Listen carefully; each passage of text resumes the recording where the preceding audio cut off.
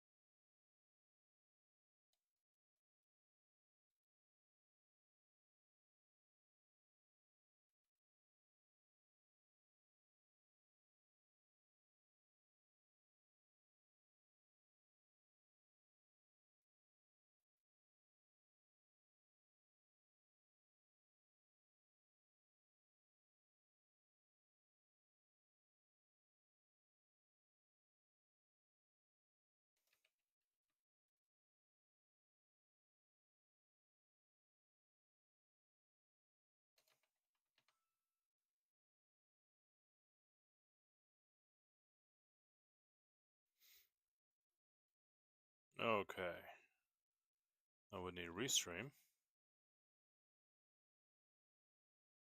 There you go.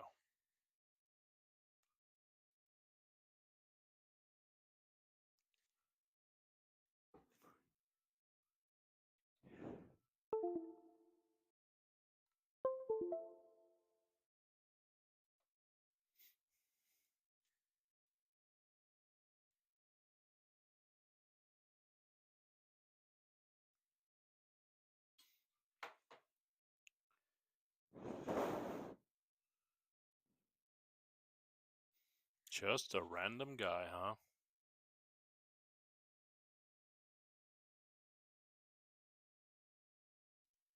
He said just a random guy.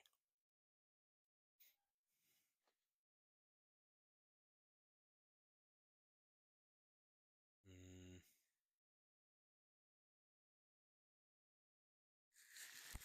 let's see. Turn on the monitor on this.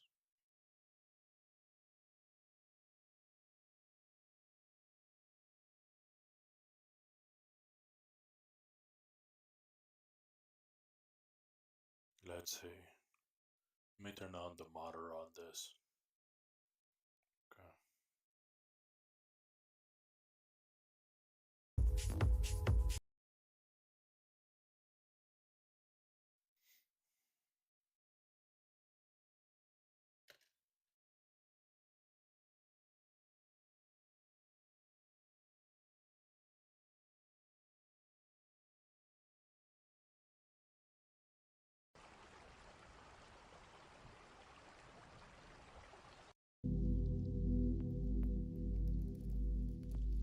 Nice, calm music. It's very nice.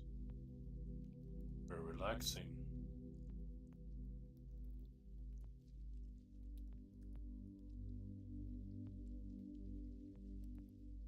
Very smooth.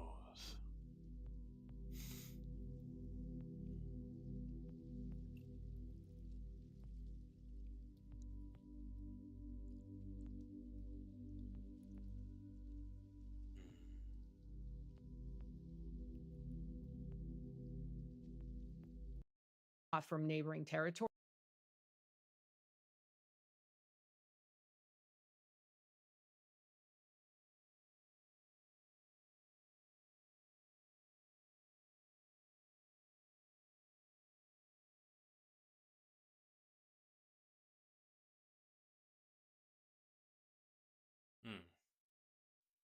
Naraka and debate.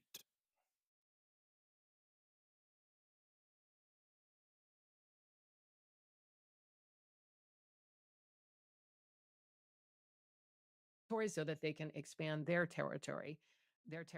And one of the things that Richard Wrangham essentially figured out was that the reason they do that is because larger territories benefit male reproductive success because it gives females more of the resources they need to essentially have more children, so that collectively the males benefit genetically when they cooperate. So there were these very strong parallels, obviously, between sex differences in chimps in terms of sexuality and in terms of aggression. And I Okay. became very curious about the genetic or some other kind of aspect of their biology that could explain shared similarities in Hey, what is this the way game? that the males Never and the saw this females before. behaved. And I became interested This because game of the is called testosterone. Naraka. Our genes are very It's called Naraka Blade Point. It's free, cross-platform. It's action-based. It's not like a city building or Clash of Clans or anything like that. And I'm enjoying it very much.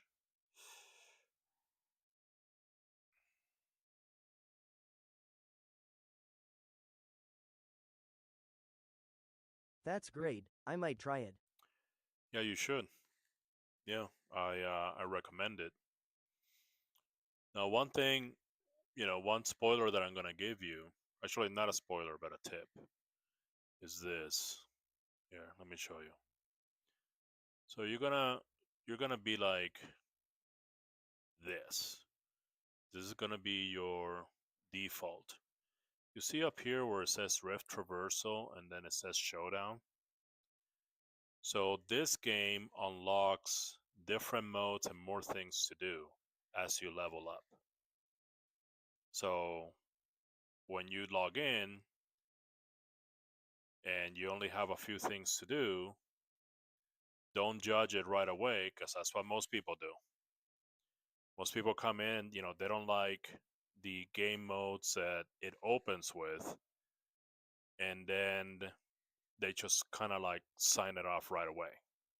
Stick with it, unlock more stuff, and then you can go ahead and complain. Oh my god, I got a stray cat. Hold on.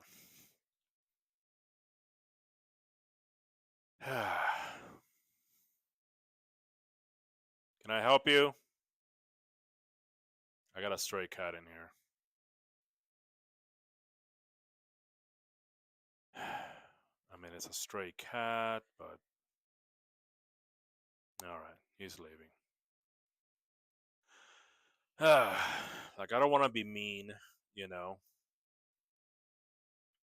If he continues, coming around, I might take it in. If it wants to be off the streets, I'll do that. I've done that before. But the other stray cats that I got in left me. That's kinda interesting though. I'm not the type of person to judge the game straight away. Yeah, you gotta put in a few hours.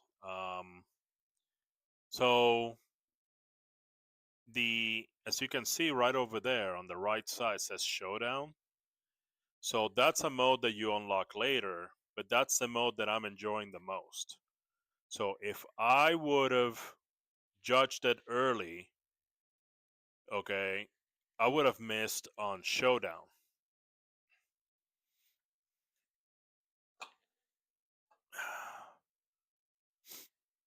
Hold on. Let me fix this camera lighting.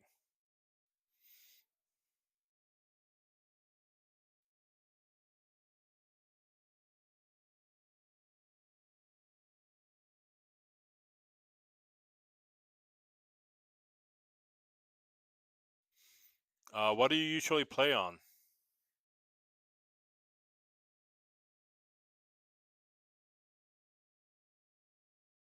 I see. Good thing I usually spend like 10 hours on a new game.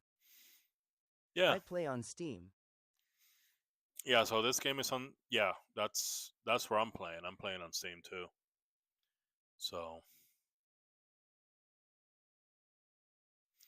let me put the audio back up.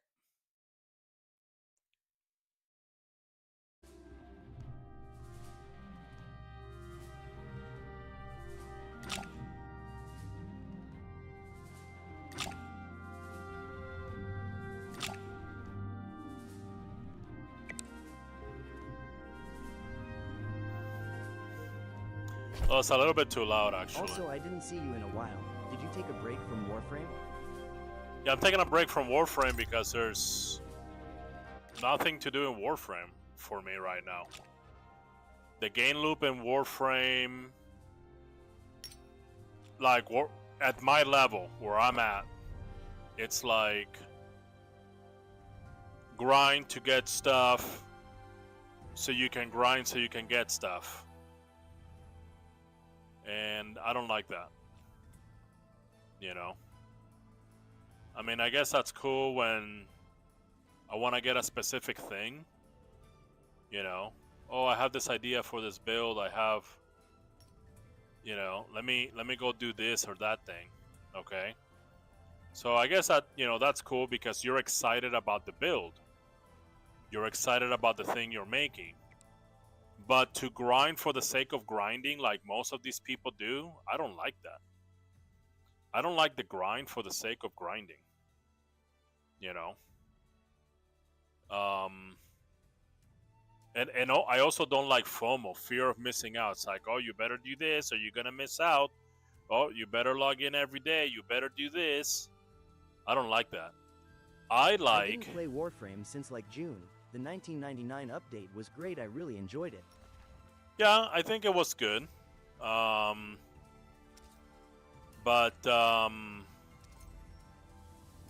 you know, I'm like I don't like the whole, you know, fear of missing out thing. Like the whole farming thing, I don't like. I mean, I'll do a little bit of farming. Okay, I'll do a little bit of farming and that's it, you know. But you know, to me, the game has to be enjoyable by itself. Okay, not for any other reason. The game has to be enjoyable first. Okay, before anything. And after that, if you want to put grind on it, or if you want to put like cryptocurrency on it or whatever, that's fine.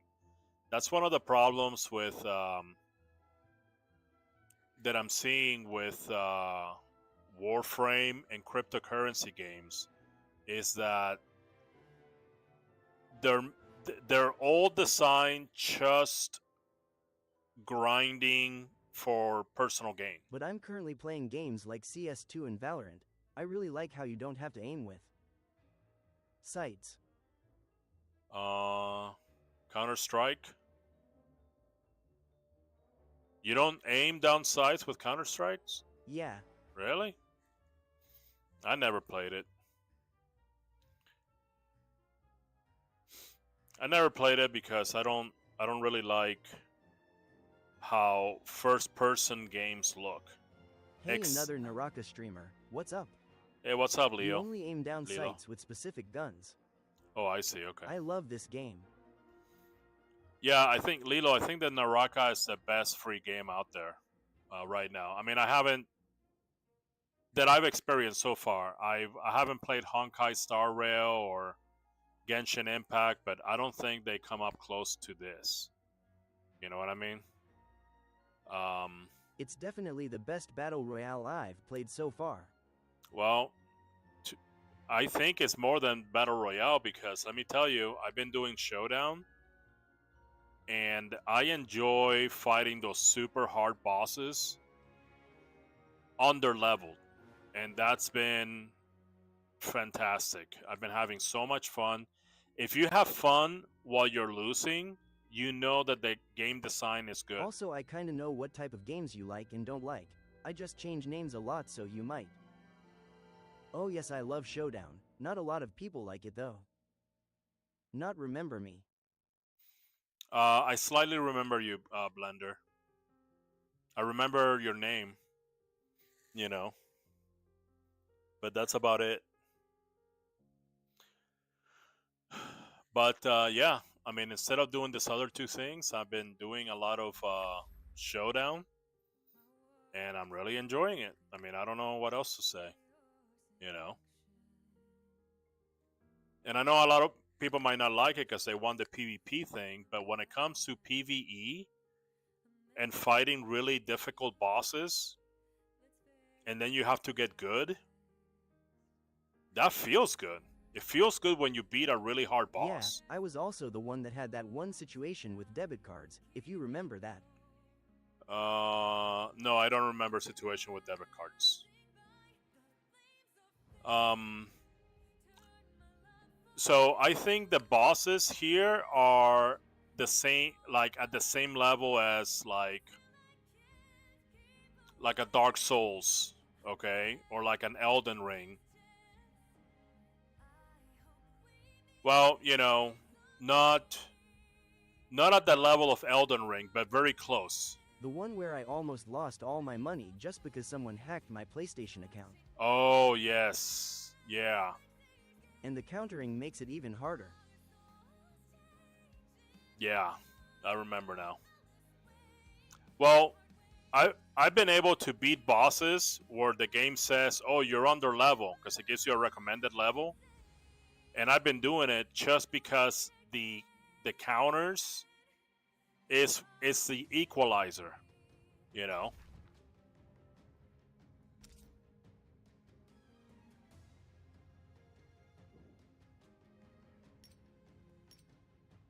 Wait, I'll come back. I want to see gameplay of Naraka real quick. I'll be streaming for at least 4 hours, so I'll be here. Don't worry about it. Oh, Blender, yeah, don't no. Hey, just stick around. You'll see. I can show you gameplay right here. Here, let me show you this. So this is the girl. This is the default character right here. This girl with the blindfold, okay? And this is the default. This Herald's Trial. This is the battle royale, okay? So, Viper Ning. yeah.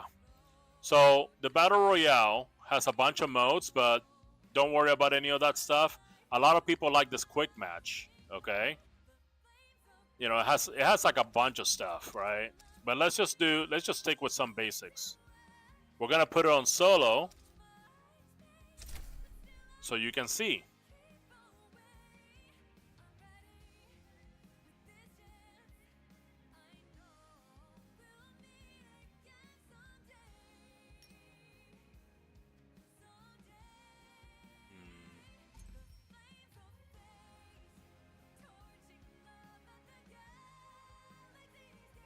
Enter Frostbite Surge. Once your Frostbite meter is full, you can't build the meter any further. Okay.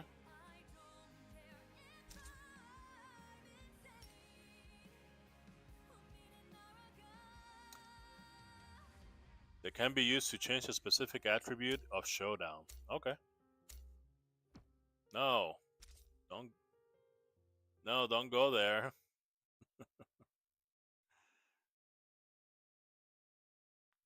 I always like getting stuff. Also, the characters are very well designed. They're very pretty. Of course, everybody's attractive. You see well. So this is what you do. You're going to have the map of the island, okay? And instead of dropping, you're going to just pick where you're going to spawn at. So let's go all the way to the fuck up zone right over here.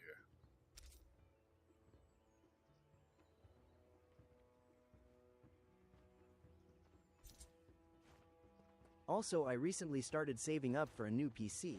I made a build that costs 800. Yeah, that is going to be life-changing. Let me tell you something. Consoles are more expensive. People say that PC is more expensive. No, consoles more expensive. You get free online playing in PC, and you get tons of free games. Free games, tons of free games. Okay, so the really expensive option is console.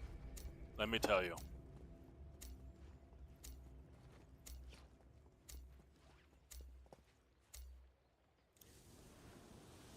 All right, so this is kind of like the first type of game that you're gonna play. Is Herald's Trial, which is, you know, it's a battle royale, and like I said, It has a 5060 and a Ryzen 5 5600. Also, I switched to PC like 6 months ago. Never looked back. Good for you, man. Good for you. Hey, let me know about your PC build, cause I might want to copy it. I might want to get like another PC.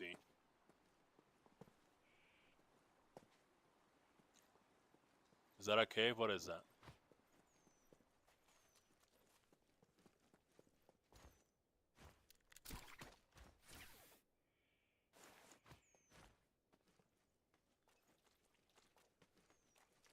Sure, just DM me whenever you like. I'll respond when I can. DM.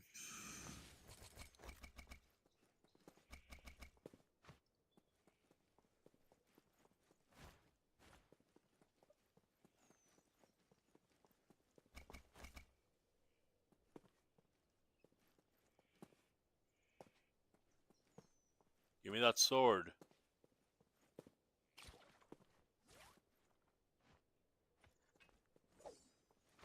You wanna? The fools have launched an assault.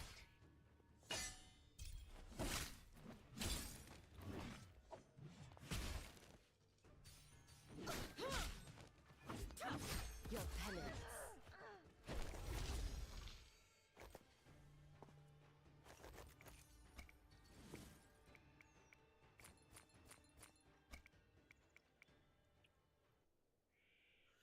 Swap it for this.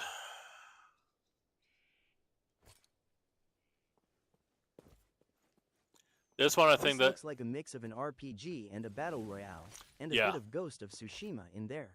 Yeah, definitely. Looks great. Definitely.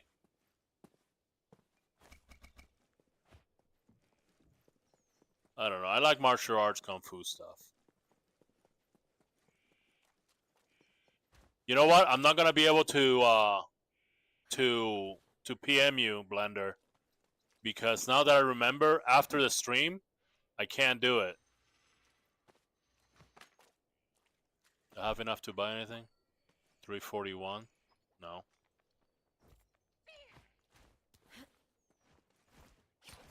Another come to face Moonbane's wrath.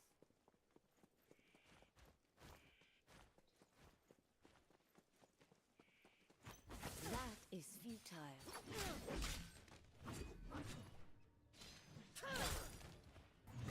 Too dumb.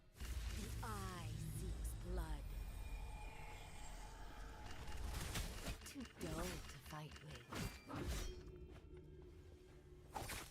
Blood always suits me best.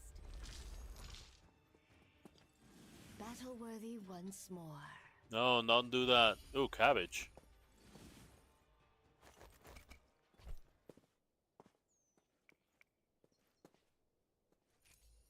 Also, I don't know if the prices are gonna be the same in your country. I'm in Portugal, so and it's... Oh, I cheaper. see you. Yeah, so it probably won't work then.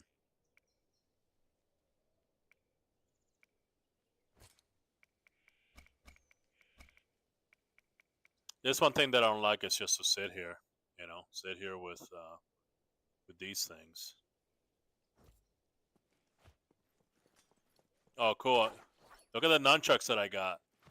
So I guess sometimes at random I can the- make something else though. Maybe a quick switch between GPUs. The shadow will shortly begin to spread. So look at this. Sometimes the weapons have skins. That's funny.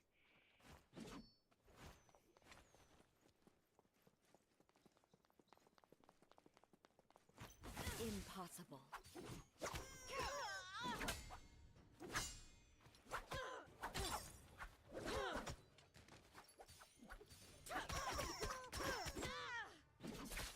The shadow thickens. Ha ha ha! Suits me best. They even sound like chickens, dude. That is so funny. The eye opens. Do I have something better than this? Oh, dual halbergs. Yeah, sure.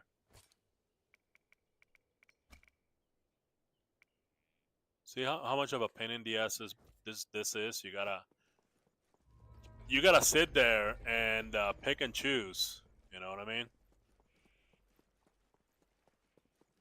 What is this? Reveals your position, then one picked up, but scouts for enemies. No, I don't want that. What's this? Hit a certain bass bell 3 times with a weapon or while unarmed. Which one? We need all the quest rewards. I mean, I'll give it a shot.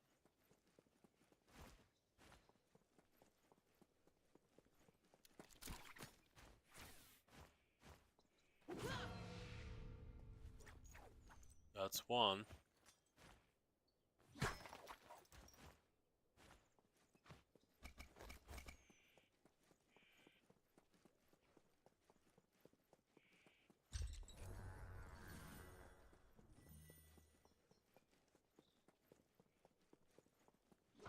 I already hit that one.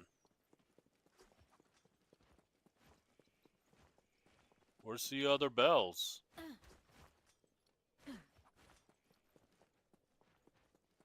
I don't know where the other bells are.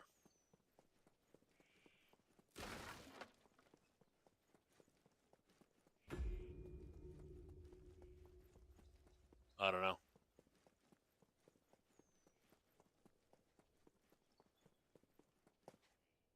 Do I have to go to the map or something? Where am I? I don't even know where I am. There you go. There's only one bell icon. Go away.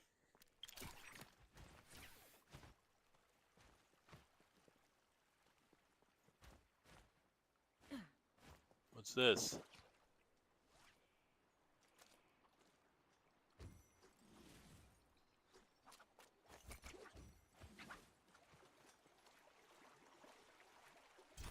Impossible. I seek blood. To battle.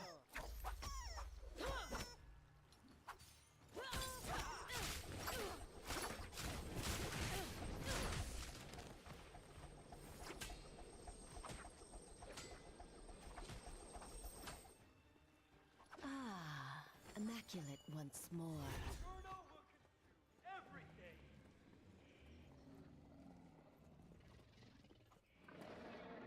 Where's the bell? Dude, I don't know where the bell is. I gotta go anyway. Gotta get going.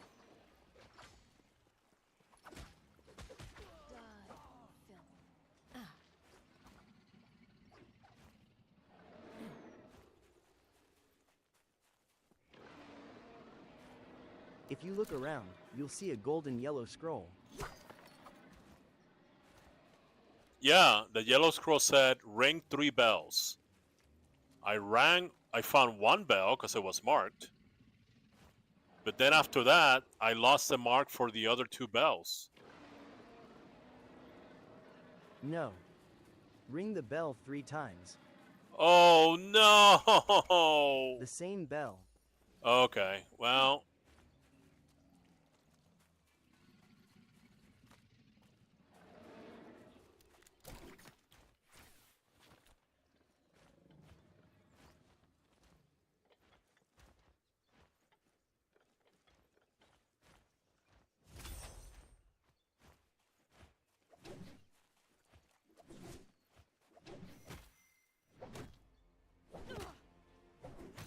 That is futile.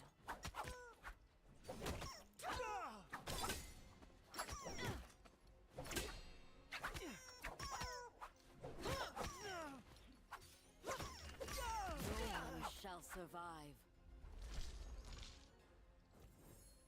Battle-worthy once more.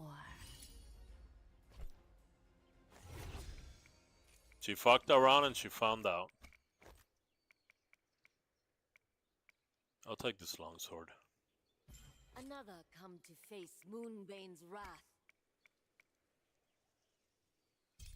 Sorry, I had to go do something urgent, so I didn't have The time to say shadow something. will shortly begin to spread. No, it's okay. It's no problem. That is not a problem. I like my chicken nunchucks. Ah, stop. There you go.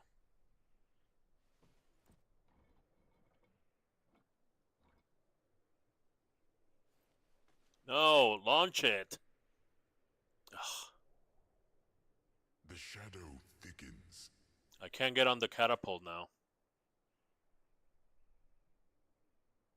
Oh, because it has a cooldown. Okay, I see.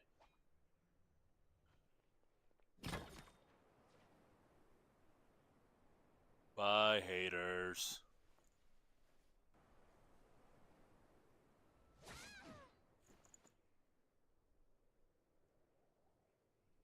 Also, do you have any idea on how to earn money as an 14-year-old? I only get money at holidays.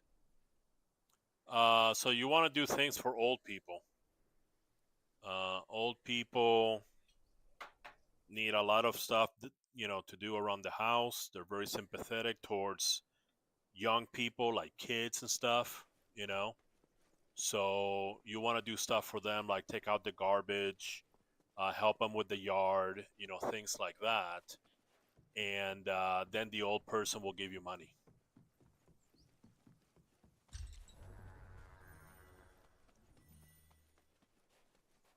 At Blender, you can offer to shovel in the winter for money. Yeah, you can do stuff like that, but let me tell you, it's much simpler than that.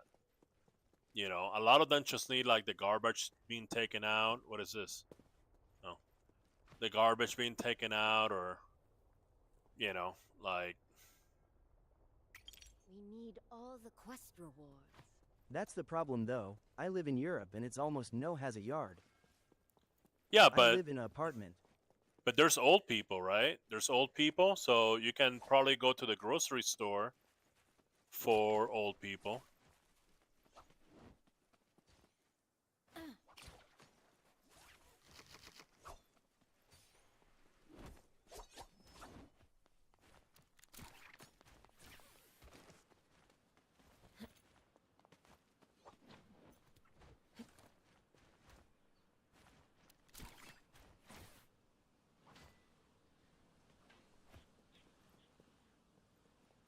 Just look for like things to do.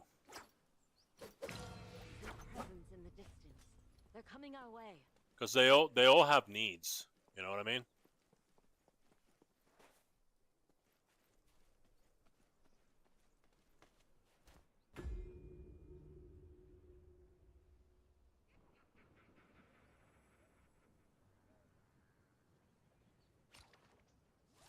Can I ring the bell True, but again? it's rare for someone old here in Portugal to need help with Launched something. An assault.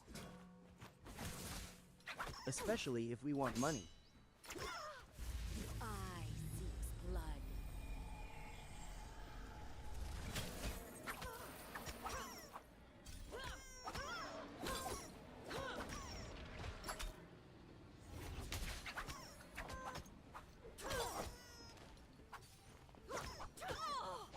We've fallen into their trap. That is futile.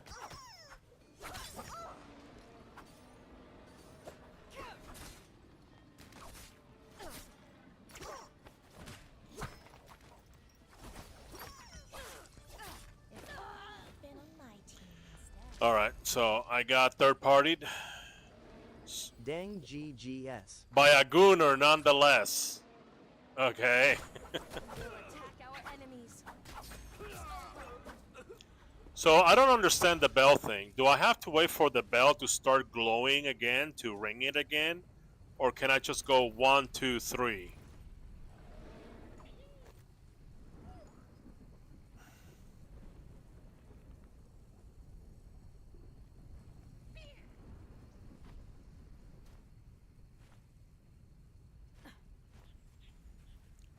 Also, unfortunately, it's very need rare to supplies snow from in the rift Portugal, keeper. especially in the capital. Yeah, but the gist is not the snow. The gist is to find old people that need help and then do stuff for them. You can start with your own family members. Maybe you have a, like a grandma or a grand uncle.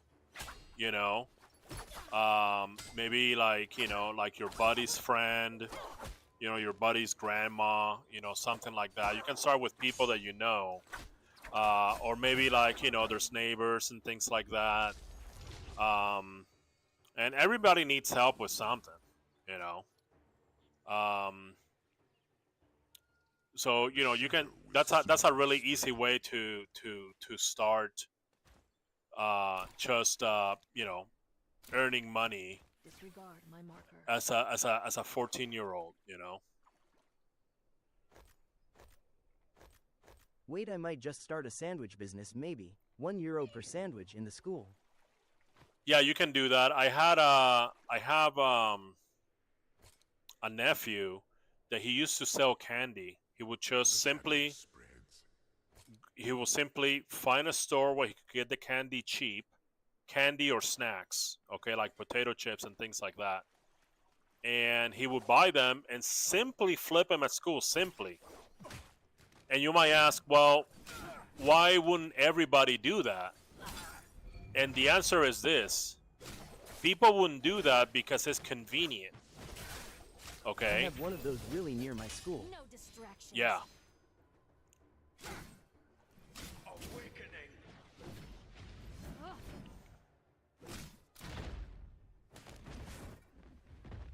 So, if you think about it, okay, it's about convenience. So yeah, they didn't pack the candy or they didn't pack the snacks themselves or the sandwich. They could have done it themselves, okay? But the reason that they haven't is because it was just too inconvenient. When you're selling the sandwich or the snacks or the candy, you're right there. So they're paying for that convenience. Does that make sense?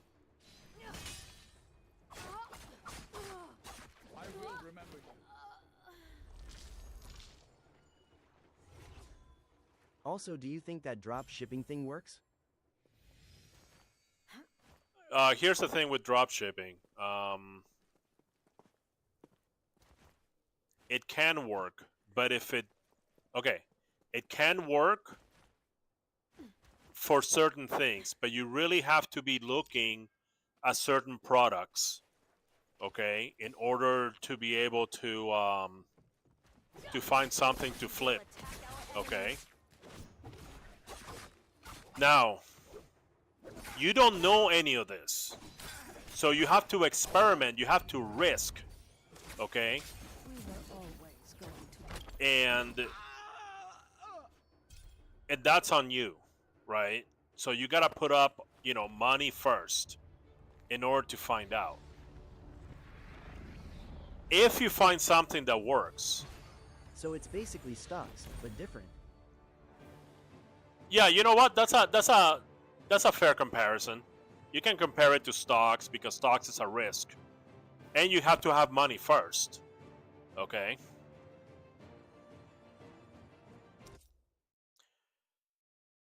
If you find a product to dropship, and let me warn you from experience, that's not gonna last.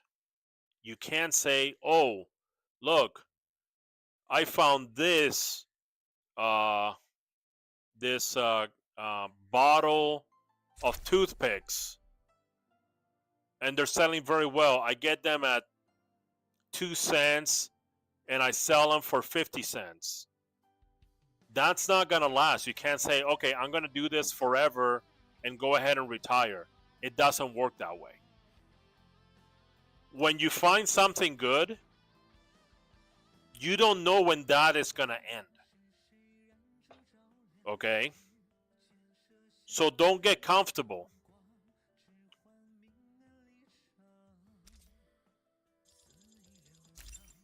Okay, so that was Battle Royale. That's the Herald's Trial right here. And of course there's oops, sorry. And of course there's a bunch of modes, as you can see. There's more modes over here. That's already like 8 modes. I mean, I'm just looking to get a quick buck. I've saved up 25 euros already. Okay, if that's the case, okay, then well, that's not enough money to be able to play in the higher levels.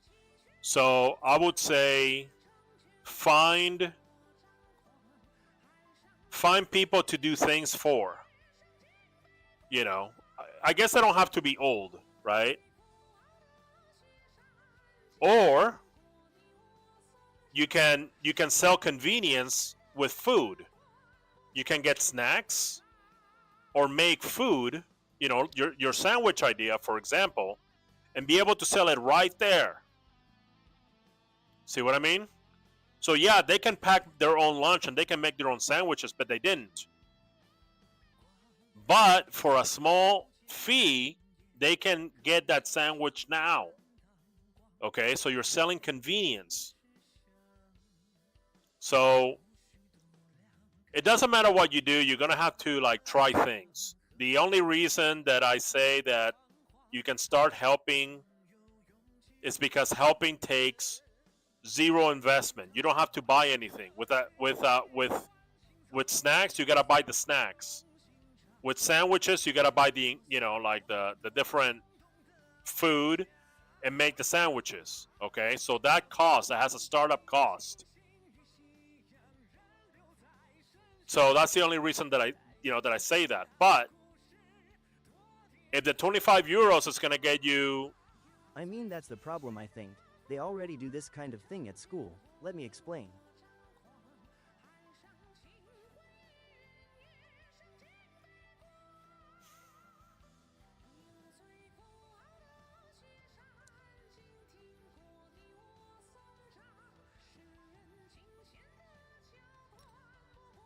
They have a European club at school and they save up for trips. With selling snacks and stuff.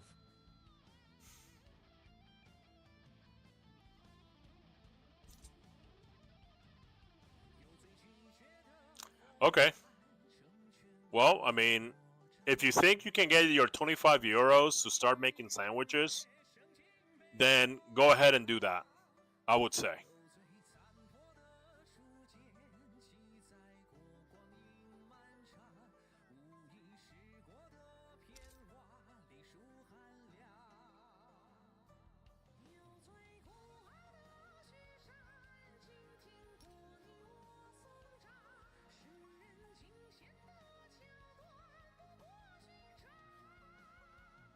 I might just try that other idea.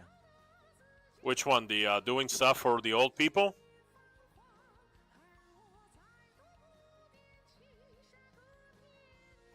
Yeah. Yeah.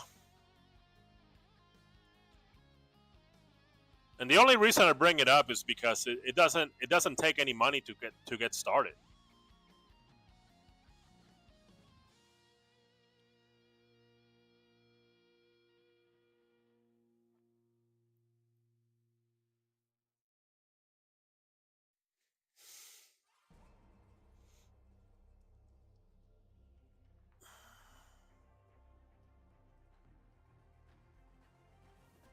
Let me think.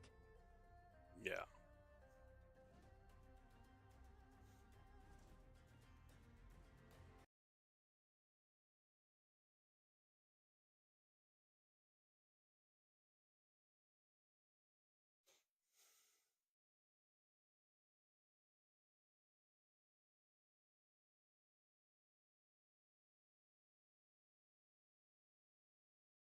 Hmm.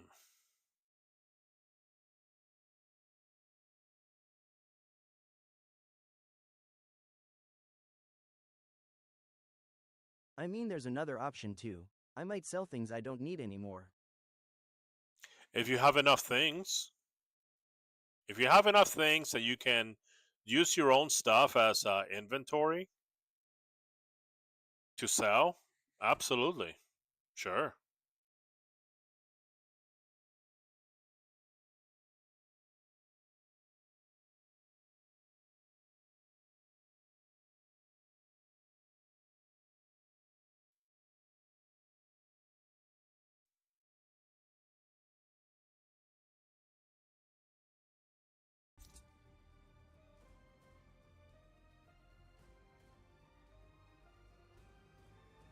I have a PS4 with a bunch of games. I am just afraid to sell it since I had memories with it.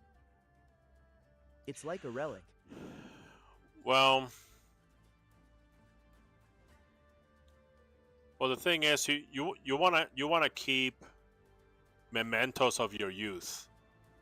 Okay, like your future kids will be able to play that PS4. You know, I'm not saying never sell stuff, never sell things that are mementos, but leave it for the last possible scenario. You know, you're not in a last possible scenario right now. You got 25 euros, which you can get, you can buy snacks or uh, ingredients to make sandwiches, or you want to try to do things for, for people, do services. Oh, you're going to go to the grocery store, you're going to walk somebody's dog, you're going to clean somebody's litter box, you're going to take out the garbage, you're going to do like little things like that. Okay, so you can still do that.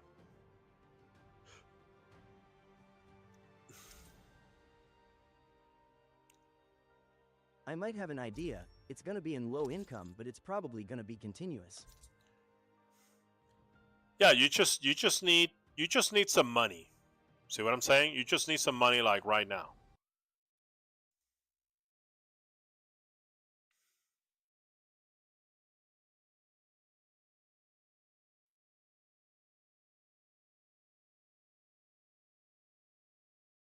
I might just ask one of my parents to give me €1 or 2 for snacks. Yeah, sure.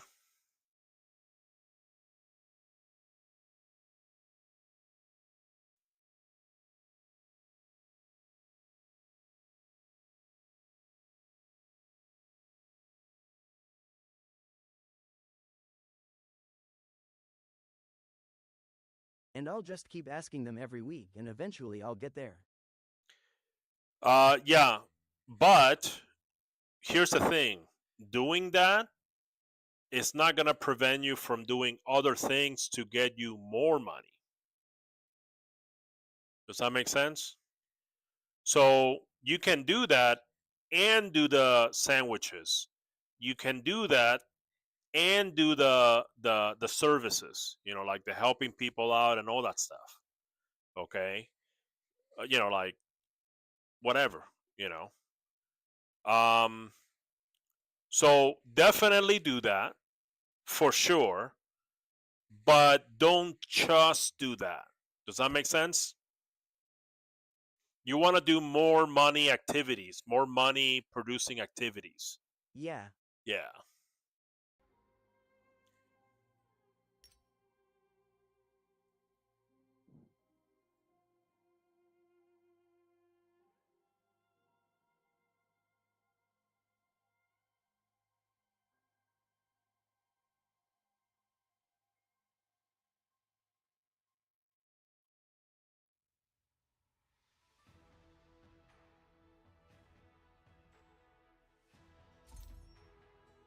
Also, the rules in my school are very strict. Even phones aren't allowed.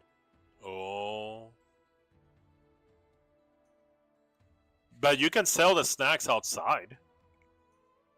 There has to be a technicality, like the school boundaries. Okay, there has to be like some kind of rule, right? Or you can sell it in secret,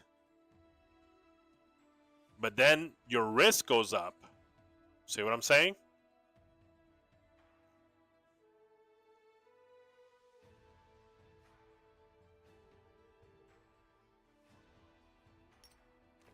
Portugal made a law this year that restricts use of phones and any Wi-Fi connected device. Yeah, but what I'm talking about is like selling the sandwiches and selling the snacks.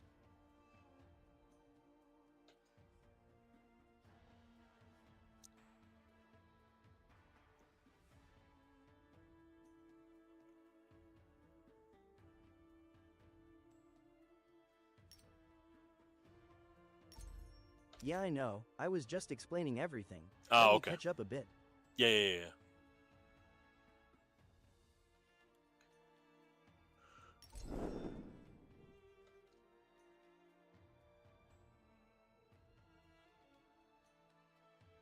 11, 12?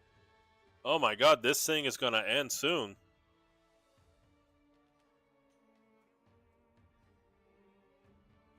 Wednesday. No, hold on a second. I just noticed that my date and the date on my watch is wrong.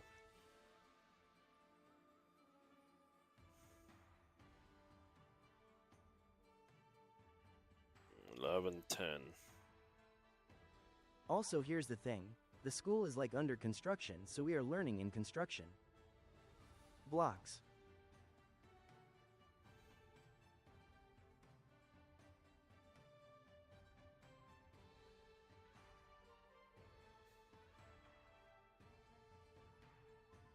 And the entrance is like very small.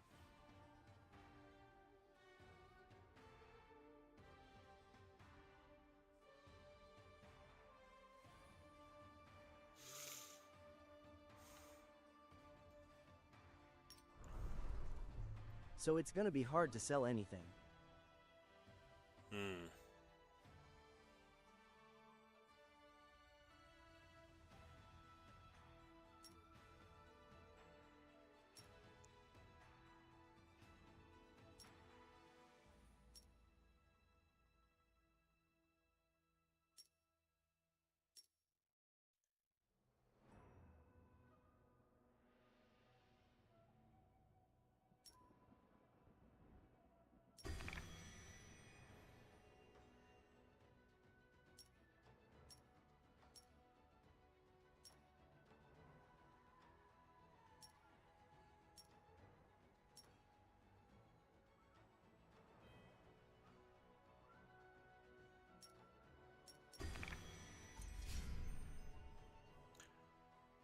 Used to block one attack from Shung Shrang. Increasing man-maze points. I might try dog walking, but almost no one does that here. Are there people with pets?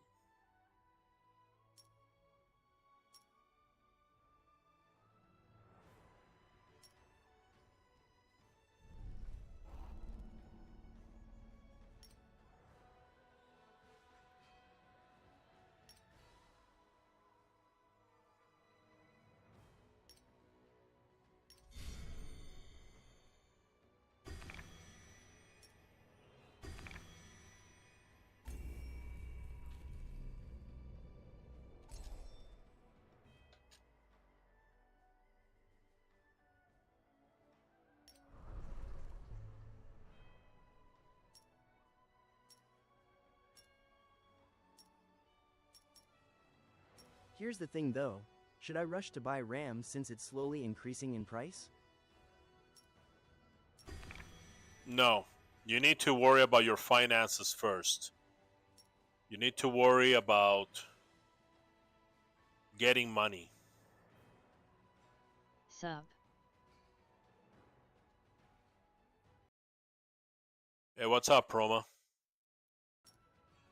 So you need to worry about getting money now. You know, your ability to earn. That's what's most important right now.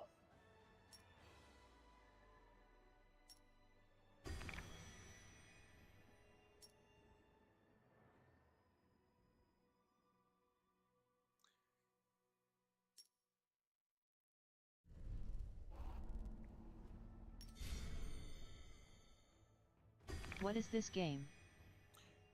This is a mini game inside Naraka. This is not the game. This is just like a mini game.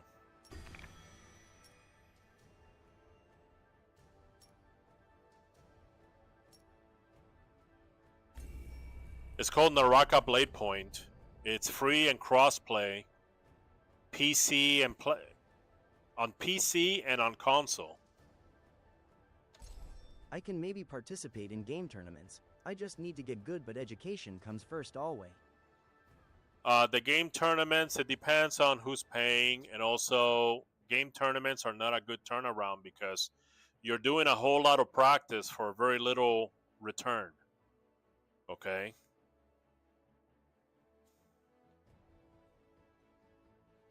You do game tournaments if you enjoy it, but not mainly because you need money.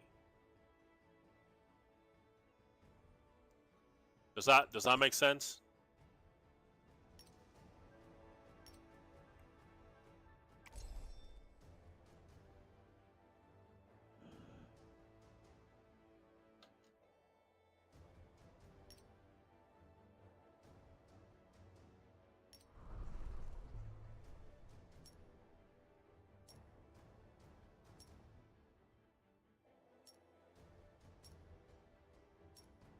Yeah, also I won't just go around playing random games for money.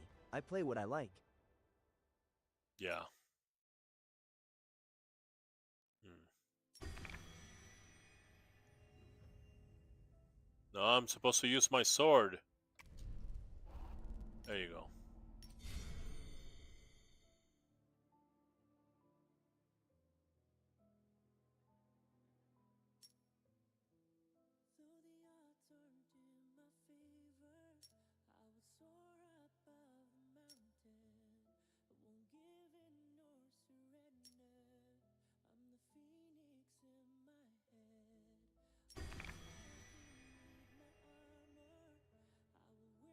Shoot, he's got me.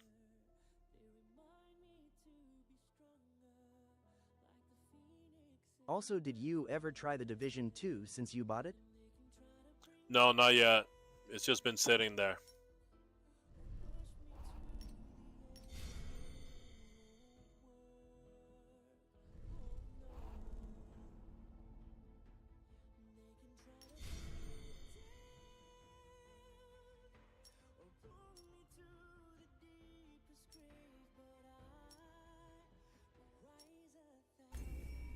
No, I didn't make it. Oh well.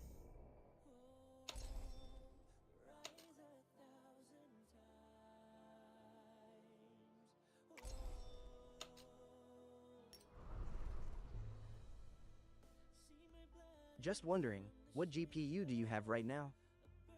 4060 Ti.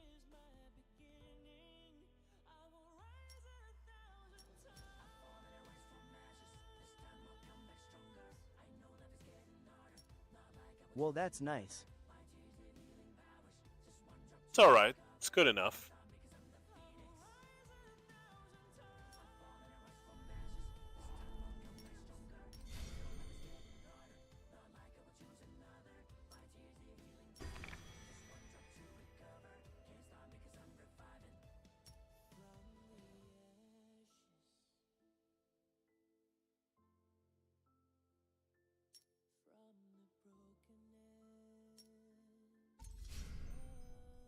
Another one.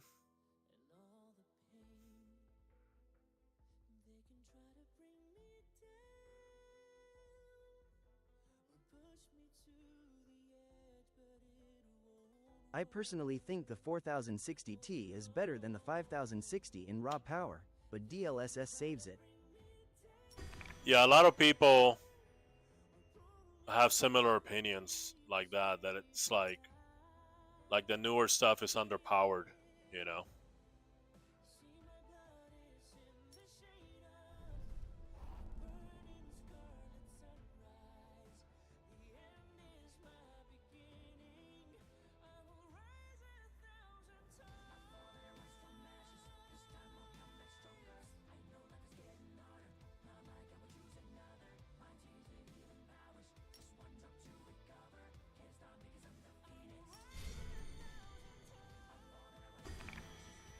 I mean, I don't really hate it.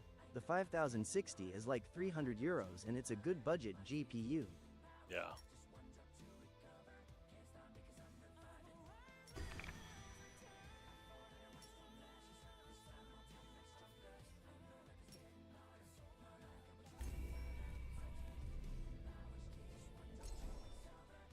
What? I thought I had the item. I was even surprised that it was priced like that.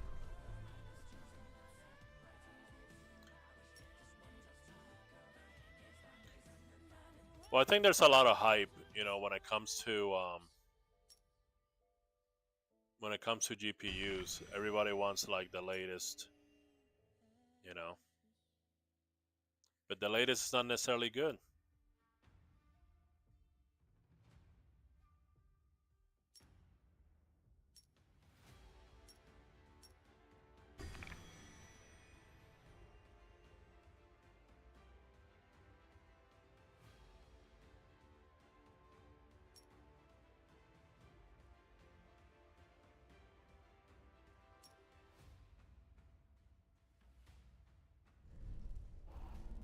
I just wanted the 5060 for the DLSS 4.0, it's great.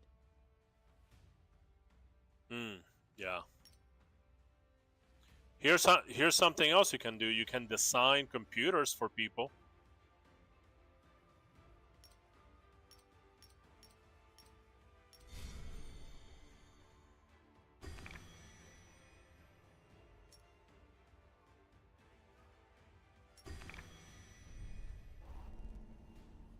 That's a great idea.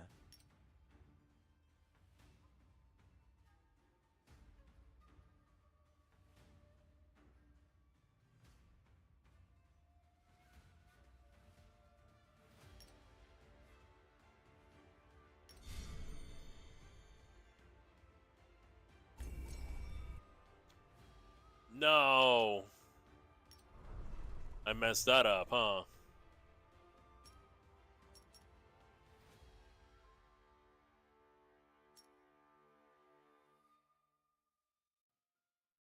Also, if DLSS wasn't here at the moment, I would probably choose the RX 9060 XT 8GB.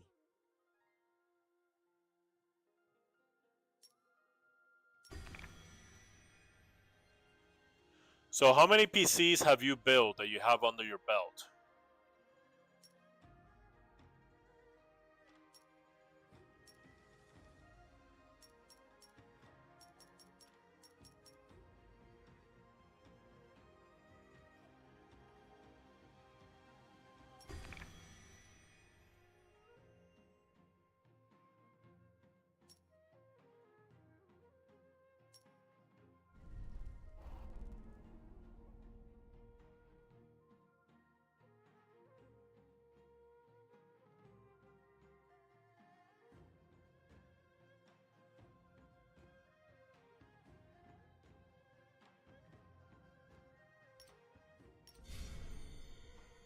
Only one.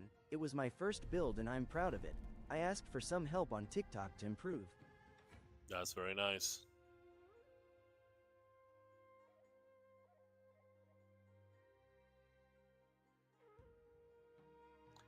How many man-miss points do I have?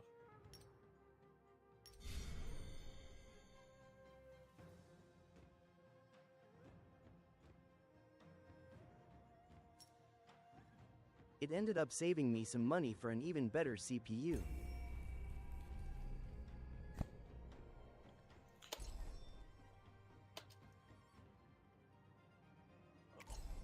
And where you get the money to build that one?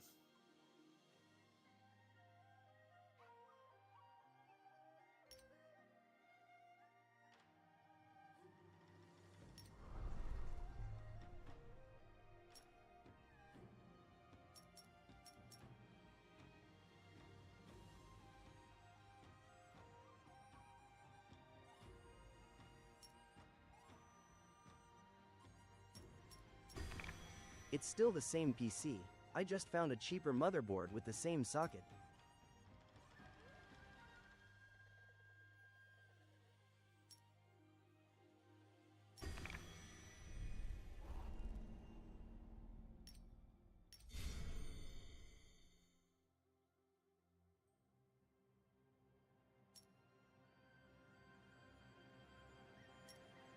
It's still 800 euros, 700 if you remove the monitor that I included.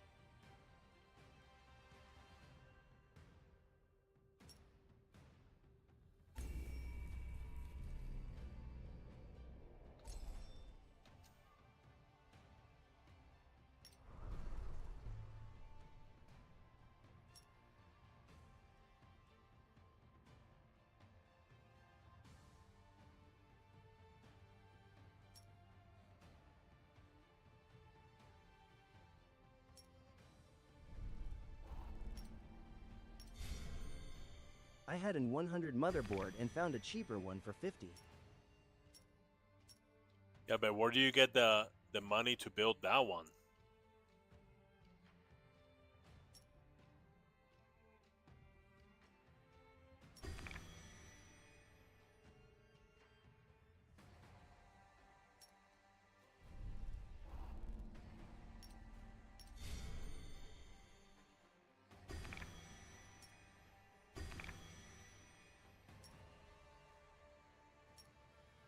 I'm still planning. I just call it builds since I don't know what to call it. Hmm.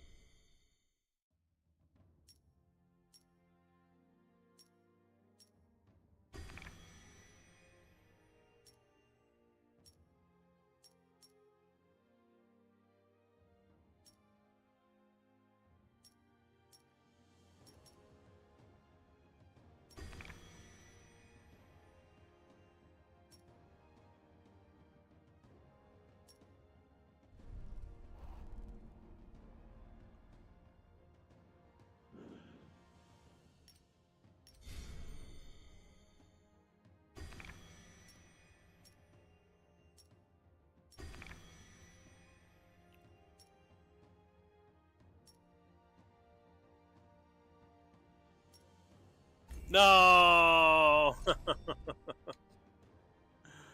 Almost.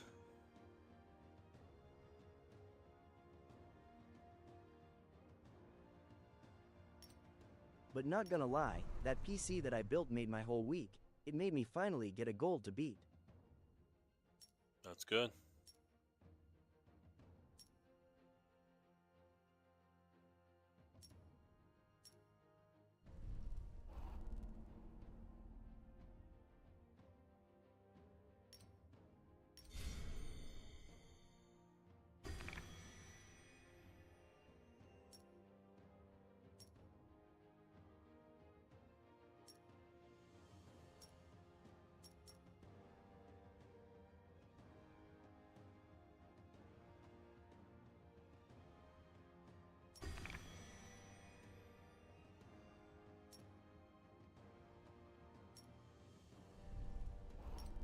I think that's kinda the point of life though. Everyone has a specific goal, and mine is just a small one.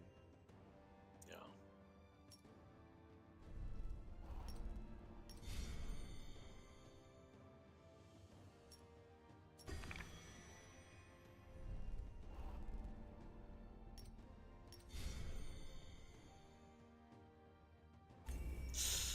Oof.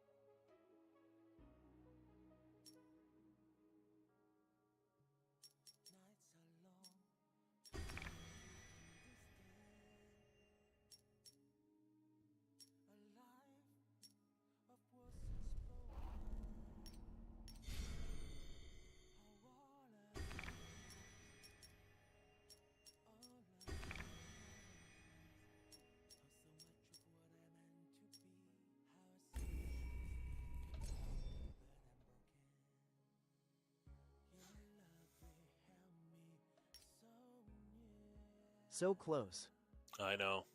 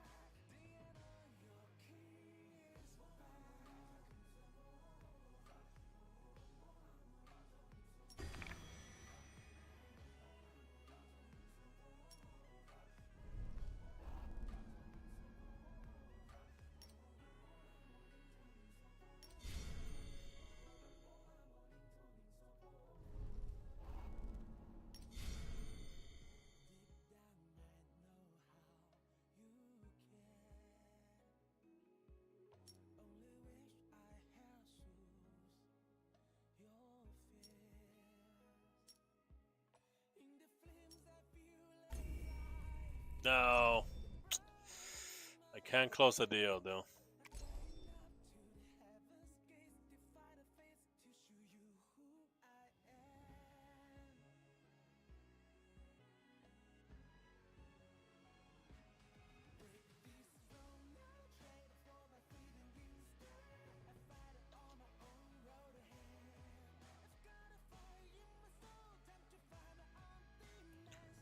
Do I finish off my points or what?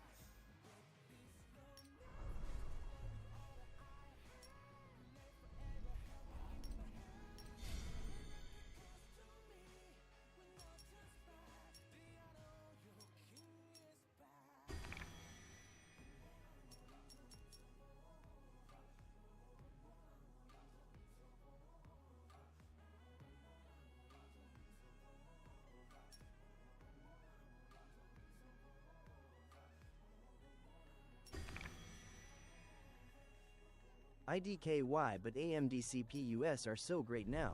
They used to be somewhat decent, but Intel beat them.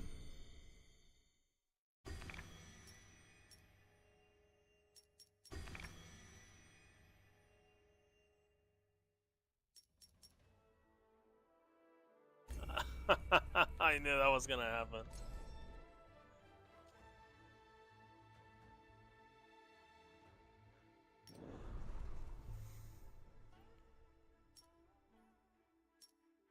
But now it's a close matchup.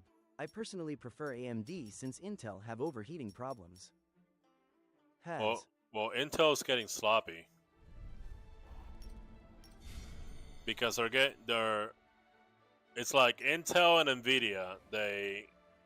When a company's too successful, they stop caring. You know what I mean? They're like, okay, well, what? You know, we're still gonna make a bunch of money. You know, they start getting that nasty attitude.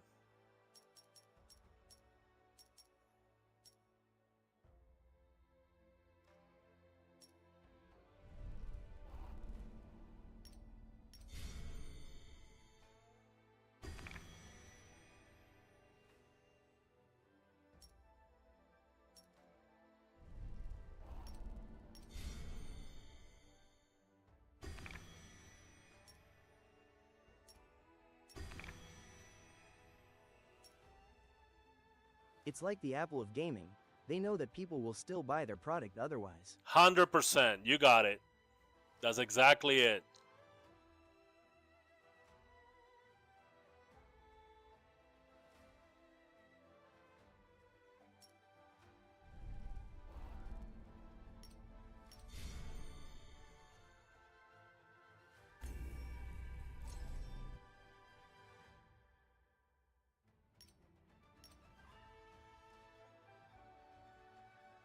What did I get?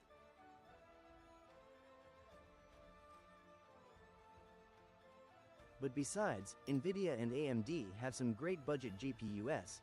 They are just lazy on the high-end GPUs. Yeah. Especially the newer ones.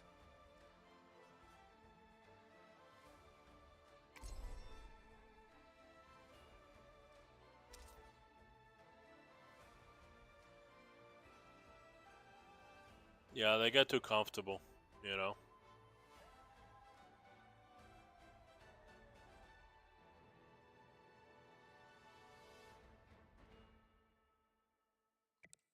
Look at Nintendo. Nintendo started like really, really good, and now they're just like a bunch of greedy assholes, you know. That guy died, the president, the one that was an actual gamer, and the other like non-gamers took over the fucking, you know, bean counter, the greedy money guys.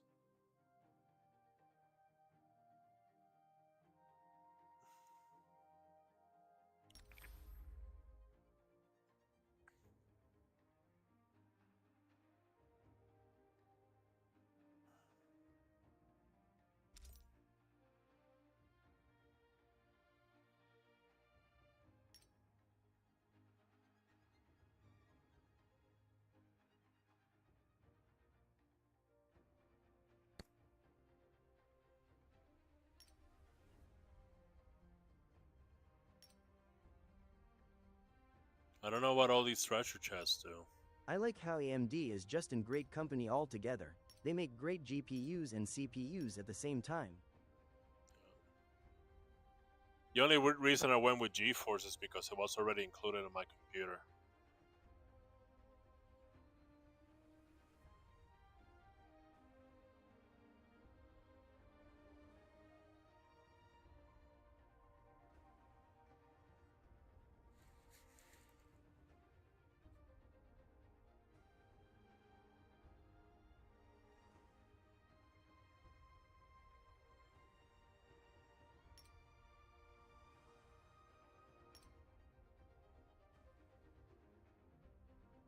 Did you buy in pre-built or did you build it yourself? Pre-built. I got an offer for a loan, and I took it.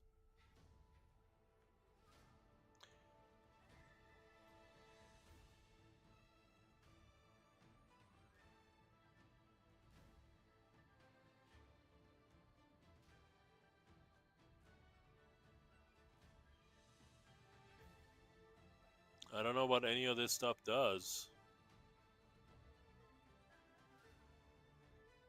I'm probably not gonna open anything.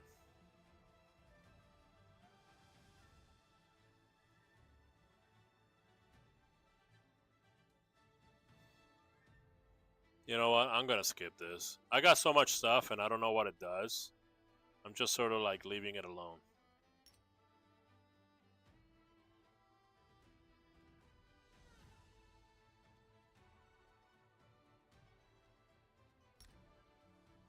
I have no hate towards pre-builds. It's just a money grab though. Building your own PC is cheaper.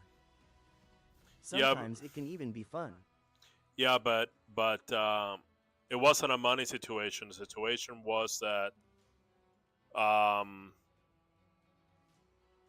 the situation was that I didn't have much money at the time, and my credit score wasn't that great.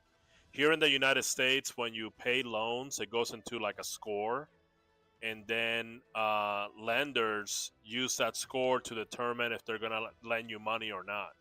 So Newegg sent me an offer saying, "Hey, you can get this PC,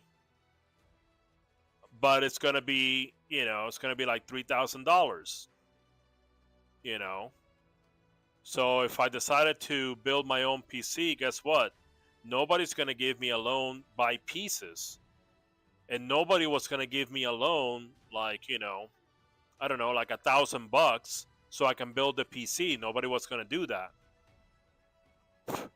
But Newegg, this company with Newegg, they were like, yeah, we built That's actually a great offer. That's the only time I accept pre-builds. Yeah, exactly. So I'm like, you know what? Oh, and the payments were like $50 a month. So I'm like, sure, I'll take it.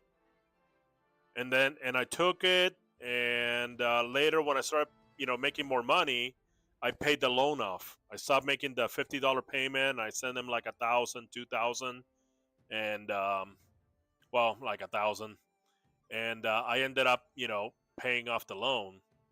But yeah, it's the only advantage. If there were if the only it's the only advantage to building your own PC and buying the parts yourself is if the builder is willing to give you a loan. You could do the same thing, but the problem with you have the knowledge on how to build a PC, but you have the knowledge on how to build a PC, but you don't have enough to build your first PC. See what I'm saying? You need to get to like $1,000 or like, something like that, because you gotta take in consideration packing, shipping, and insurance. So like $1,000, and then you build like an $800 PC or something for somebody, and then well, actually, it can be $800 because that's what it costs. It has to be more than that. You have to sell it for like $1,500 or something like that. you know. Or you could even sell it for 900 and pocket $100 if you're willing to do lots and lots of it.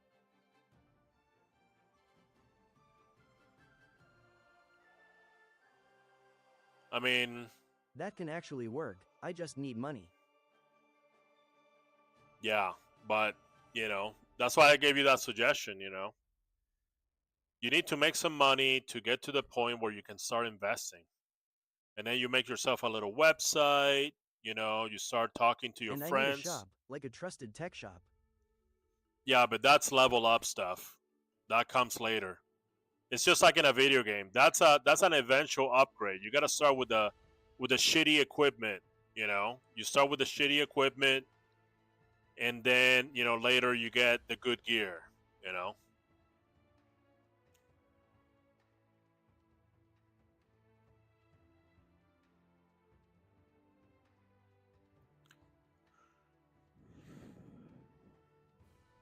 Good thing I plan to be an engineer. I'm already in love with like PC parts. Yeah, always find stuff that you're good at. Everybody's good at something.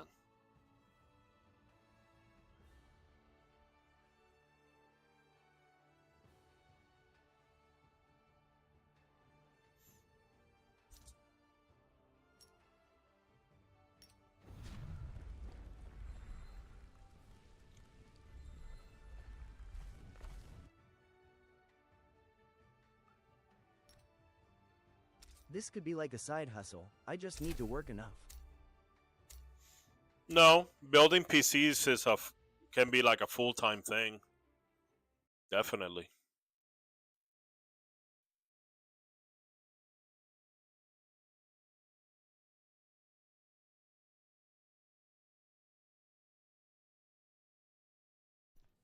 We don't stop until the...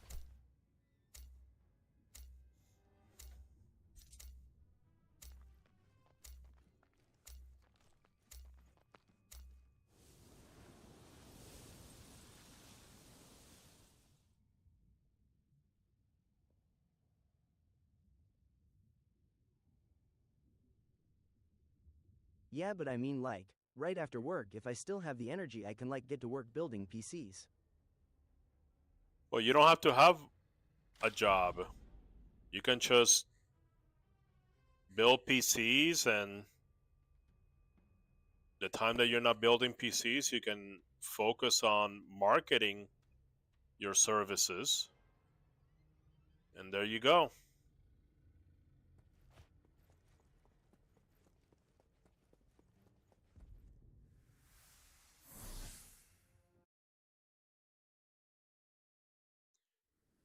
Also, it's like Lego, but with extra steps, so I think I would enjoy this. Definitely. Especially if you do what the company did. There's a lot of people that want good PCs, but they don't have the money right now.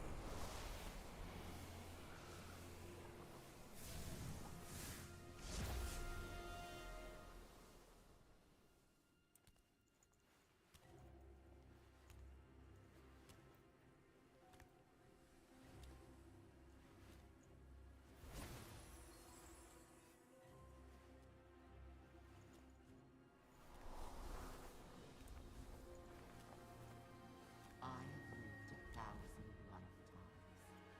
How could you possibly hope to defeat me?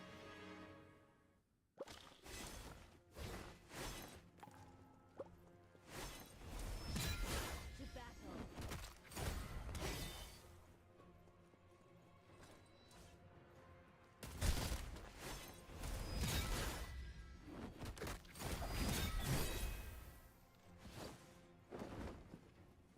Just a quick question. Do you currently have the money to buy your own PC parts to build the PC yourself?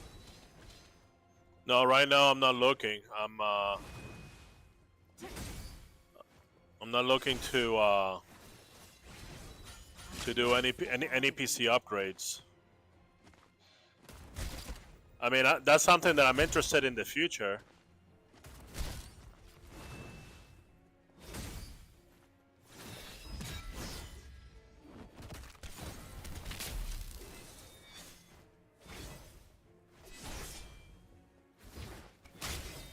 That's bullshit. I dodged to the left. Stop it. I'm one step ahead of you.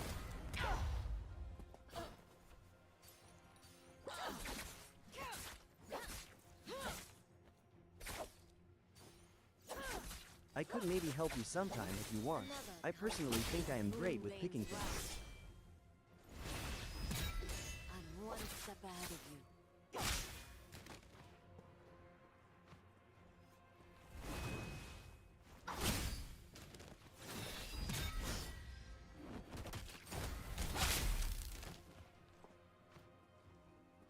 Bitch. I'm one step ahead of you.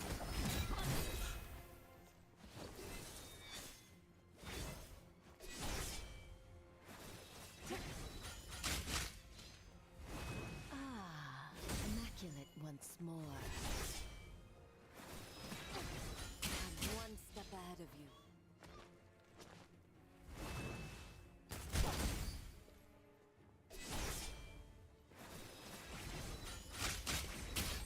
Oops.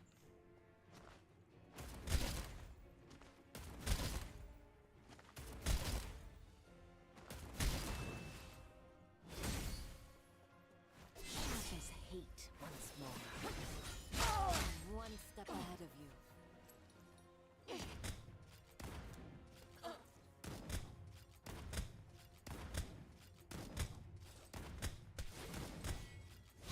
Don't you think that the timer to kill her is exaggerated? I'm one step ahead of you. No. Not for my level. Damn it.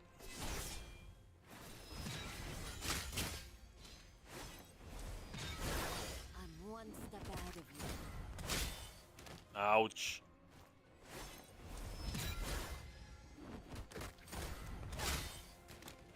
She always does that thrust, man.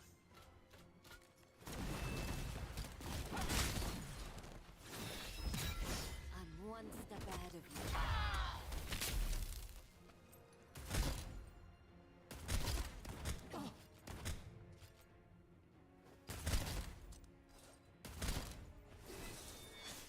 Battle worthy once more.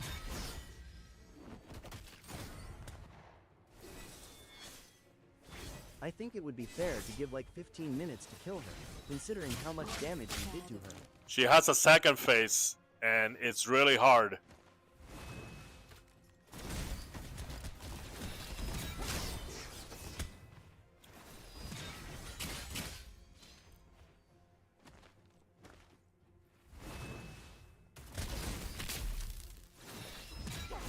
Oh, then yeah, it's fair to give 23 minutes. I'm telling you. No!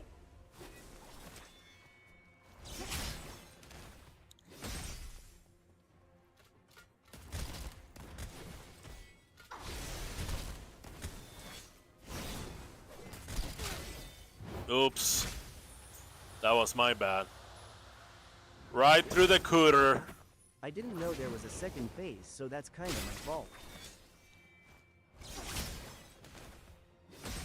Stop chasing me. Ah, immaculate once more. I countered.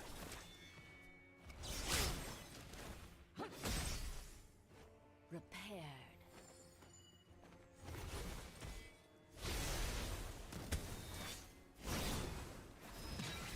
I'm one step ahead of you.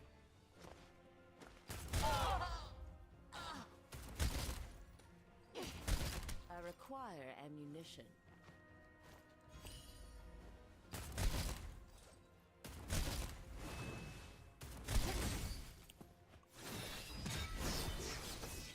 Oops. I'm one step ahead of you.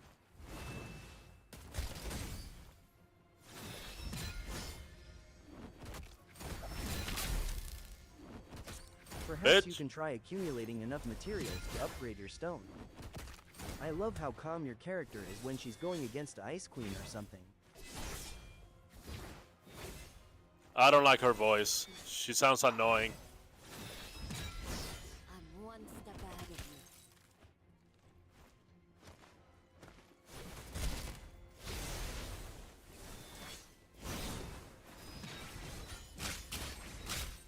Oops.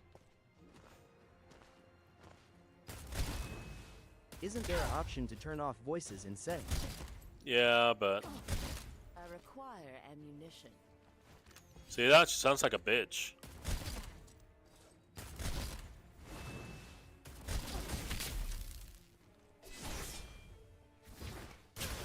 No. Okay, okay, that was on me. I dodged too early.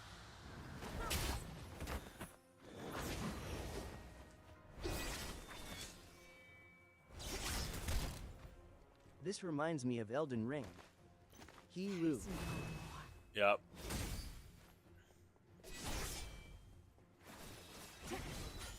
One step ahead of you. Yeah, that's why I love it. How are you? I'm doing fine. Oh no! Ouch! I'm not doing so good now. Immaculate once more.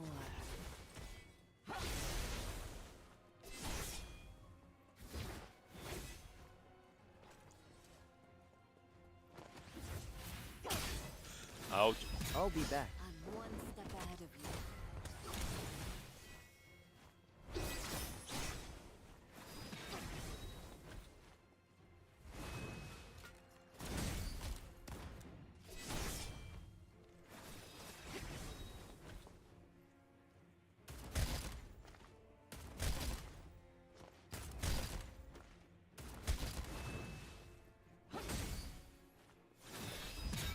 I'm one step ahead of you.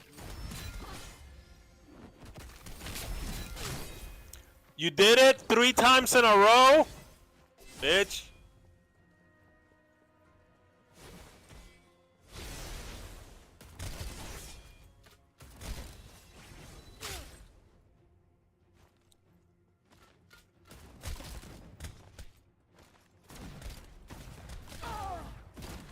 I require ammunition. There's no more ammunition, bitch.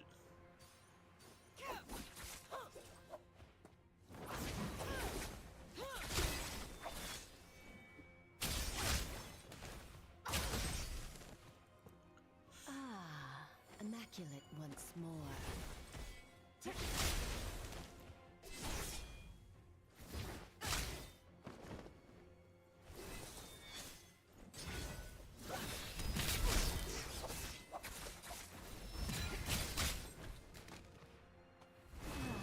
That's better.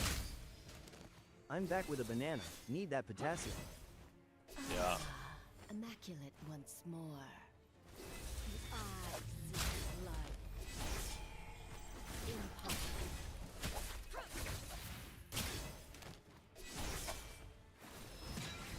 I'm one step ahead of you. Repaired.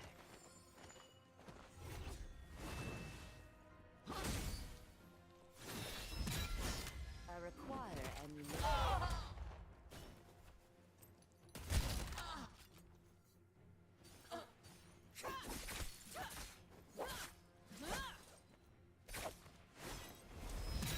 I'm one step ahead of you.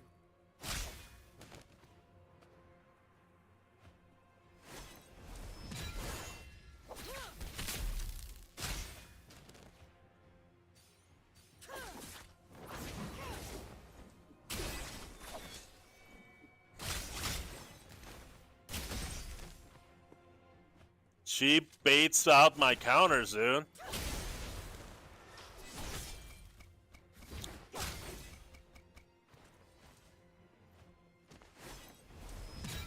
I'm one step ahead of you.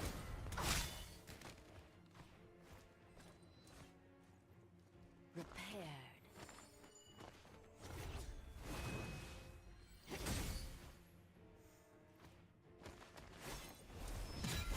I'm one step ahead of you.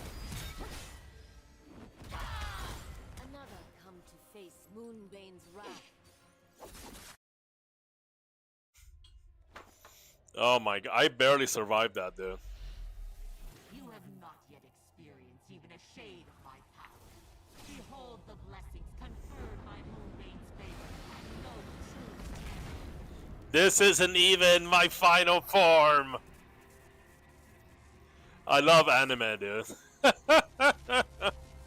I love all the tropes. You think you won?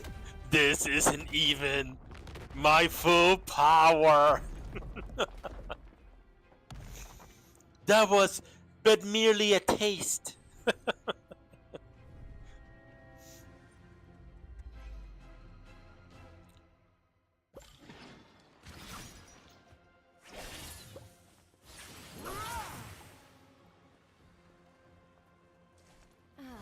That's better.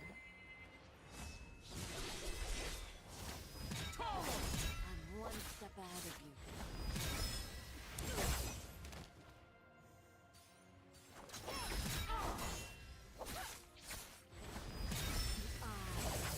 Blood.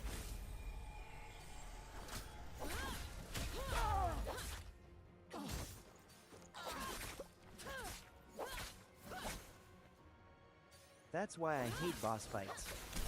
Oh, the switch up using Viper now.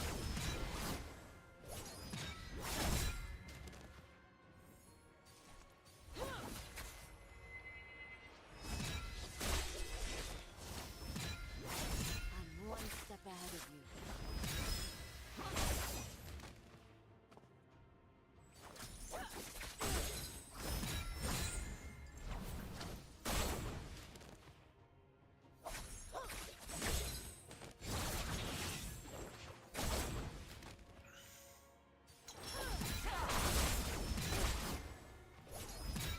I'm one step I ahead. genuinely don't understand why GPUs are so expensive.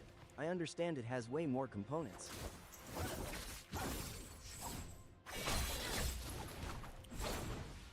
That's because of the use. Kill it once more. You know, first it was crypto, and then now it's AI. You have to think about it that way.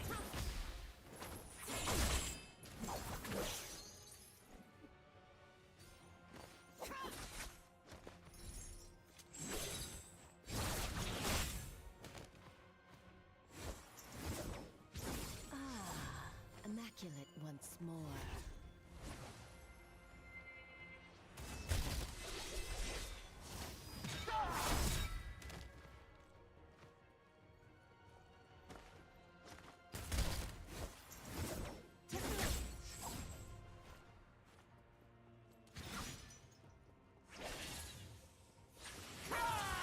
Repaired.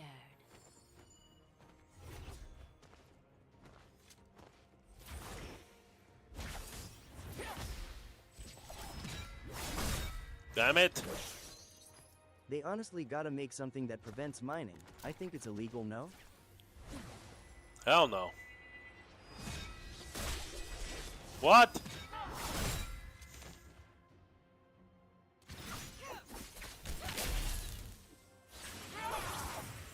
The eye opens.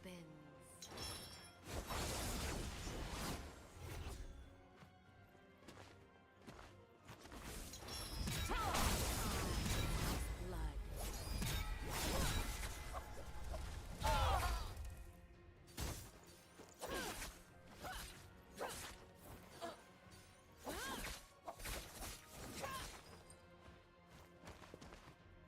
Here's the thing I never understood. Why can't we have a second phase? It could have been cool.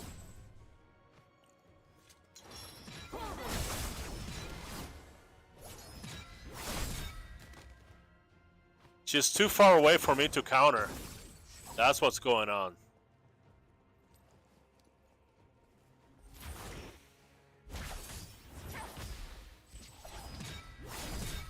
See that?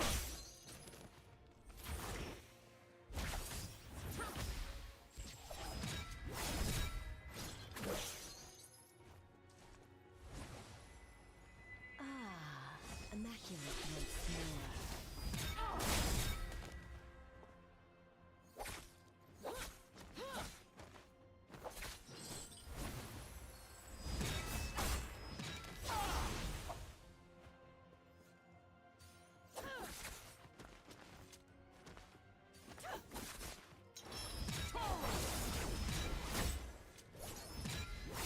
I'm one step ahead of you.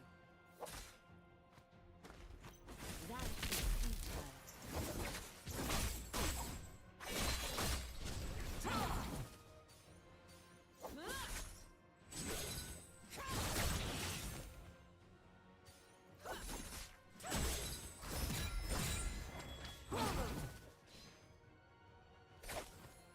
Forgot to counterattack.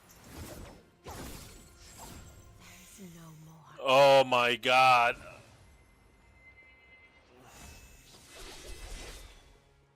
I don't have any more shield. Unless I figure her out, I'm not gonna be able to beat her. Are you from the Netherlands? Me? No.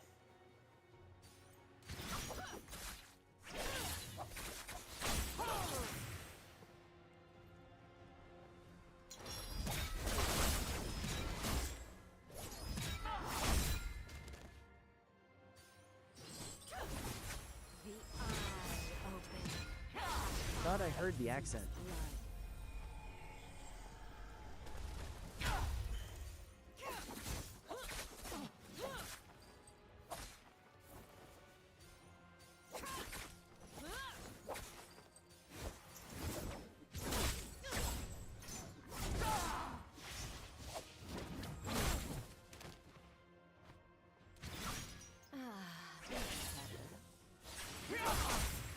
I knew she was gonna do that.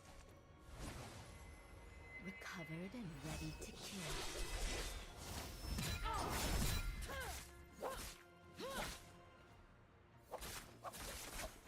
Impossible.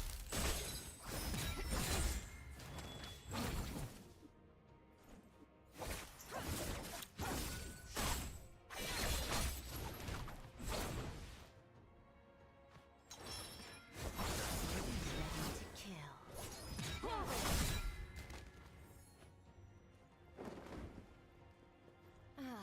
That's better.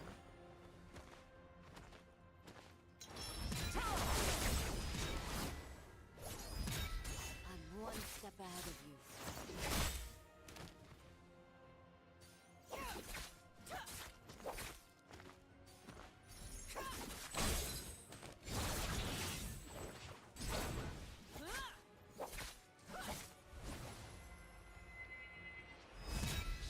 I'm one step ahead of you.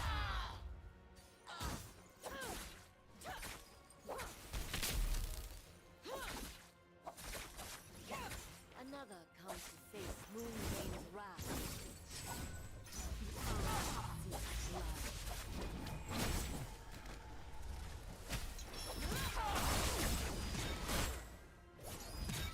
I'm one step ahead of you.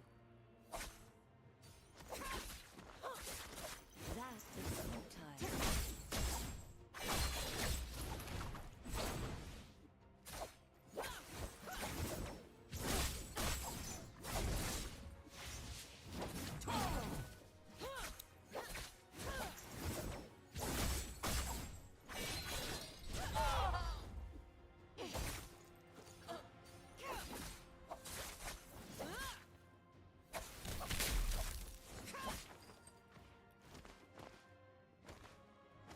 There is not. Last two berries, that's it.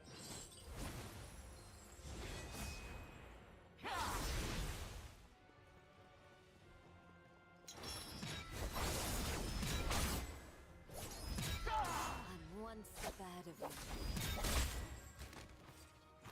you. Impossible.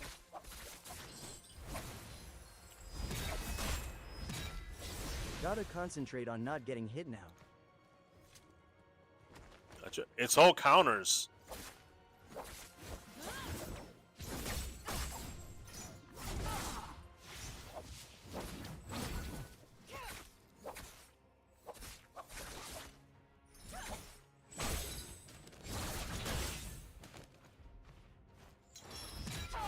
I'm one step ahead of you.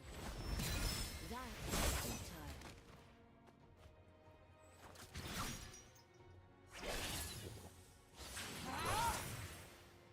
There is That's none. it. No more berries. The eye opens. The eye.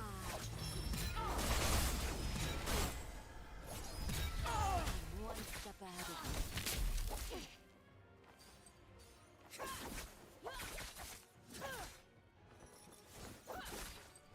On your knees. Behold the power of movement. Ah. Ah. No.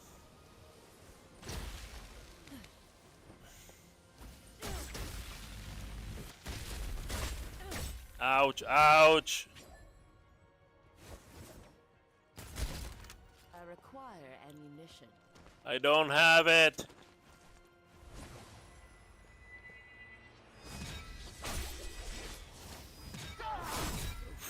Fucking hell.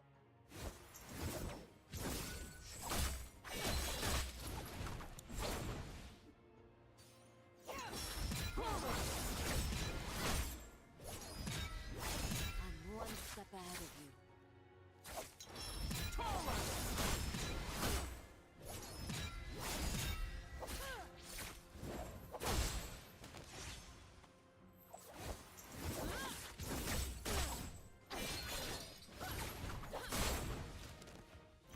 That is futile.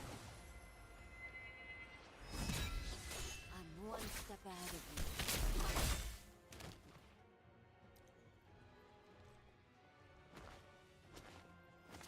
Which superhero universe do you prefer?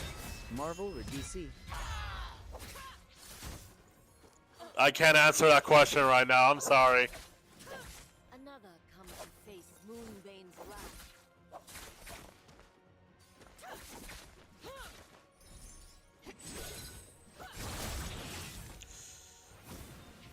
No.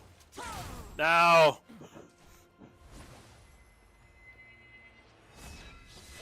I'm one It's step alright, ahead of you. just focus, I can wait.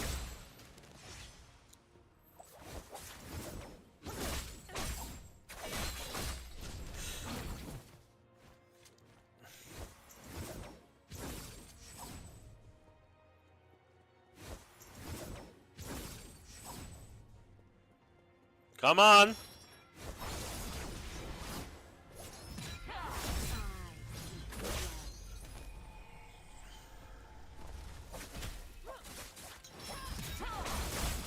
No, I countered. I'm one Oh my god.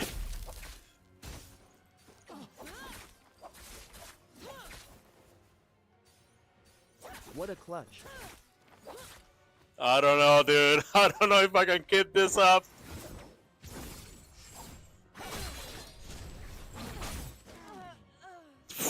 Oh! I will not die here. So close. Oh, I have another life. With 20 shots.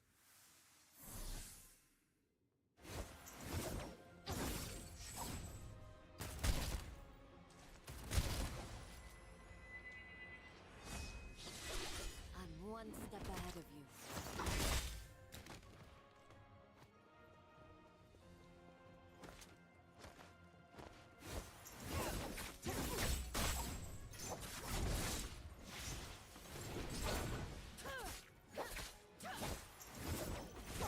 Is futile.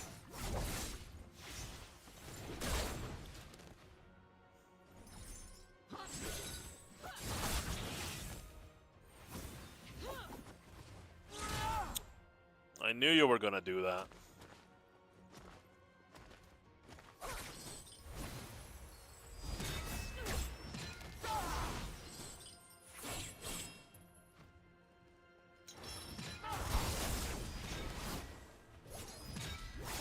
I'm one step ahead of you.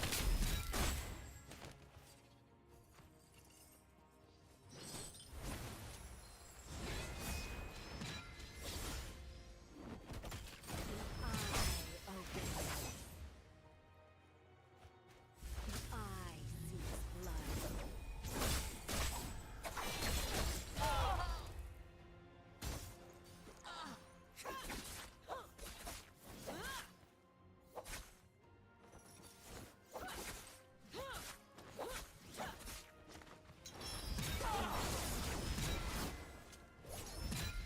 I'm one step ahead of you.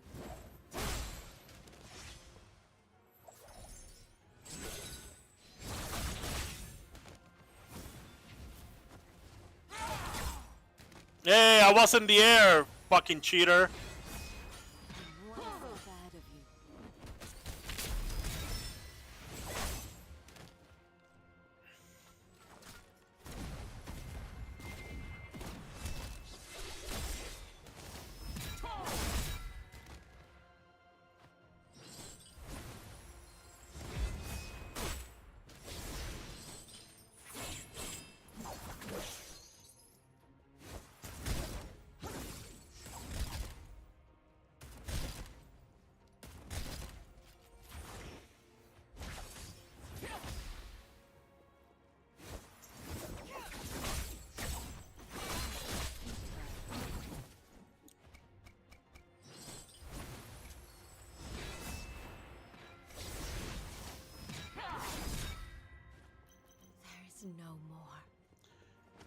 my god, I got nothing!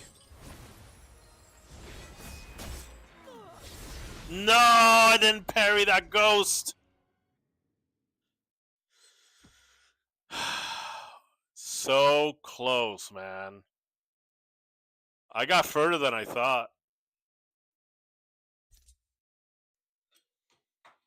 I got her down to like 20%. Putting 10,000 generations of your kin under my knife. Blah, blah, blah, blah, blah. Favorite superhero universe. My favorite superhero universe is Marvel.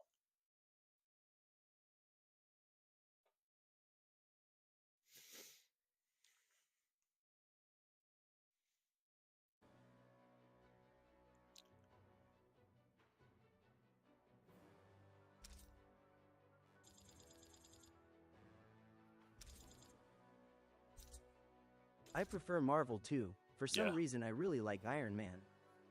Yeah. What I don't like about DC is that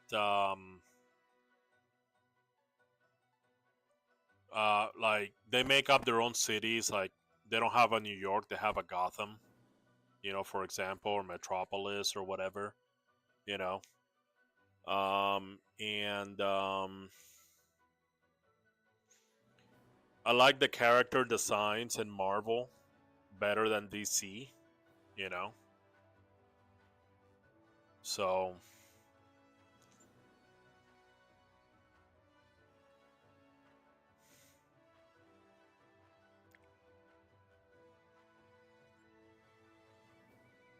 Superman was a great film. NGL, they did a great job. I didn't watch the last Superman. I missed it. You know, they said that the theater, the cinema is dying, you know, because of online streaming and the internet. No, that's not the reason. The reason is that they want to charge me $12 for a bottle of water.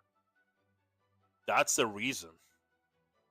You know, I don't know if it's the same in over there in Portugal or in Europe in general, but you know, what's killing the cinemas is, you know, just their ridiculous price.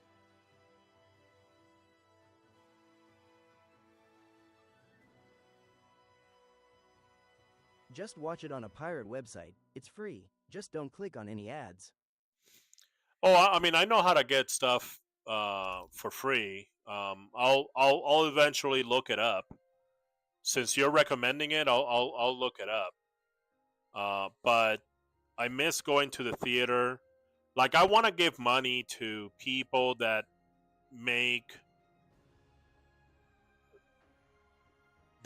movies that I like. I want to do that. You know. But if they put their movie in a theater and then they're charging a bunch of stuff, and the tickets are ridiculous.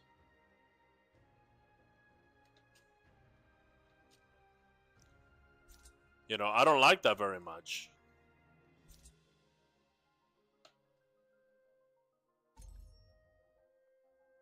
What? I got some haircuts.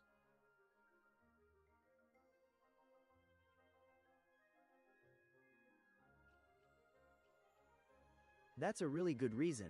I usually use pirate movie websites when you can't watch it anymore. Yeah. The pirate movie websites is it's a Without cent. like paying for a subscription. Yeah, yeah.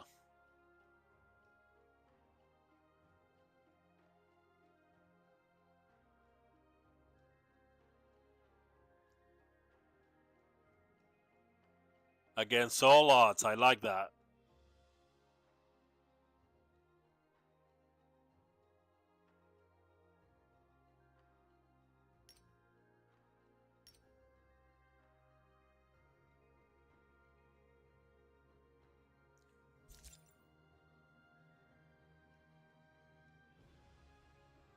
I had a really great website that uploaded movies even before they went live on the theaters. Oh yeah? That's a good way to, like, you know, It went down, unfortunately. yeah.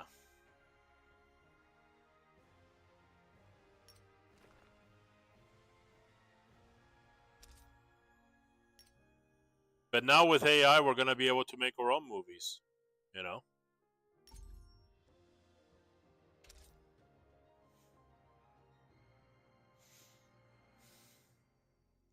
I got 45.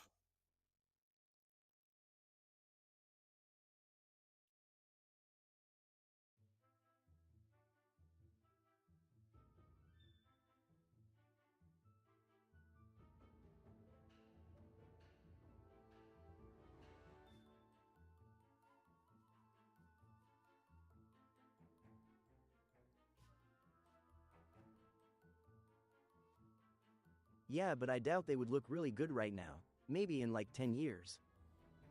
Hmm. I don't know. It's getting pretty good pretty fast. Maybe if they block it.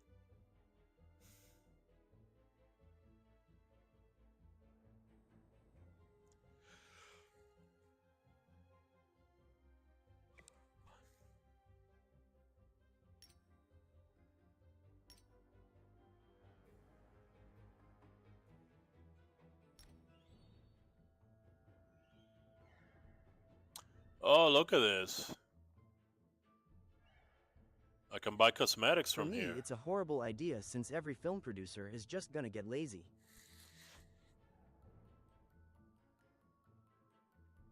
Well, they're lazy right now. You know.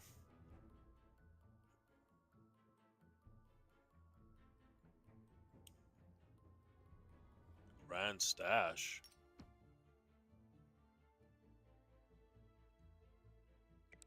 Grand stash skin. What is that?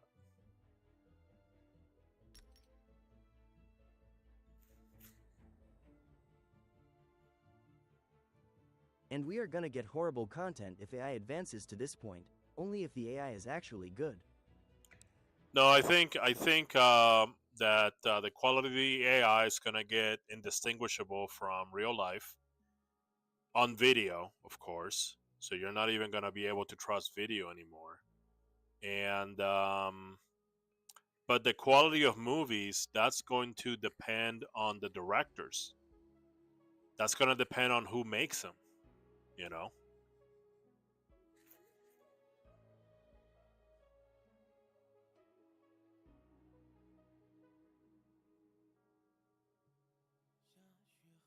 Keep the beat. What is this?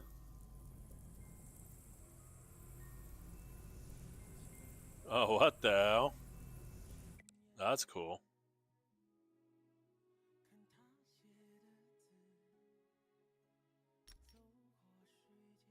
What is this?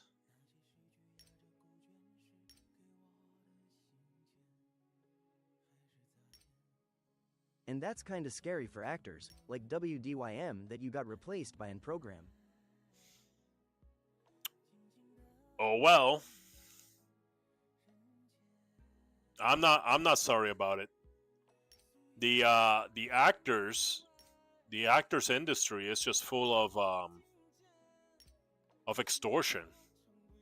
You know, all those actresses that you see, all those actors and actresses that you see, okay,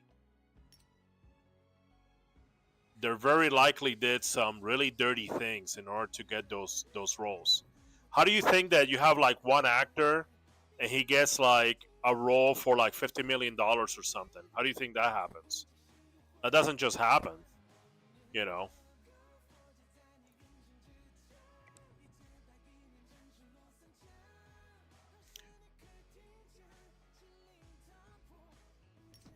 What is this?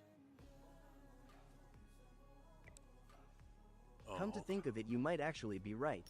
yeah. It's a dirty industry. It's a dirty industry, you know. So I don't mind it, you know, just getting wrecked.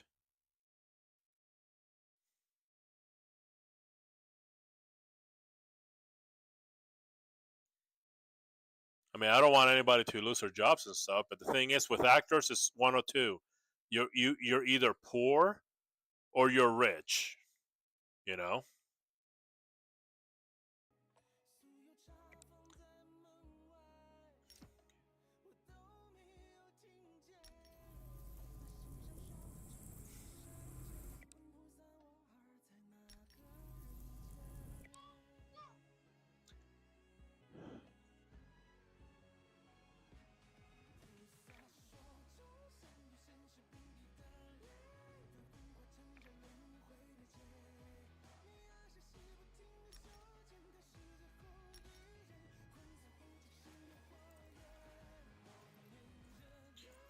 But What still, is. there's some legitimate actors that are great. It's just sad seeing a Yeah. job fade away slowly. Well, that's going to happen. You know? That's going to happen regardless. There will always be actors, but it's just they're not going to be that big of a deal. You know?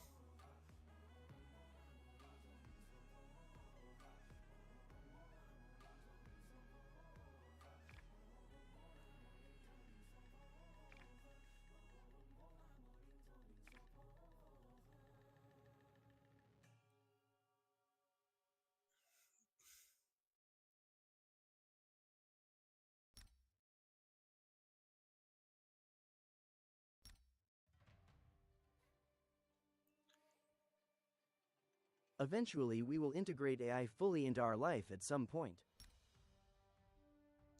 Yeah, it's getting there, huh?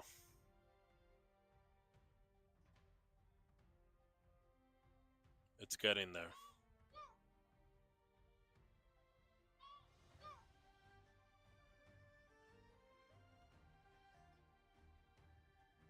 Wow. These are some nice outfits.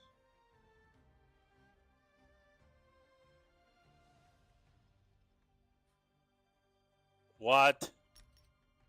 What the? What the is it? uh,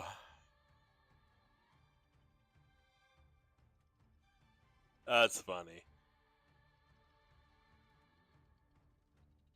Don't judge the great white bear. It's great. Damn. This game has fashion, huh?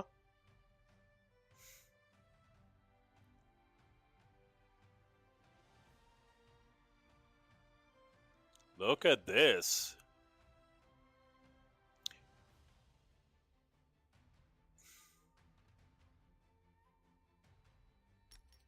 Better fashion than Warframe, to be honest. Well, Warframe has customizable fashion. A lot of it is bad.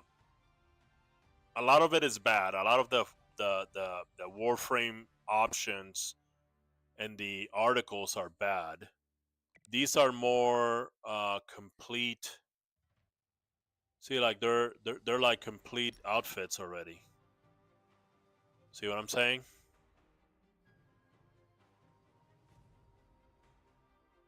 But I think that they're very well done, even though that it's just like a complete thing. Look at this beautiful feather cloak. Wow. Good job.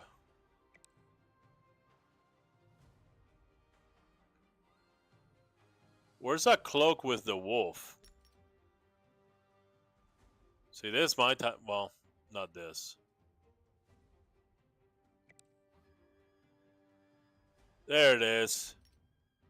That's what I was looking for. The big wolf pelt. Look how awesome that looks. But yeah, you know. Well, that looks very nice. They Why should is make a color palette into this, and it will be perfect. There's just better accessories. Yeah. Now Warframe has customizable fashion.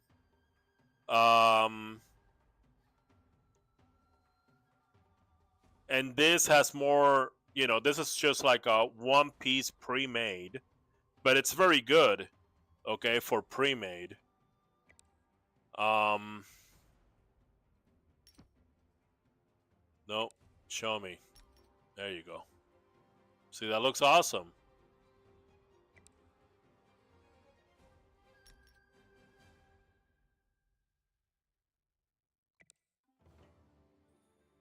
And these are just for certain people. See?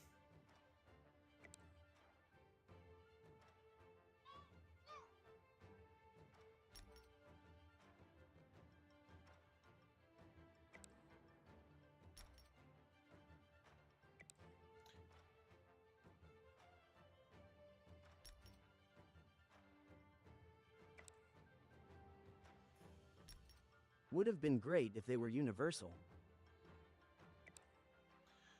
Well, here's the thing. Here's what I've been telling people. Okay. So Naraka is only 4 years old. Okay. And Warframe is 13 years old. Imagine Naraka being 13 years old. How much more Would have stuff? been funny to see a big white bear in a dress. Yeah.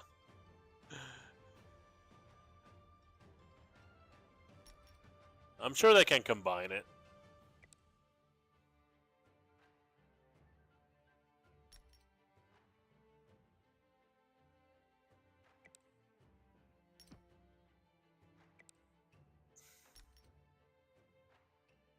Yeah, there's some nice fashion for sure. This game just needs recognition. Well, you know, there's It's too underrated. well, the thing is that it's free. It's an action game. It doesn't cost anything. And you can grind all this stuff.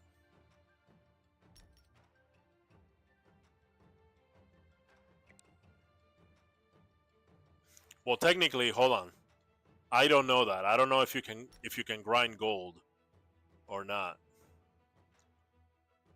But I mean, you got people that spend 20 hours on Warframe, okay, or they spend whatever 8 hours on Warframe every day so they can get plat, so they can buy something. You know, fucking get a job at that point. You know what the best platform is? A job, or run your own business. You know, sell something.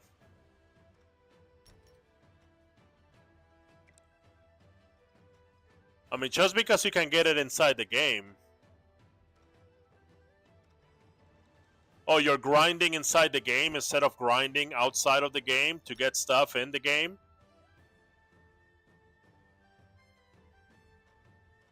I think they should kinda rework Battle Royale. It's too empty, maybe.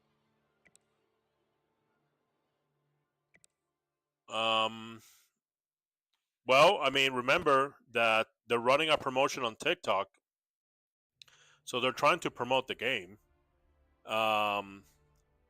But I think what they need to do, they're making the same mistake as in Warframe. They're not.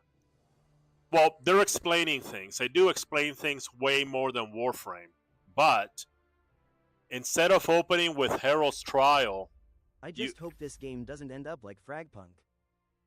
you open up with Showdown, because Showdown has the story, it has the progression, and all that stuff. And then you unlock Herald's Trial and then Rift Traversal. Rift Traversal is the extraction, and then Herald's Trial is the Battle Royale. But yeah, you know, you do it that way. But yeah, you know, I never played Fragpunk. Never heard of it.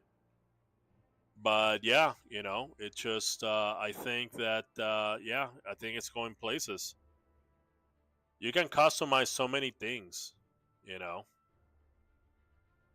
But I think that they should start with Showdown first, you know.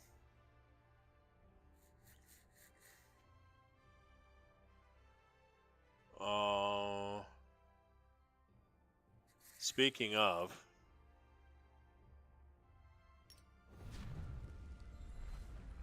There's extraction here, as in finding good loot and extracting? yeah, it's called Rift Traversal. It's the second mode that you unlock. You gotta equip stuff, go out there, grab stuff, and try to escape with stuff. And that stuff you can use on your next Holy, trip. I love those type of games. Yeah, I love Extraction too. It's pretty good.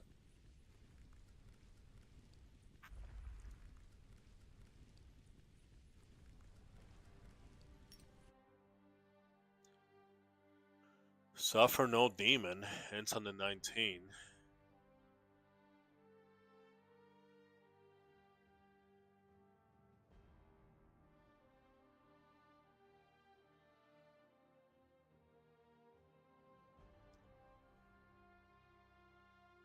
Unfortunately, I have to go. It was good to talk to you after a while. All right, Blender. Hey, good luck with your venture, okay?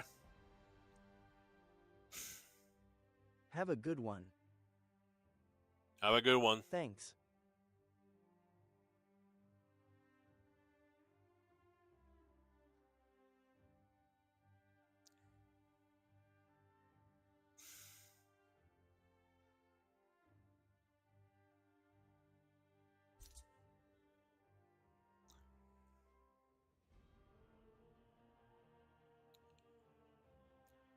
Oh, okay. It's a special event.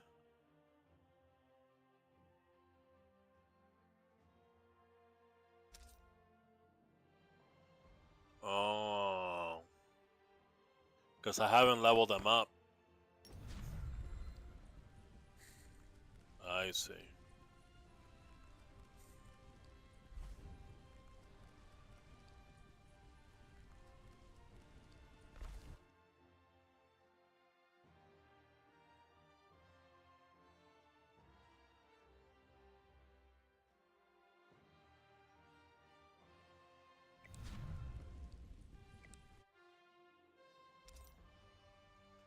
Do I have anything that gives me heroes?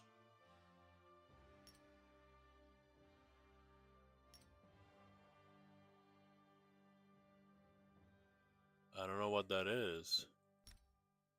Showdown. Oh, there.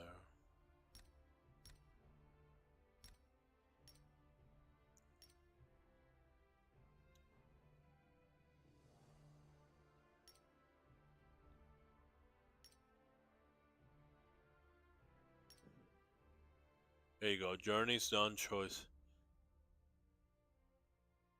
Choose one of the following heroes: Temok, Tarka, G, Kurumi, Valda, or 100 hero coins. Okay. That's what it is. Choice gift. Epic weapon choice gift. Epic outfit choice gift.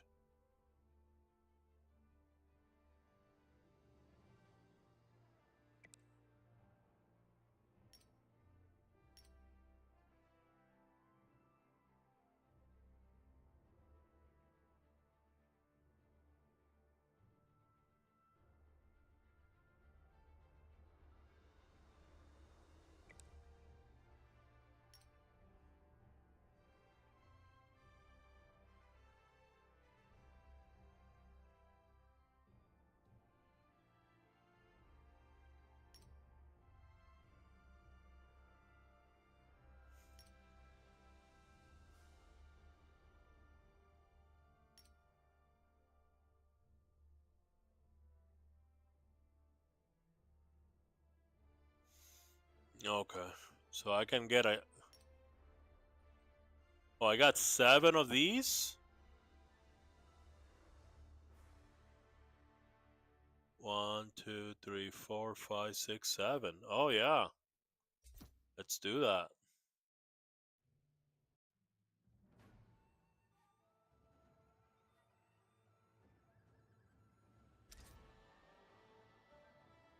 Um. So I've seen her around. And I've seen him around too.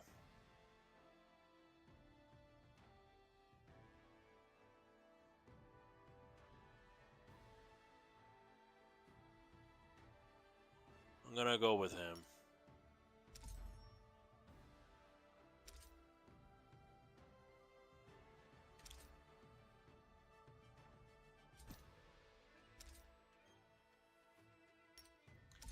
Oh, well, I'm gonna get all of them.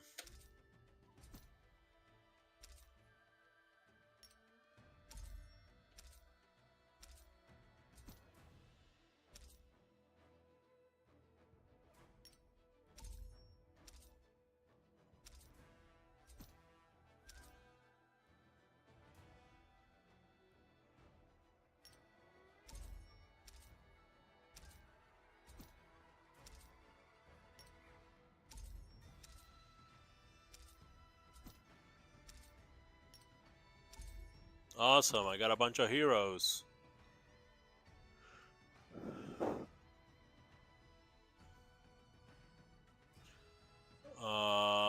Except, I mean, I haven't heard her be in any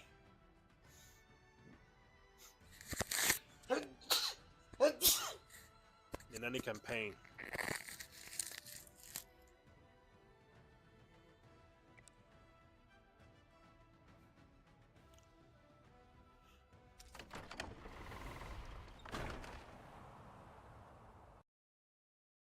Very similar.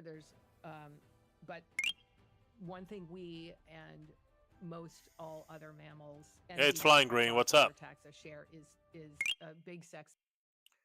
What's up, Flying Green? Glad to see you here. Hi. Hello.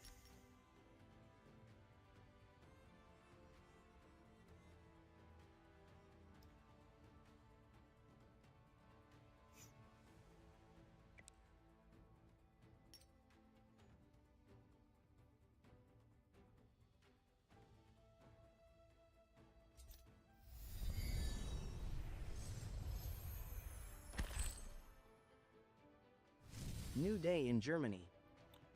Oh yeah? Is it is it Tuesday morning or what?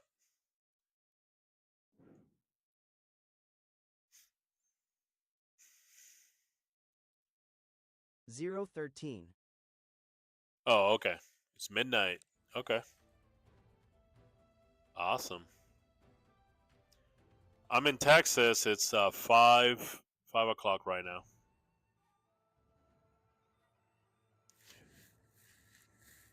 Tuesday. Well, I'm still on Monday. We're still on Monday over here. Monday, 5 p.m.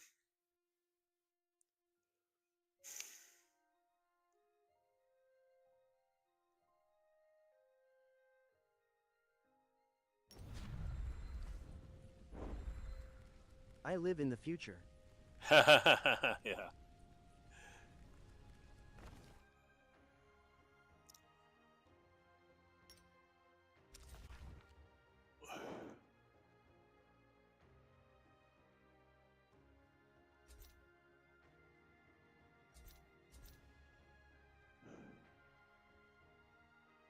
I gotta equip Kurumi.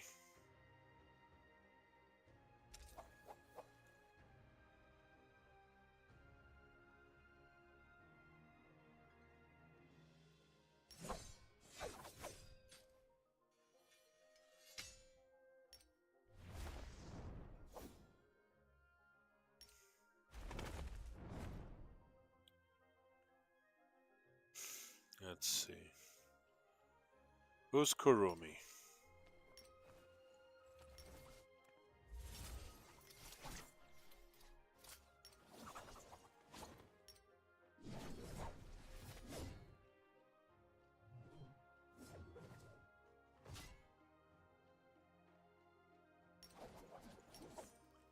There she is. Okay, what's her deal? What's the... SpongeBob seen the future, the future. The deep future.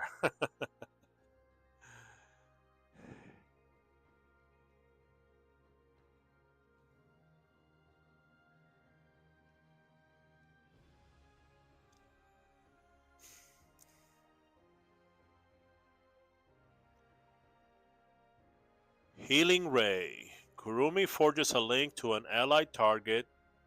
Linking to an allied hero will increase their attack and damage reduction and continuously restore their health. Oh, you mean like Trinity?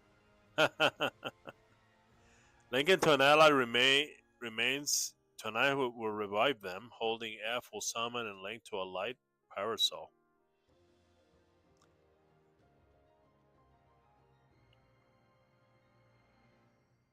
Increase the attack and damage reduction of both Kurumi and the target.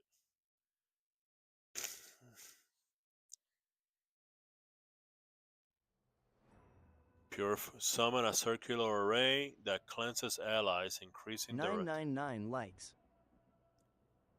Thank you, Flying Green. I appreciate you. How you feeling? Feeling good?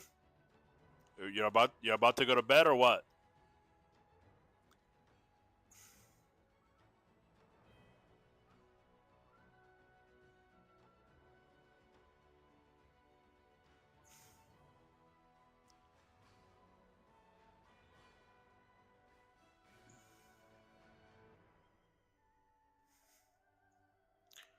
All right, Kurumi.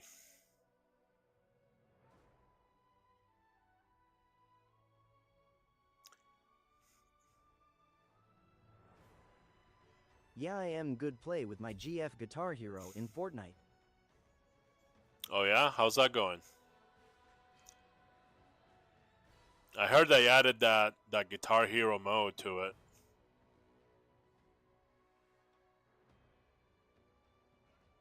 Really good. Oh yeah, very nice.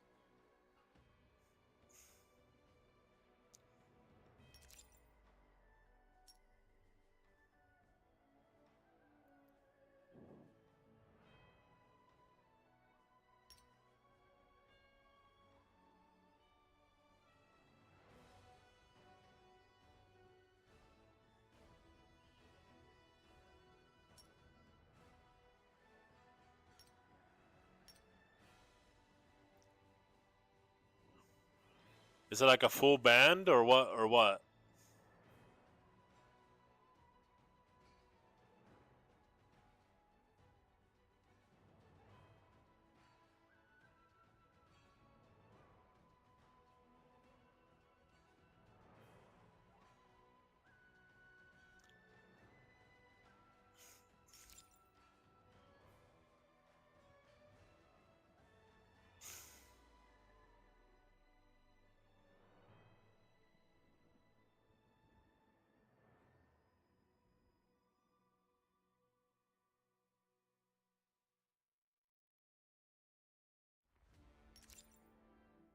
What did you eat in the restaurant?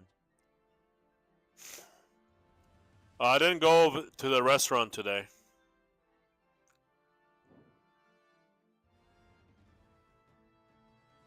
I went to do some errands.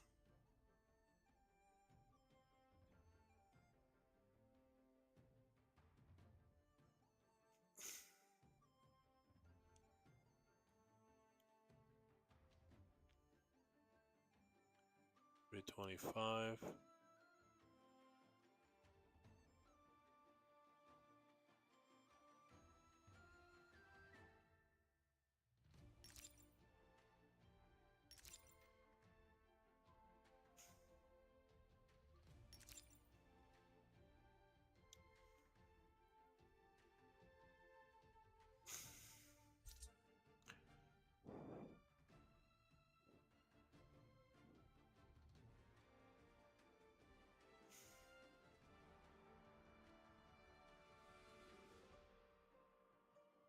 Oh, she has a katana?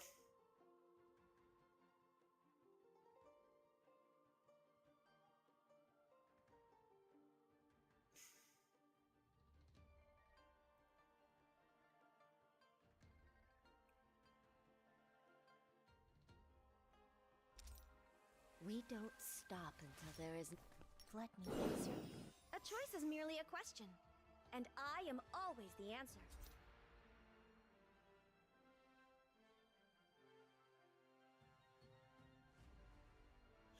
It's your typical girly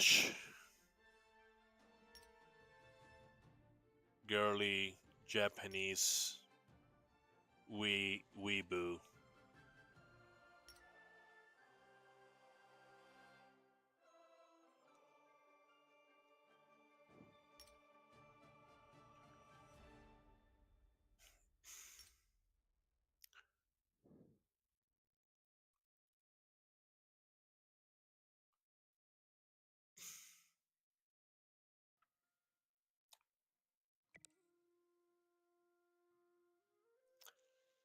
Let's see.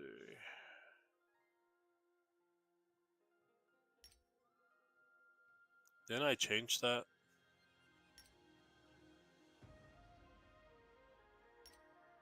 Yeah. I thought I changed it.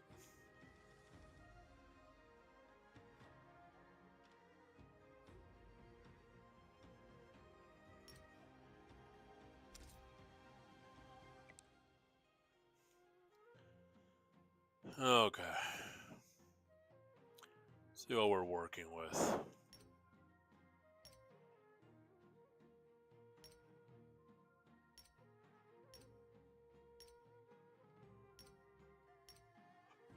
Jesus. Ah! Giant anime eyes.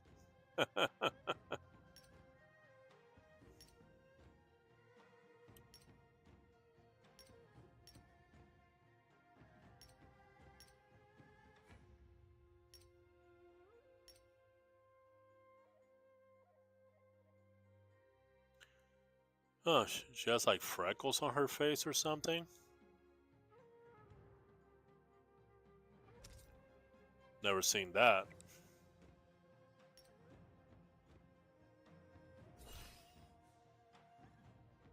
Yep, those are freckles.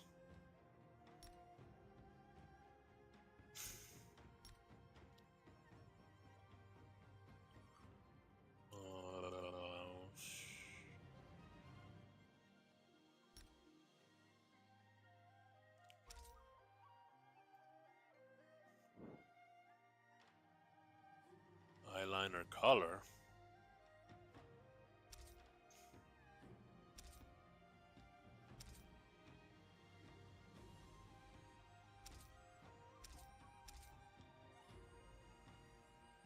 Where's the Asian eyes? No, not this fancy eyes.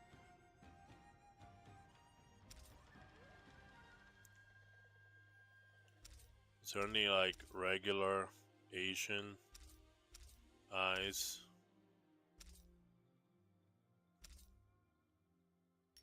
Eyeballs.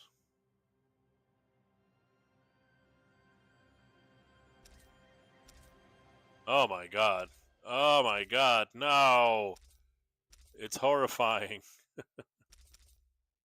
I guess I like this one. No.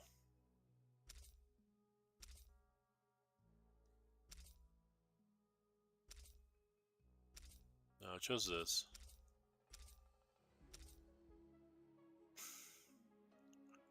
Eye makeup, no. Eyelashes. What's the color of her eyes? Is there a thing for the color of the eyes? Okay, there you go.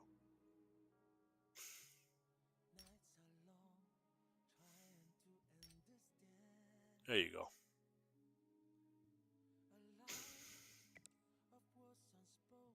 Uh,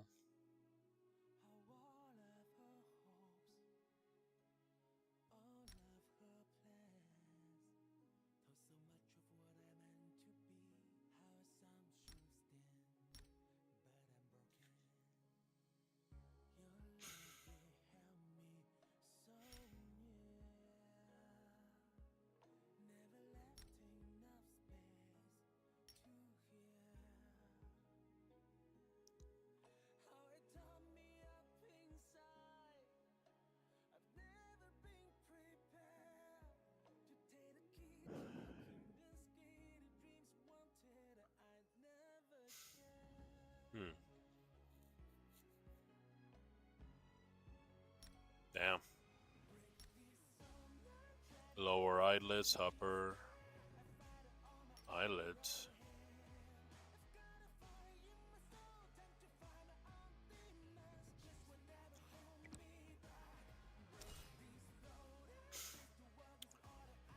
Okay.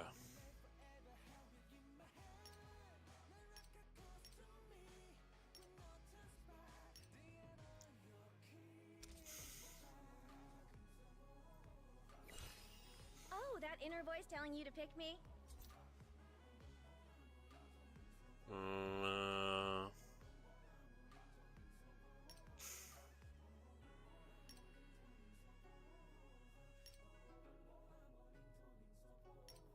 as a default.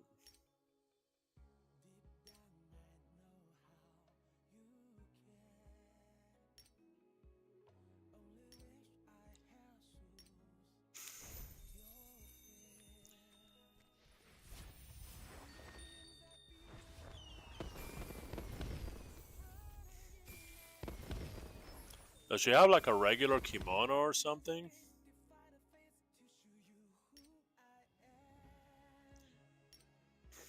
That would be the closest thing, huh? But she has his palette swaps.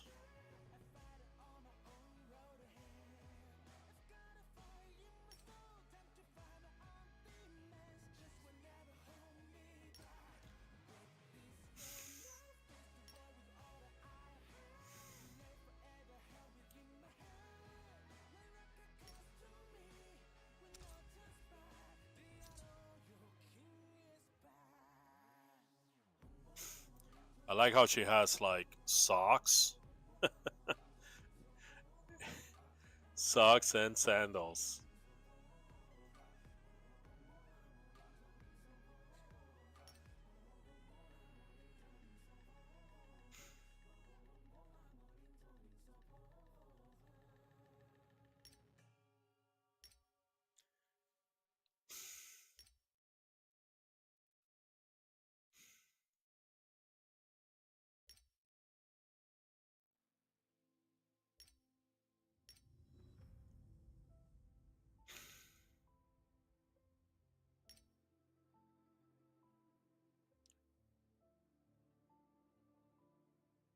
Hmm.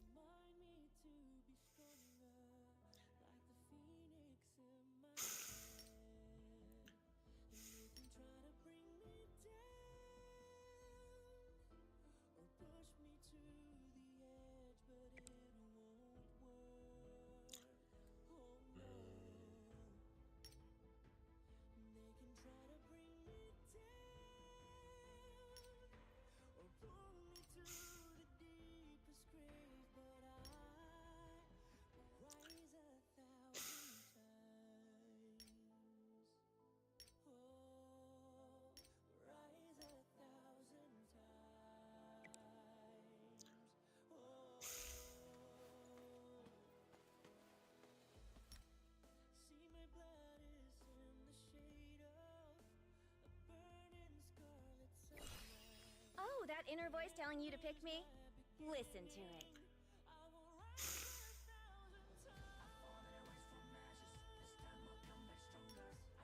The worth of a life is measured by the strength of its owner's loyalty to their country.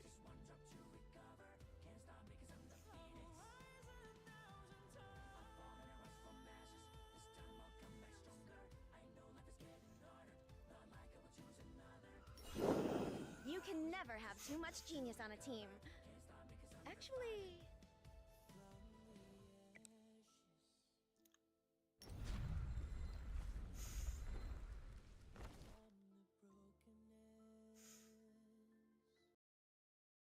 difference in testosterone, with males having much more or a androgen similar to testosterone, and there's very similar patterns of effects in terms of explaining higher rates of male aggression and generally a higher libido or preference for sexual variety. So I think that's ultimately what got me interested in testosterone and sex differences in general. And then I had reapplied. Oh, I ended up getting evacuated after 8 months because the threats of violence were becoming severe in where I was.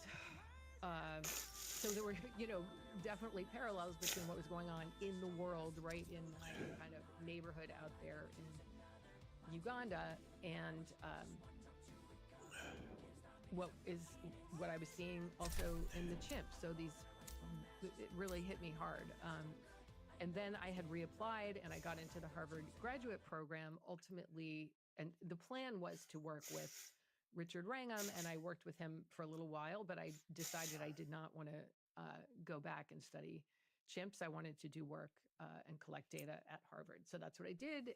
We So don't I ended up stop getting my until there isn't- PhD Smart at beginnings Harvard make in good cognitive endings. neuropsychology, And I'm and very smart. my dissertation was based on sex differences in spatial ability, and I also collected saliva from men, mostly college students, and measured their testosterone levels and looked at something called mental rotation, which is the largest cognitive sex difference. So I was curious about whether testosterone helped to explain that sex difference and what the evolutionary basis might be for male superiority ultimately in spatial ability.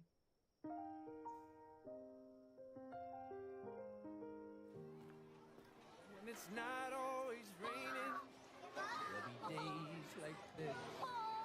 When there's no one complaining, You're good to me. there'll be days like this.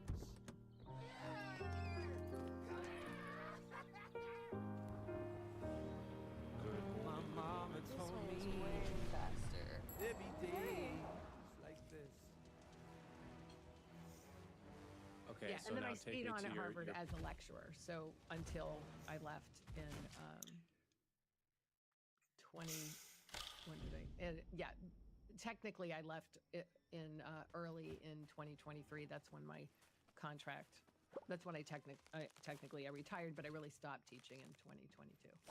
Okay, so can you talk a little bit about the circumstances of your departure and how your work in general has been treated over the past few years? I think listeners will be familiar with some of the cancellation story, but can you fill in what they might not remember? Sure. So I had a great time at Harvard. I felt incredibly lucky. So given my background, especially, I felt incredibly lucky. And I have described my Only graduate fools die young. school experience like I was like a pig in shit. I was so into it. And I just was really felt like I'd found my place, you know, found my tribe. And had a great, my advisor, I was co-advised by Richard and another Professor Steve Coslin and a reproductive endocrinologist, Peter Nice to be the Ellison. one being healed for once. And so I stayed on teaching in the department that eventually became human evolutionary biology. Originally, it was biological anthropology, and it retained its focus and faculty, but just sort of renamed to human evolutionary biology. So I stayed teaching in that department. My big course was hormones and behavior, and it was a very popular course. It was ordinarily the course in the department with the highest enrollment. I loved teaching it. It was a huge amount of work for me, but it was incredibly satisfying. And Shame. I also I thought you'd be more taught interesting. smaller courses, and I also advised students. Students as I their can advisor read for you their like a book. senior theses, which are kind of like a mini dissertation. And I just developed close relationships with a lot of students.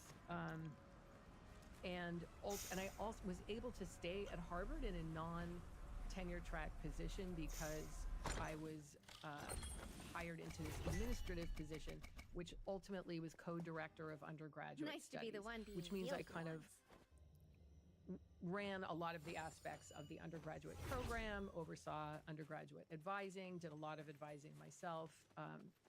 And so, yeah, I was just deeply involved with the undergraduate program in terms of advising and teaching. And then I wrote my book on testosterone, T, the story of testosterone, the hormone that dominates and divides us.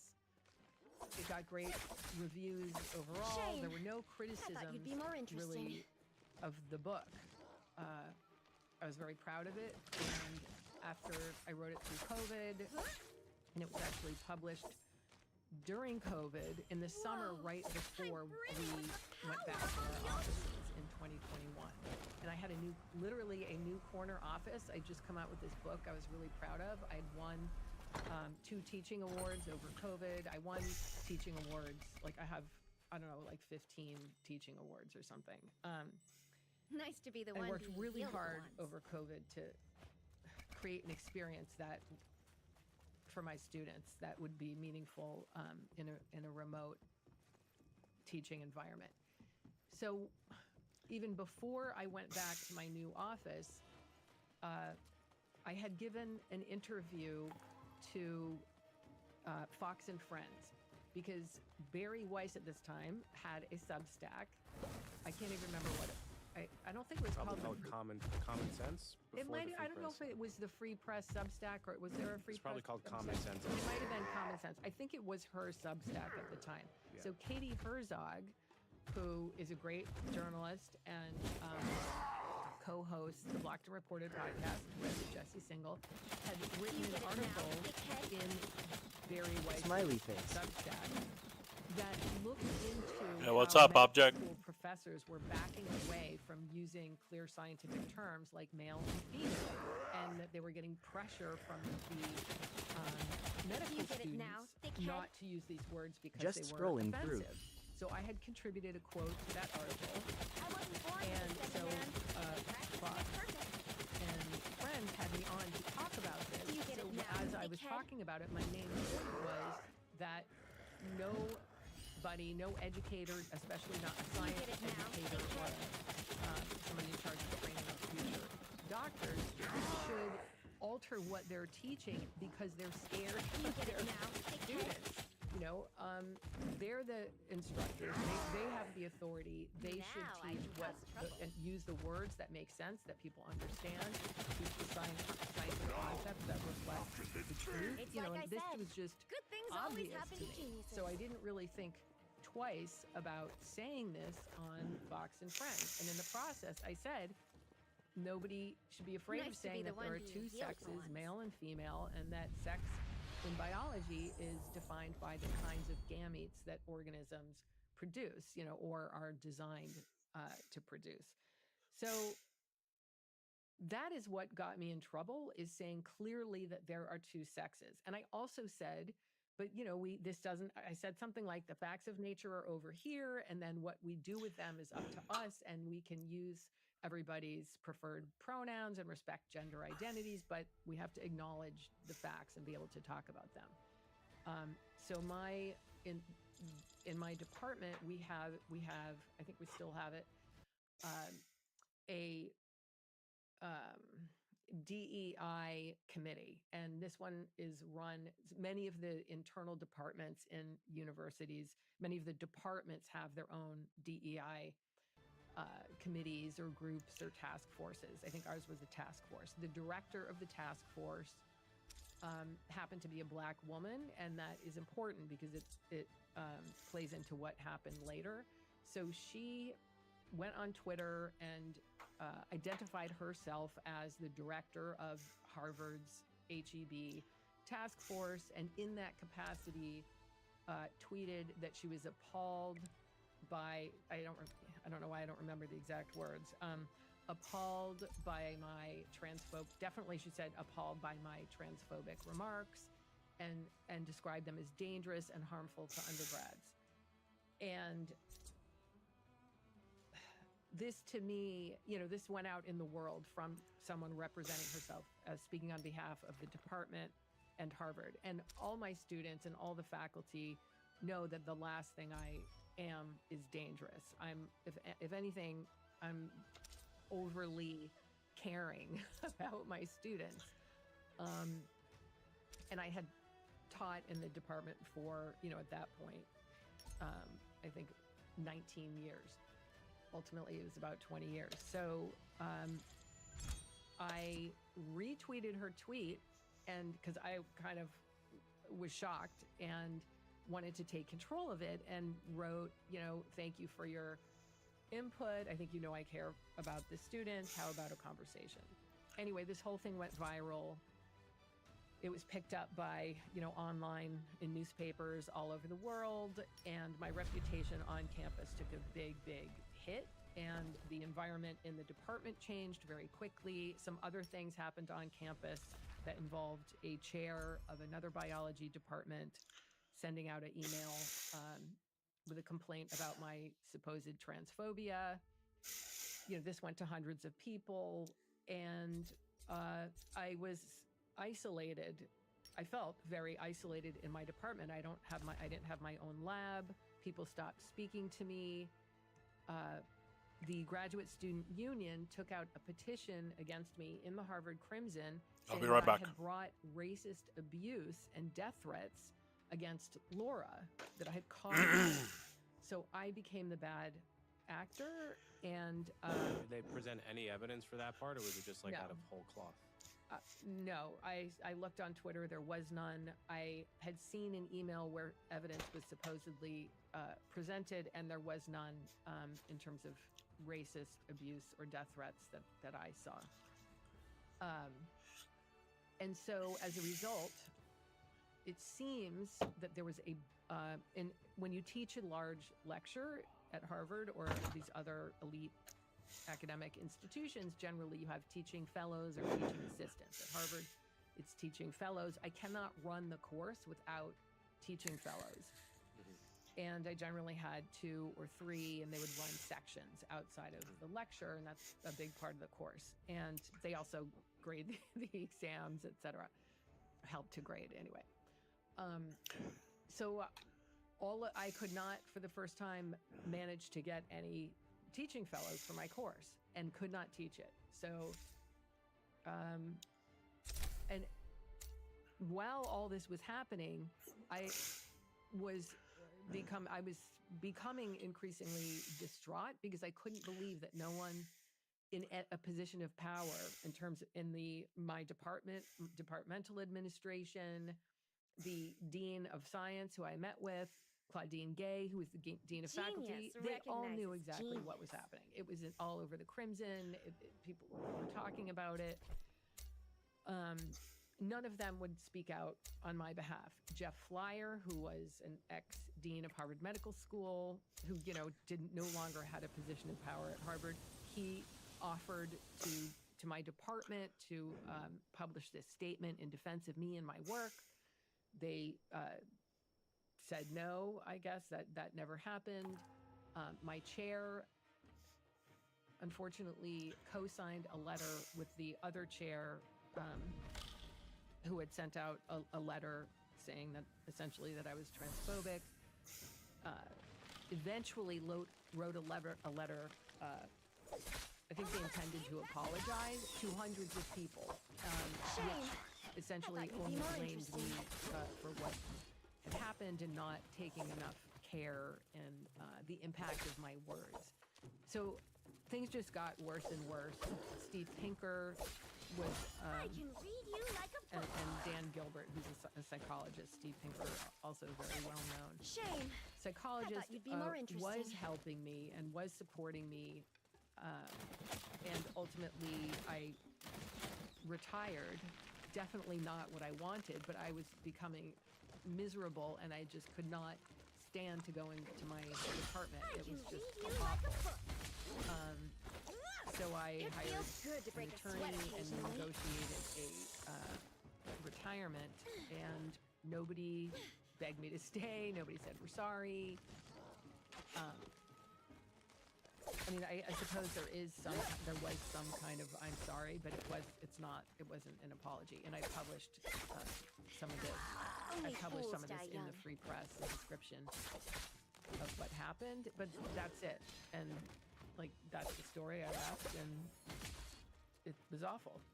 So it still is. It's amazing how such a huge episode in your life can be touched off by what seems just like such a relatively benign, small comment. Big for the top And a Jimmy well-balanced comment. I mean, you probably could have even said it in a more barbed way than you did on Fox and Friends, and from someone with all the relevant credentials. So I want to talk, about gender differences and the role of hormones in biology and psychology.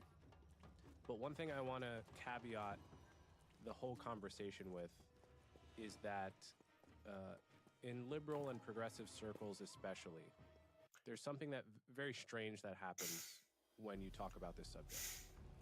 So, for instance, if I were to say the phrase, men are taller than women, Beats my everyone would loyal agree service. and understand that what When I you mean die, is that men are you'll generally, join on the average, ranks. taller than women, even though we all know countless examples of women in our lives who are taller than men in our lives, right? No one would say, well, hold on a second, my friend Sally is taller than my friend Jim, so that's not true, Only right? fools No one die has young. any problem holding these two truths in their head at the same time, that there can be an average difference with millions and millions examples of individual pairs where the opposite is true. Only But the fools die moment young. you make any other claim about differences between men and women, no matter how well it's supported by the literature, suddenly people lose the ability to see the distinction between an average difference and a categorical difference. Only fools die young. And so I assume in this conversation we're going to talk about many differences between men and women. And you'll correct me if I'm wrong, but for literally all of them, it is true that you know many women in your life who are higher or lower on whatever trait we're talking about than many men. Shame. I thought you'd be more interesting. Almost, if not all, of the traits we might discuss or touch. And so, to me, that seems like it should be obvious, but it needs to be said up front. So with that said, Only let's fools die young. start with the effects of testosterone and estrogen. What I can read actually you do like we a know book. about the role of testosterone in human behavior? What does it actually do when you increase it? What happens as it decreases? What is the role of estrogen in human behavior? And Shame. what, I if thought you'd any, be are more some of the interesting. popular myths about what these hormones do? So thank you. I just want to address your statement about average differences. So you're right that Only fools die young. I would say I would say can sex read is you like a binary. book. It's a true binary. And that is because male and female animals, let's just stick with animals, are defined Only by fools die young. their function to produce one type of gamete or the other. So that works across all sexually reproducing organisms in that males produce the smaller mobile gametes and females produce Repair the it larger first. immobile Then ones. we can talk. I'm not making gametes anymore. However, I'm still female. And little kids aren't making gametes. Some people are born Good with as me. disorders that mean that they can't produce gametes. But it's really which Only path fools are you die going young. down in early development. And in mammals, say that sex is determined by sex chromosomes. I just want to clear this up because there's a lot of confusion about this. Shame. So I thought you'd be more sex interesting. chromosomes do not define sex. I just told you what defines sex. It's gametes. But not all animals even have sex chromosomes. So there's temperature-dependent sex determination, say in crocodilians. And that means that Only fools the die young. undifferentiated gonad in very early development will become ovaries or testes based on the temperature in the environment, and that temperature will lead to the production of, Only say, a fools hormone die young. enzyme called aromatase, which will lead to estrogen production, and in that case, ovaries will develop rather than testes. So that's one way that sex is determined. So in crocodiles, you can't Wait for the identify top to sex Jimmy by sex chromosomes. So you can generally identify human sex by sex chromosomes because males have XY and females have XX, but not always. There are cases in which a male might have XYY, XXY or even XYY, or a female might have XY. And there are interesting reasons for this, and this is because, I don't know if you want me to go into how it's I can read you like a book. XY, I'm happy to. But the point is that if there's anything like an essence of sex, it's about the gametes. And those are necessary.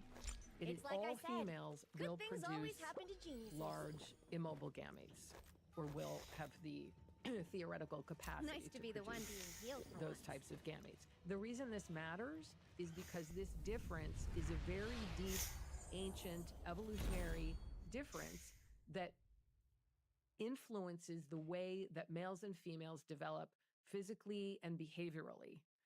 Because if you're a small gamete producer, you're going to have to go generally find and compete for the large gamete producers.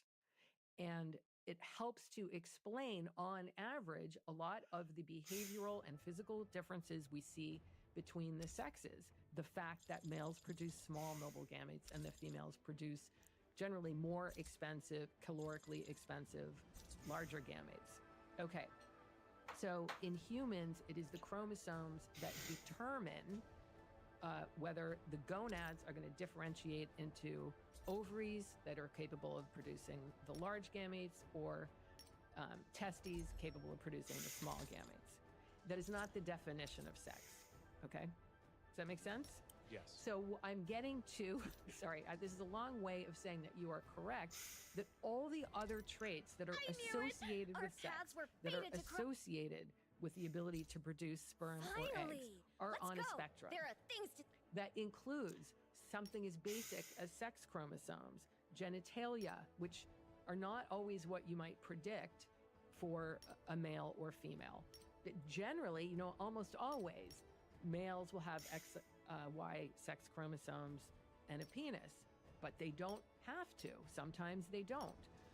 Sometimes a male can have what appears to be a vagina, or a female could have what appears to be a penis. So you can start with these very basic reproductive characteristics, and those are not a clear, distinct binary. Of course, when you get into things like hormone levels, body types, breasts, breast size, gender identity, however you want to define that, gender presentation, desire for rough and tumble play, parental investment, all those things are, of course, on a spectrum. So I just think that's important to say and to clarify.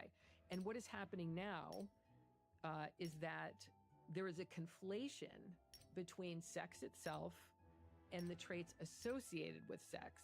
So a book just came out by Agustin Fuentes. He's a Princeton professor, called Sex is a Spectrum. And in that book, you said that most people can agree, I think you said that most people can agree that the sexes are different. Men are taller than women. Yeah, that men are taller than women. As an example, yeah. I knew it! And then you gave some fated to other cross. sensible examples. Sometimes people who defend the idea that sex is on a spectrum don't agree. Somehow they do these tricks where they don't agree with that, or they kind of play with what average means. So I just want to be clear that sex itself is binary, and that sex-associated traits are on a spectrum and differ on average. Okay. So then you asked, what does testosterone do? So when you think about the capacity you think about sperm versus eggs, and the goal of natural selection is for organisms to get the highest proportion of their genes into the next generation as possible, generally. And it's just about copying. It's about copying DNA, one's DNA. And in the case of sexual reproduction, parents are combining their DNA to produce a new individual, and they're each providing half of their own DNA. Okay.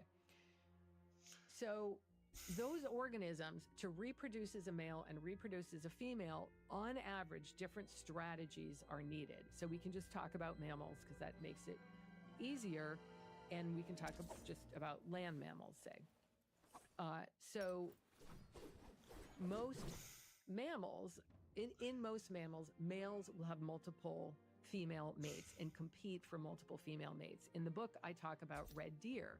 So a dominant red deer, the goal of the red deer is to create a large harem And in order to acquire a large group of females that you, as the dominant male, or would be able to inseminate, the goal is to attain high status so that you are able to, I'm just going to use the word acquire, a large group of females that you will then be motivated to mate with. And you want to defeat other males in a status competition in order to do that. Those competitions are often physical and require weaponry and large body size and muscle mass and a psychological predisposition to fight during mating season with other males. That's called mating competition. And this is because males produce large gametes, and they're, in order to reproduce, they use their reproductive energy budget. All adult humans have reproductive energy budgets. So we put some energy, a lot of energy, into growing and surviving. We put other energy into reproducing. So in order for males, and just with the example of the red deer, to reproduce, they're using a huge amount of energy to grow to a larger body size, to maintain a high amount of muscle mass, to grow antlers, to pursue females to mate with them, to prevent other males from stealing, I have my in quotes, the females. So this takes a huge amount of energy. And people don't appreciate that, yes, female mammals gestate and lactate, and that requires an enormous amount of energy. But we do that with our bodies. It just, once we are pregnant, it sort of happens without us having to do anything. We have to nurture our child. We have to let our child suck on our boob. And it's pleasurable because of hormones like oxytocin. But males have to go out and invest energy in their body and their behavior in order to reproduce. Okay. And that is because of the difference in parental investment. So the sperm are less calorically expensive to produce. They can make males can make millions and millions of them. Females make a limited number of more expensive eggs, which provide more of the nourishment for the developing embryo and fetus, obviously. Okay, so given those differences in strategies, I just gave you an example where there's an extreme difference, but in only 5% of mammals do males actually invest much, if anything, in parenting the offspring. So what testosterone does is, first of all, male humans have from like 10 to 30 times as much testosterone as females. And I want to make sure I talk about the critical periods where that has an effect. But overall, testosterone is a reproductive hormone that helps to allocate energy. So you take energy in and convert it into offspring. That's the goal. You want to survive, but then evolution shapes us to be motivated to get energy and to use it, especially once we completed growth, to then convert it into offspring. We have different strategies to do that because of the different ways we use our energy differently to do that. So females have to have their bodies be homes for the fetus that they are growing, and then their breasts are used with the energy that they're taking in to produce milk to grow the kids once they're on the outside. So that energy for females has to be used to store energy. So estrogen biases energy intake towards being used to produce body fat, right? Testosterone biases energy intake to be used to produce muscle, because these are the reproductive strategies that each sex needs, and we need hormones that direct the development of the physical and behavioral traits, and this is starting in utero, that enable males to reproduce. And for instance, I knew it! in utero, Our paths were males fated to will have, cross. again, very high testosterone during a critical period in utero, Do we fight which together? their testes are producing. And that testosterone directs the development not only of the internal and external genitalia, it also acts on the brain. And we know this from very clear studies in non-human mammals that testosterone is what is responsible, for instance, for higher rates of rough and tumble play in male animals. So that I should say there's also a period in humans directly after birth where testosterone rises again in males. That's called mini puberty. It's about 3 months after birth. And that appears to be another time where testosterone is acting on the body, specifically, interestingly, and they're just sort of learning how this works. It has something to do with further penile development at that stage, but also potentially more actions on the brain to masculinize behavior. Just straight a bit, So we that's all. know from some evidence in humans, but mostly in other mammals, that you can regulate the expression of rough and tumble play, like tackling each other. I have a 16-year-old boy. He's still doing this with his friends. And it makes me nervous because he's 6'1" and his best friend is 6'3" now. But this is what they did growing up. And they're not like these tough, super athletic boys at all. But they're one of their favorite ways to play, and has been since they were little, is tackling each other and wrestling. Two girls playing as kids rarely prefer to play that way. And this is not something that is unique to humans. We see this in male mammals, particularly when, as adults, physical competition is necessary for reproductive success. And it's a skill that has to be learned, and aggression is reduced in adults when as kids, boys learn how to play with each other aggressively and learn the signals, learn who's dominant, and learn when to submit, when not to submit. How do we know that aggression is reduced in adults? So we know this. The best studies we have are from non-human animals, and there's a series of studies that if you you maintain a young male's social environment, but you prevent him from playing with other males, I think. And those males as adults have higher rates of aggression than the young males who just play typically rough with their male friends, or whatever you want to call them, and other animals. And the reason they're less aggressive is because they learned how to regulate aggression. So play is the main thing that kids do, and the sex differences in play have something to do with reproductive behaviors. It's practice for survival and reproductive behaviors that each sex needs in adulthood. But what we do, I think, have good evidence for is that in non-human primates and in rodents, if you block male testosterone in utero or directly after birth, depending on when the critical period for masculinization is, you block rough and tumble play. So you can also add high male levels of testosterone to females in early development, and you increase rough and tumble play. And in humans, we know that in little girls who have excess testosterone in utero, they have higher rates of rough and tumble play.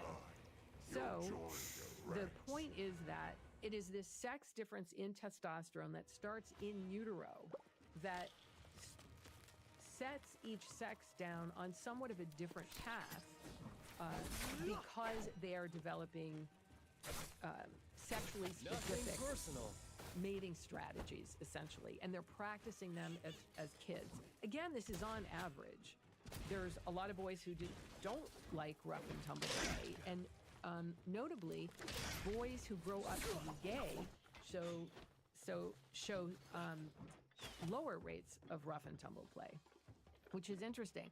But those boys who grow up to be gay show typical male sexual behavior, which is interesting because both of those things are mediated by testosterone in non-human animals. So that's an aside.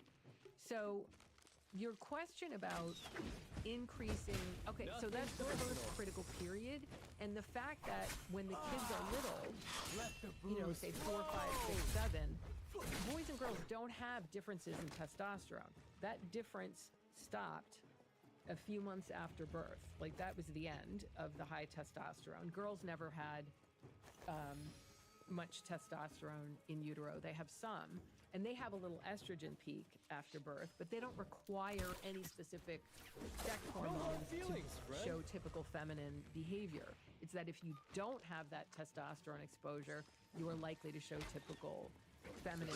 So just to get this clear, if we're looking at like a group of 7-year-olds, Gotta search for the spool and we're first. seeing that the boys are wrestling with each other and doing arm wrestling, and the girls are by and large not doing that, that's not because their 7-year-old levels of testosterone, if we measure them today, are any different. That's just the long tail effect of being swamped in testosterone in the utero and in the early months of life. That's correct. Okay. So those are, again, so in humans, we can't Gotta do space it the out. experiments to show exactly what is happening in the brain. But we do have a lot of evidence in animals that testosterone is acting on specific parts of the brain, but that have to do primarily with sex and aggression. And there's some areas that have been identified, but it seems that testosterone is having more subtle effects on neuronal Nothing personal. development, connectivity, death, that affect overall behavior. I don't think we still have great data on exactly what neural changes that testosterone needs to cause the different outcomes.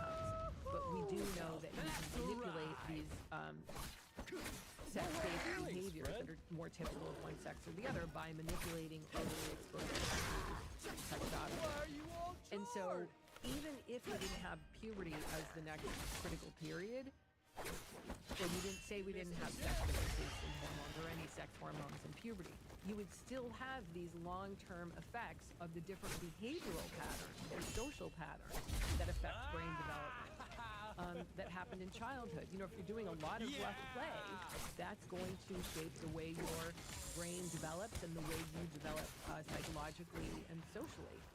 So just that large sex difference in behavior that is, I would say, caused by a difference in testosterone exposure has long-term effects on its own that don't go away.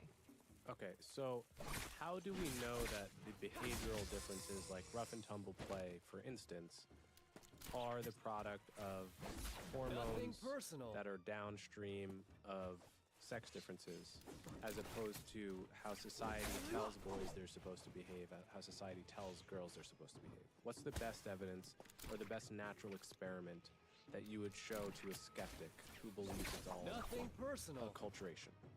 So first I would ask the skeptic, That hit the spot. why every culture all over the world, why do we have no cultures where girls are doing this behavior and boys are playing house?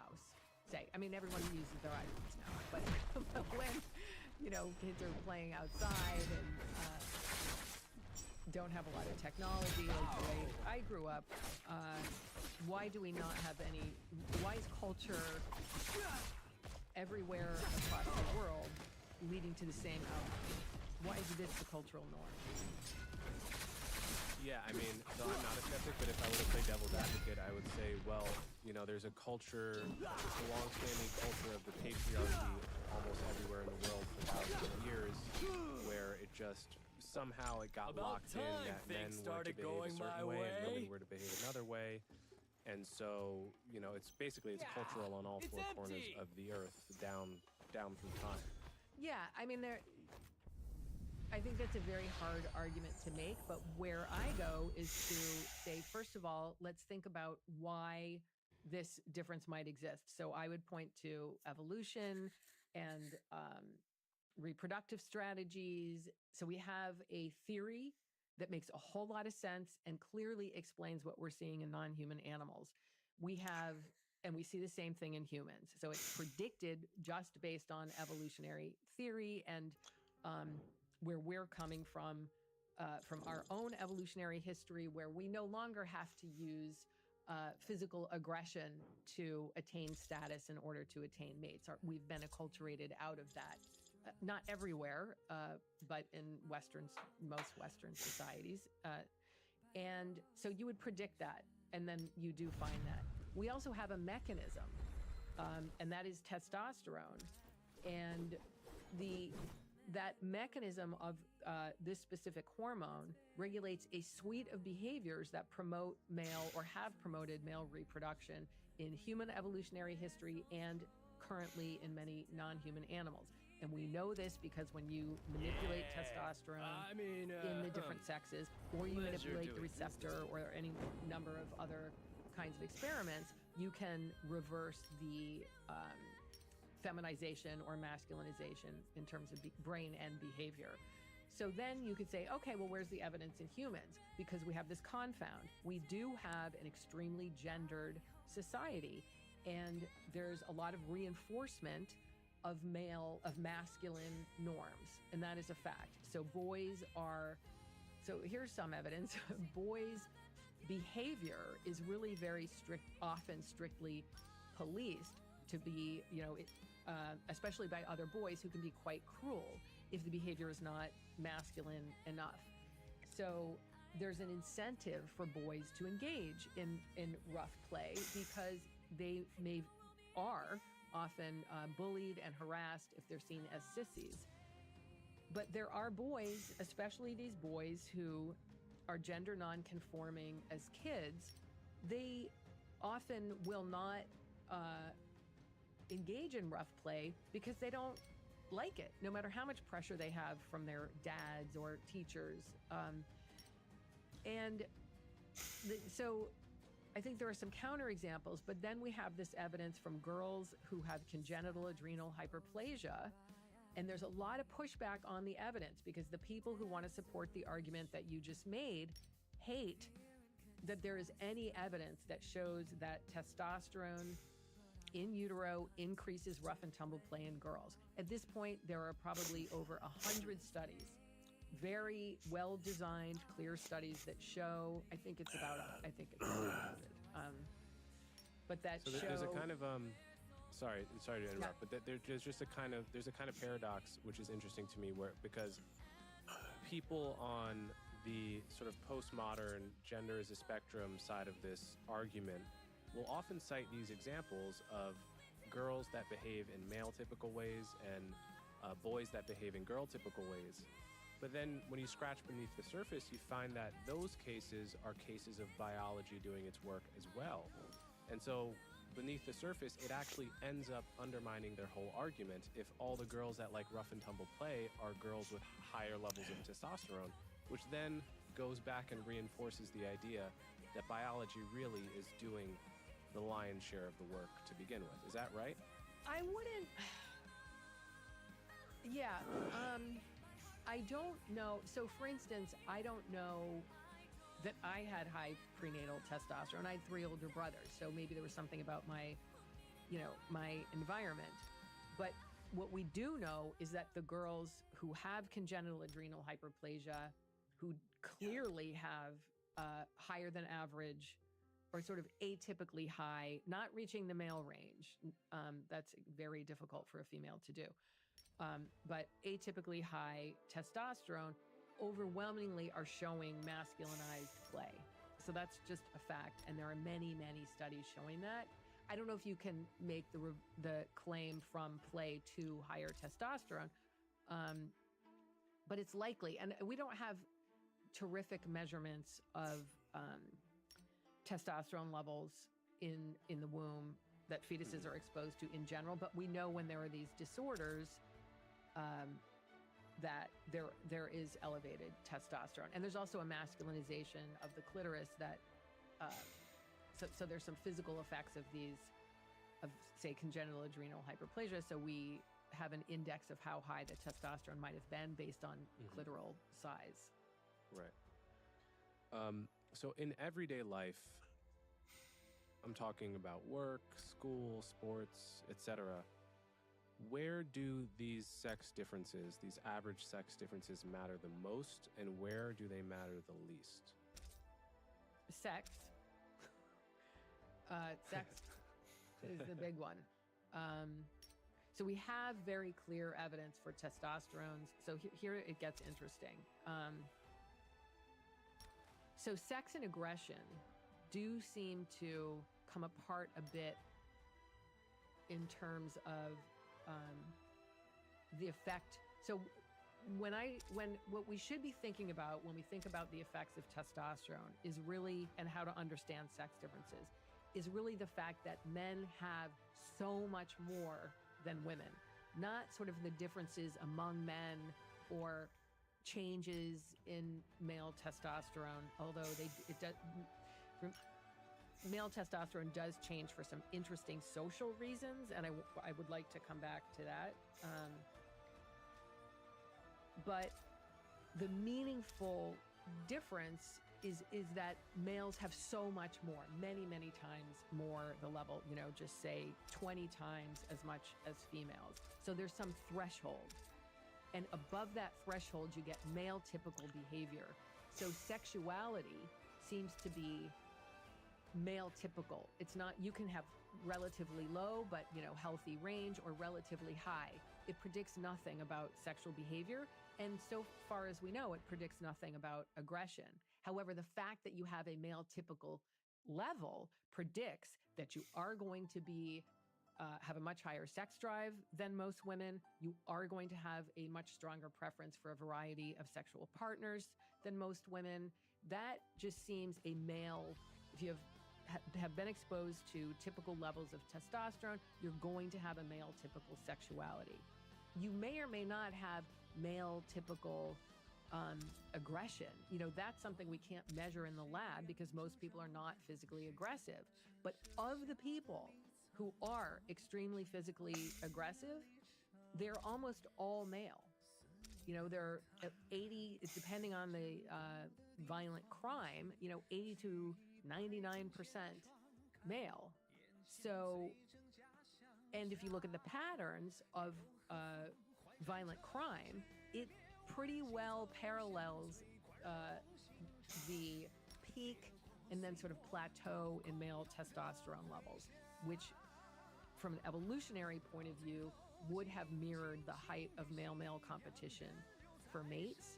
There's a bit of a delay after the peak in puberty, and that is because, like, my son, sorry to use him, sorry, I won't say his name, sorry, my son, but he's tall and thin. Right what now. happened? And he's 16. He's got a lot of testosterone going on. Oh But my God. the teenagers are just entering the adult kind of mating market. They're developing their musculature. They're developing their dominant skills. They're figuring out what they're good at, how they can achieve social dominance. It takes a few years for them to really enter that adult mating market. And that's when we see this peak in male violence. So, sorry, that was kind of getting off of your question. But so we've got these two aspects of masculinity. And I'm saying that the masculinization of sexuality seems to just require some threshold. We have a huge amount of variation in aggression. It's just that females on average are much, much less physically aggressive than males. So in terms of where this plays out, competitiveness, a lot of women don't like that, but there's a different element. Females, of course, I'm not saying are not competitive. Many women are extremely competitive, but male-male competition takes on, in my view, a different nature. So that the evidence for the testosterone involvement is best for sex and aggression, and that's in humans and non-human animals in terms of the sex difference, particularly for sex.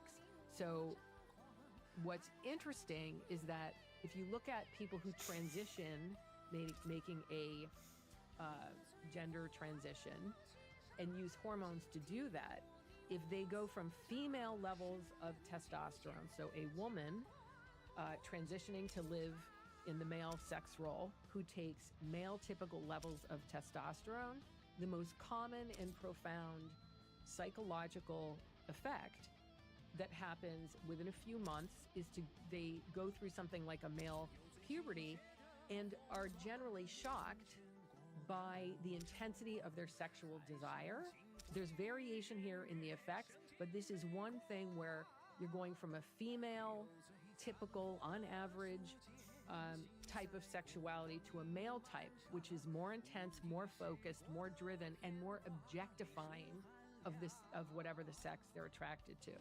So there's a similar need for ultimately love, but the high testosterone seems to lead people, and here I'm using what I have heard, and there's hints of this in the literature about objectification. I've heard this from a few people who have transitioned, that they began to objectify this body parts, think more and fantasize more, and have more mental imagery about the body parts of the sex they're attracted to, while still having a longing for love and intimacy. There's this other, heightened drive and obsession with sex. The other data point there is firsthand accounts, which there's this guy, More Plates, More Dates on YouTube, who he analyzes. He's a former steroid user and a bodybuilder that analyzes especially like famous celebrity body transformations. So you'll have like a celebrity like, Kumail, whatever his name is, Kumail Nanji. I might be getting that slightly wrong. But he has like a totally normal guy's body, and then 6 months later, he's in a Marvel movie looking like a god, Yeah. which is, as you know, not actually possible. From like, you could lift weights 2 hours, 3 hours a day. Yeah, it's and not you gonna can't happen. go from a normal scrawny guy Get the to flasks. looking like It's time to fight. Liam Hemsworth in 6 months. It's just not possible. That Right. takes many, many, many years, unless you're taking a whole bunch of testosterone, in which case you can actually do that in 3-4 months. Yeah. So he analyzes these bodily transformations from the point of view of someone who has taken steroids. And steroids is just a suitcase term for different kinds of testosterone and other similar hormones. Often it's just straight up testosterone. But he analyzes these first-person accounts that people will, former steroid users will, I started taking testosterone, and here's what happened to my life in the next 2 years. And half of the stories are just people destroying their lives because they became so incredibly horny every single second of every day, destroying their marriages, their relationships, getting into physical fights. So this is the anecdotes from this? These are anecdotes usually shared on Reddit or in essays, but this guy, More Plates, More Dates on YouTube, he'll read them because his whole channel is devoted to this genre of content. Okay. And so I have found those to be very entertaining and enlightening. So, it's not only women that want to transition to present as a man, it's also men that double or triple their natural levels of testosterone in order to get jacked. Okay, this is interesting because there is some very solid data showing that even when you raise male testosterone levels to supraphysiological levels, but maybe not to the levels that you're talking about, sex drive tends not to change. Consistency. But these could and also fun. be guys who are in At least one of the relationships three. or who are not so jacked that they're getting a lot of more attention from women. So here you have somewhat of a social, potentially confound, because once you change your body, it's going to be easier to get sex generally if you're a guy and you're getting completely ripped. So, yeah, I haven't seen the data that shows that effect in males. So, but possibly, yeah, but I can imagine it would happen. It's possible these are people taking like extreme amounts of like trenbolone and things like this. Not like the amount that a 50-year-old guy would go to his doctor to get, testosterone therapy. Like these people are taking much more than that. Yeah, so that's interesting. Did they say anything about aggression? Yeah, it's people for the first time in their lives getting in bar fights, this kind of thing, ending up in some cases ending up in prison, and looking back on the whole thing as like, wow, like why did I do all this to my life just to get jacked? Yeah, no, I'm so glad you're bringing this up because people do not appreciate that once you start getting the benefits of high exogenous testosterone that's not produced naturally by your own body. When you take that testosterone, your brain senses that you have enough testosterone in your system, and it stops sending signals to your testicles to produce testosterone. So your testes kind of shrivel up because they're not producing sperm or testosterone anymore. And it may take a long time for that function to come back online. And if you take enough of it for long enough, it's not clear that your fertility will ever return. So in some cases, from what I understand, it could cause permanent infertility. But suppose you have great erections, you're getting super muscular, you're getting a lot of attention, you feel great, and then you stop. Your testosterone won't come online for months necessarily. I mean, it could be quite some time. So during that time, you're not even going to be able to get an erection. You're going to start losing muscle mass. So this is why people become addicted, because coming off of it is so difficult. You go from having tons of sex to essentially having none. So that's something to really consider before you start taking it. That'll be very difficult to come off of it. Okay, so we never quite got to the second half of my earlier question. Where are the sex differences in everyday life the least important? Yeah. Well, I guess I'm biased. It's hard for me to think of any area where it's not important, because men and women and boys and girls are very different.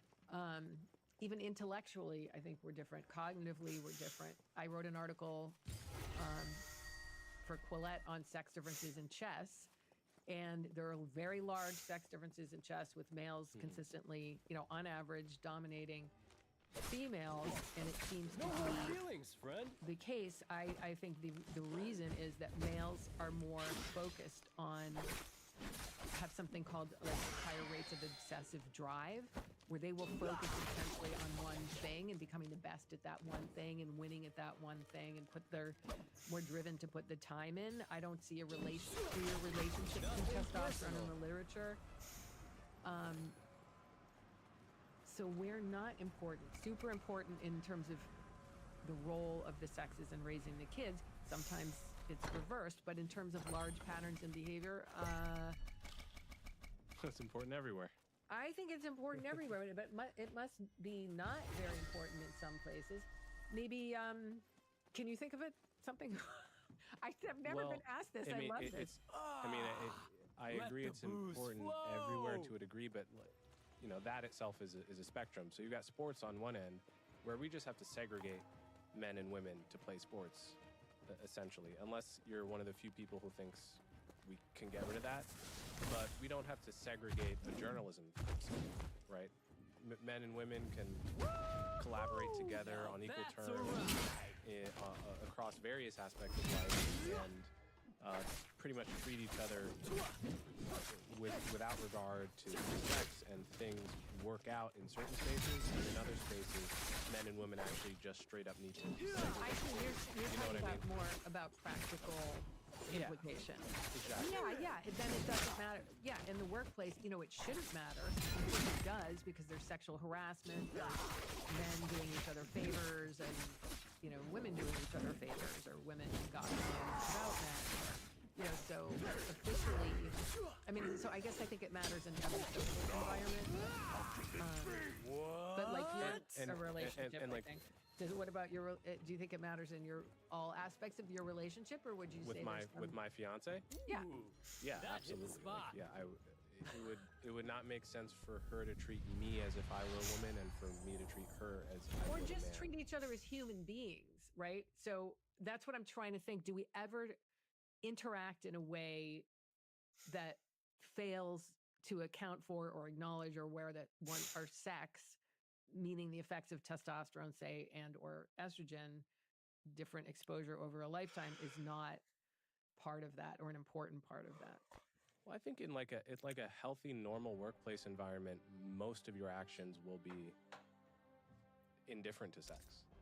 That's not to say there'll be a sexual Ideally, harassment yes. situation Yes. or people will start dating, and then it becomes very important.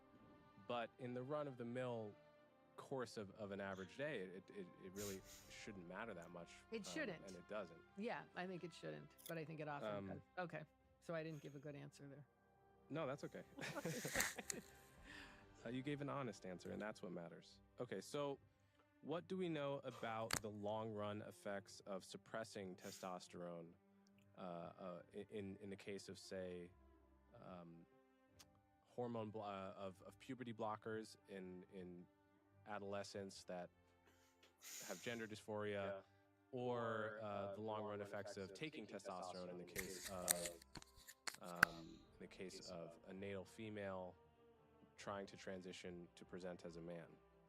Okay, so this is a good way for me to piggyback on the last question, because I can start out by talking about so sex hormones are coordinated with the type of gametes we produce. So if you have, like, testosterone goes up in puberty because you're making sperm, you're becoming a sexually viable mammal, and you need to then develop the secondary sex characteristics and behaviors that will allow you increase your chances of successful mating and et cetera, right? So just starting with that, in adults, especially in males, we do not see this in females with testosterone or estrogen in any of the studies that I have seen, and I have looked very hard. So females have changes in estrogen, of course, across their cycle those changes do appear to affect behavior in ways that are meaningful for reproduction. And men also have changes in testosterone that are relevant to their social situation, their status, their competitiveness, their risk-taking. Men get feedback based on their perception of what's going on socially that is translated often into alterations in testosterone level that are coupled with the environmental stimuli. So this is super important, and people don't really understand that this happens. And when you take exogenous testosterone, you are preventing these this whole system that has evolved to tune you into what's happening socially and how you, Coleman Hughes, can increase your status, or how should you compete or should you back off? Is this woman fertile or not? Do I have a chance competing? Not that you're competing now, but do I have a chance competing against this other guy for this woman's attention? Do I have a baby? Do I have a partner? So when you entered into your mateship, you probably, when you're committed to one female, you'd probably have a bit of a decline in testosterone. It's just like when monogamous birds are setting up their territory and fighting off other males, they have an increase in testosterone. But when they pair up with one female, their testosterone goes down. It has to go down, or else they will, when she has kids, the father will abandon the children if the testosterone is raised. So suppressing testosterone in a relationship is adaptive. It's not always good to have high testosterone and be out aggressing and trying to find new females. Okay, so that's just a way of illustrating, and there's much more to those social changes than I just said, but the point is that there is a system in place where this is a dynamic hormone that influences and responds to social situations, so that when you have people who, first of all, go through, it's a type of puberty, will go through if a male goes through a estrogenic puberty, that means he's taking exogenous hormones. Of course, that whole system that happens in females with monthly cyclic changes in hormones is not going to happen in a male, first of all. And similarly, when a female takes testosterone, actually, yeah, she will not experience those same kind of that same kind of social feedback. So that's one thing to think about. The second that's a very interesting point. Can I linger on that before you go to the next point? So you're saying the way testosterone works in a natal male is that maybe I get a burst of testosterone in response to specific events that my brain is telling me are good times to get a burst of testosterone. Like if I don't know what that won, would be. if you beat someone out in a competition, My team wins in a competition, right? Or if you take a risk and it win a works. chess game, Right. So there's evidence some kind for of that. There's feedback between when I get testosterone and how much I get, and what's actually happening in the real world, and that feedback allows me to navigate the world, encourages me to navigate the world towards higher status.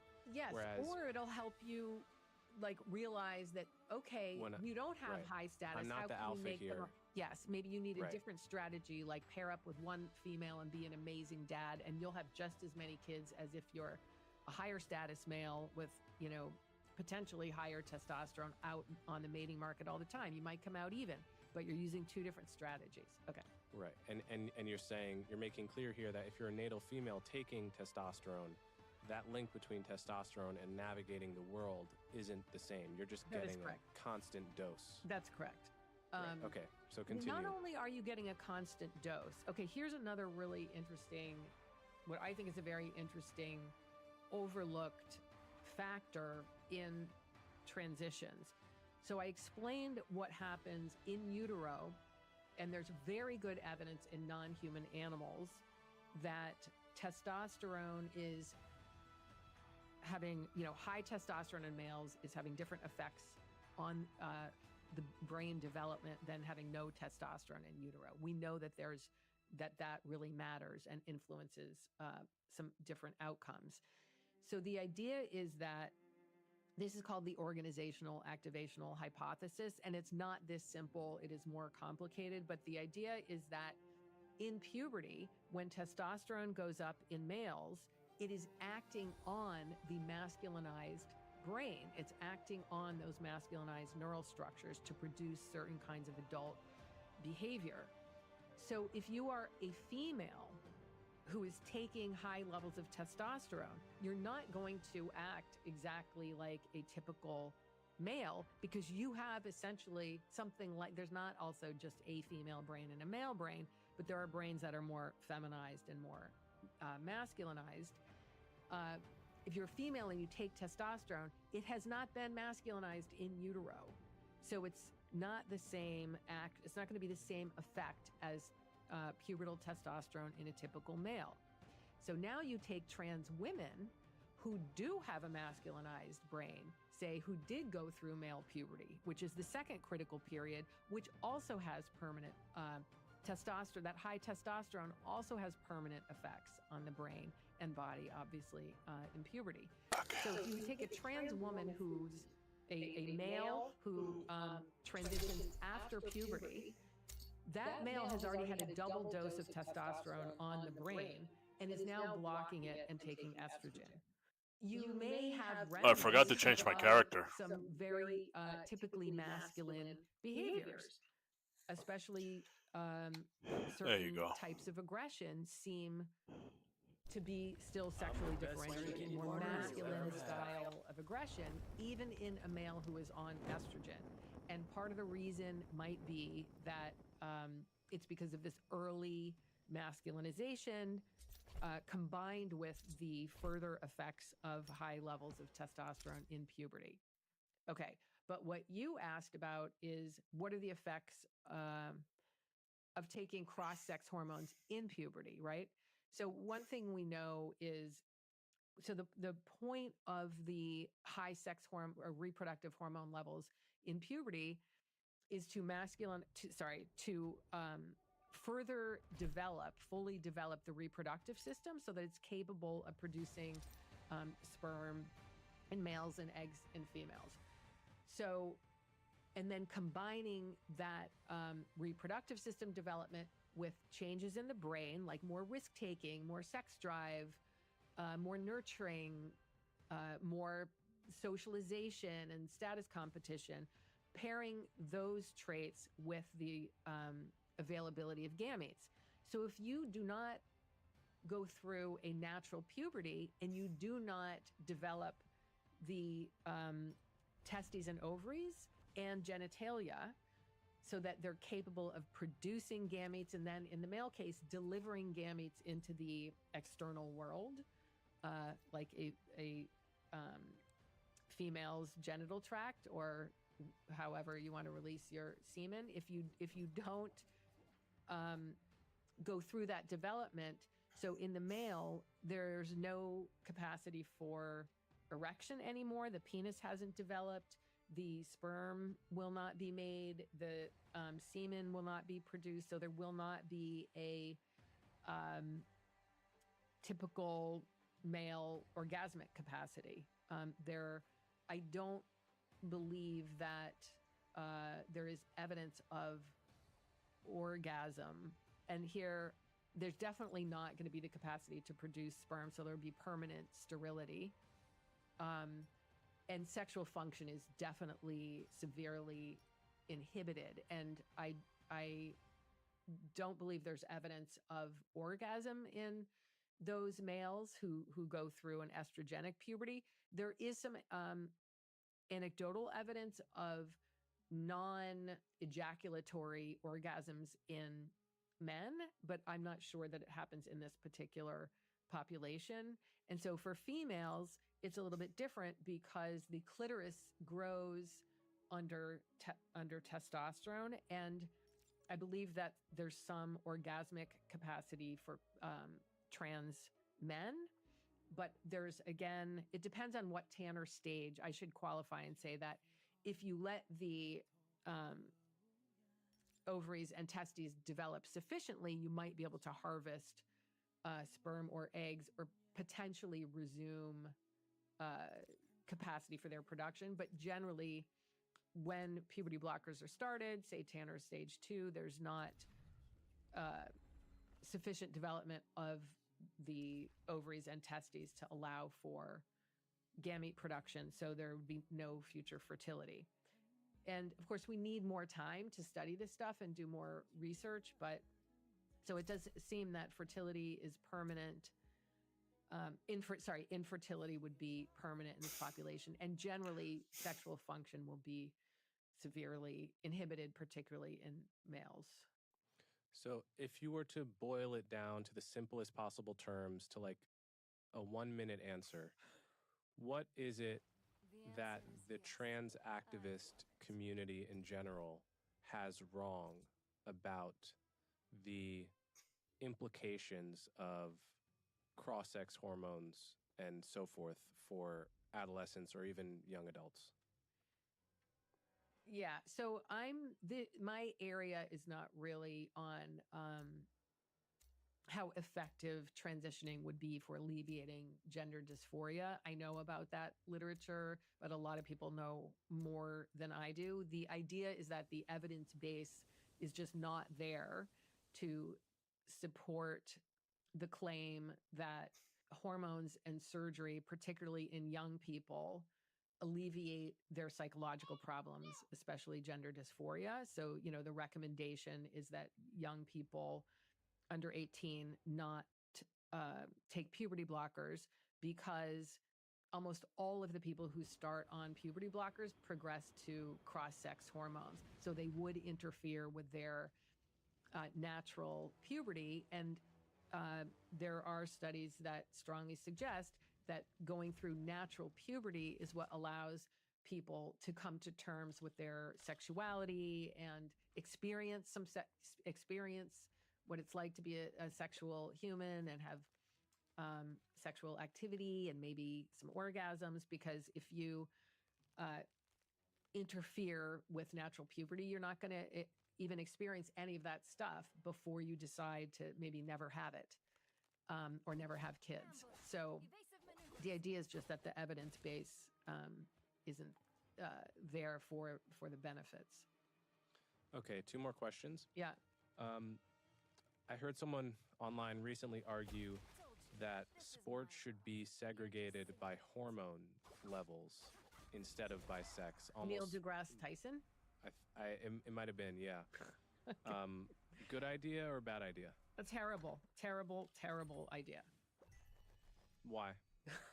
So it's just ridiculous on its face. Like, because what we have makes sense. So there's a reason we separate by sex. It's because all those things, hormone levels, strength, limb length, bone density, speed, all those things are generally captured by sex.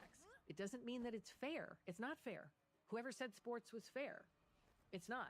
Some people are just genetically blessed. Some people have more money and opportunity to practice. Some people put more energy into practicing. Some people don't have kids and can practice. I mean, there's a million reasons why why some people are going to be better at sports than others, and it's not fair. But there's no bigger divide. There's no bigger single predictor of success than sex. If you're, especially if you're at the elite level and everybody is similarly trained, there's just no evidence that females could match. It's so ridiculous, this claim, and people are making it, that women could match men if they just had the same opportunities in terms of training and support. There's no evidence for that. After Title IX, there was a large increase in female performance relative to males, but this plateaued, I think, I can't remember, I don't want to say exactly when, but this plateaued many years ago, the sex difference. So women are still, doing a little bit, making small improvements relative to men, but there's no way that, there's no evidence that the gap is closing.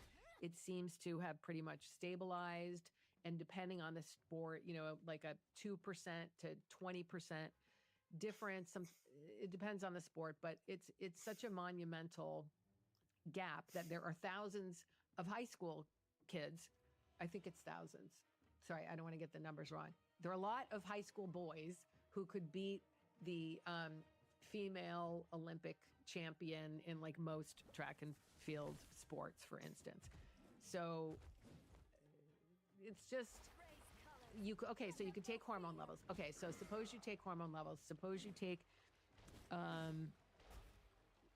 would this even work? So you could take somebody like Leah Thomas, who blocked, who's a male, who's an adult male. Leah blocked, I'll say her, but people should keep in mind this is an adult male, blocked her testosterone. So if you used hormone levels, then it would be completely fair for Leah Thomas to compete against Riley Gaines. Okay? Both of them, have all of the opportunity for training and are both working hard, as hard as they can. But Leah Thomas has already gone through male puberty, already has increased bone density, already has height, already has masculinized heart and lungs, and all of these advantages that don't go away. So, and why should we just take hormone levels? Why should we mess with the categories that we have? It just doesn't seem fair because it only hurts women. Mm-hmm. It is males. One of the strange things about this is, like, I have never heard a professional female sports athlete ask for this. The people I've heard like that want to sort of change sports are invariably like not even athletes, right? Like they're not even people that play sports professionally for a living. They're like professors at a university of some issue. Yes.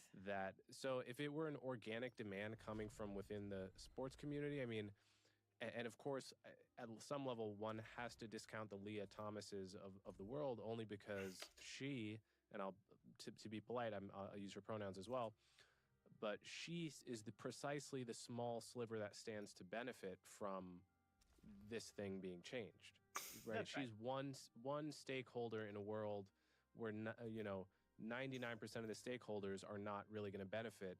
Most men are never going to transition anyway, and no natal female stands to benefit from these categories being collapsed. So, and then you have examples where like the best women athletes in the world, like Serena Williams, was was like, you can go back and look at the actual interview, but she was like, why are people saying that the women could compete with the men? Like I, as the best woman tennis player in the world, would not be able to compete with the Right. men I quoted that her I'm in peers my with. book And from that interview. yeah, and why do Yeah. I don't need this to be the case. Like I'm perfectly happy being the best female tennis player in the Right. world, And she wants to compete against women yeah, because she wants to be awesome. the best. And it's not Right. fair to have to compete against men. And you're right. Right. It's people who have no skin in the game, or men who are advocating for this. And it is very annoying as a woman to have males who identify as females guilting women and gaslighting women, and everyone else saying you guys are bigots because males want to join your female category and you're not letting them, so you're a bigot, or you're a transphobe and you're not even allowed to have the conversation. That is ridiculous in my view. It doesn't mean that there aren't people who are frustrated, like trans women in particular, or trans girls frustrated about not being able to compete, but I don't think they should be barging into the female category. It's inconsiderate and wrong. And also biologically, there's like just tons of evidence that it doesn't, if you block testosterone, yes, you're going to lose some of your capacity, but you don't get into the female category by picking out little pieces that matter and then saying, okay, maybe now you can have a chance, as long as you're not. It just doesn't make sense, and it would never work. And Neil deGrasse Tyson is completely wrong on this. Okay, last question. What is the most interesting unanswered question in the field of hormonal research? Oh, wow. So this is a really good question. And I think the area where we need more work is on what I was talking about before, and how, first of all, testosterone motivates exactly how it motivates particular male behaviors, and the dynamic nature of testosterone and how it interacts with the nervous system. So this is the neuroendocrine system. So for instance, there's some evidence that testosterone is having an effect on dopamine in specific, in reproductively relevant situations. And we have some clear evidence in non-human animals. And it would be great to understand more about how this works in humans. And also, we really don't have enough research on the role of estrogen in male and female behavior. And I think that would be super interesting, because all estrogen comes from androgen precursors. So testosterone is converted in people who lift a lot of weights and are trying to get really big know that the enzyme aromatase converts testosterone into estrogen because they try to block it. They take aromatase blockers. So what we don't know is if you, like, I take some testosterone as part of my HRT. I take estrogen, progesterone, and testosterone. What we don't know is the extent to which in women, our testosterone is acting through estrogen and acting on estrogen receptors, or if it's acting as testosterone on androgen receptors. We don't know a lot of that in men either, whether male testosterone, when is it acting as testosterone via androgen receptors, or after it's been converted to estrogen in estrogen receptors. There's also some interesting research going on that it's more clinical about the relationship between testosterone and obesity and diabetes, and its potential for treatment in some metabolic disorders. Also, there's mood. What is the relationship between low testosterone and depression?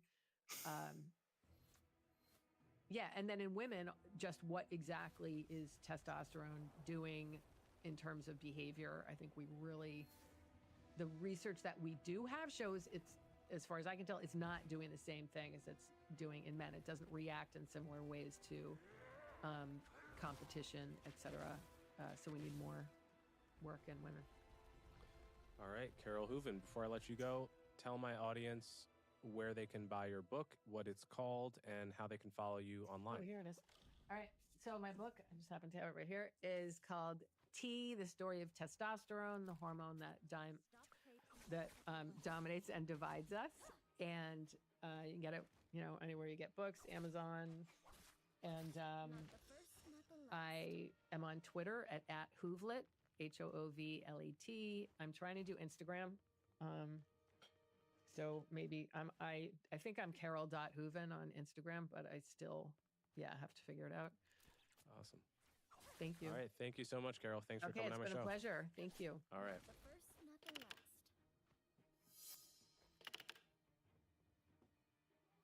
I recently spoke with Edward Snowden, a military contractor who revealed government secrets and now lives in exile. Did Snowden do the right thing? After researching this, I now think he did. You decide. Here's our full interview. You went to work for the government. You signed agreements saying off from neighboring territories so that they can expand their territory. And one of the things that Richard Wrangham essentially figured out was that the reason they do that is because larger territories benefit male reproductive success because it gives females more of the resources they need.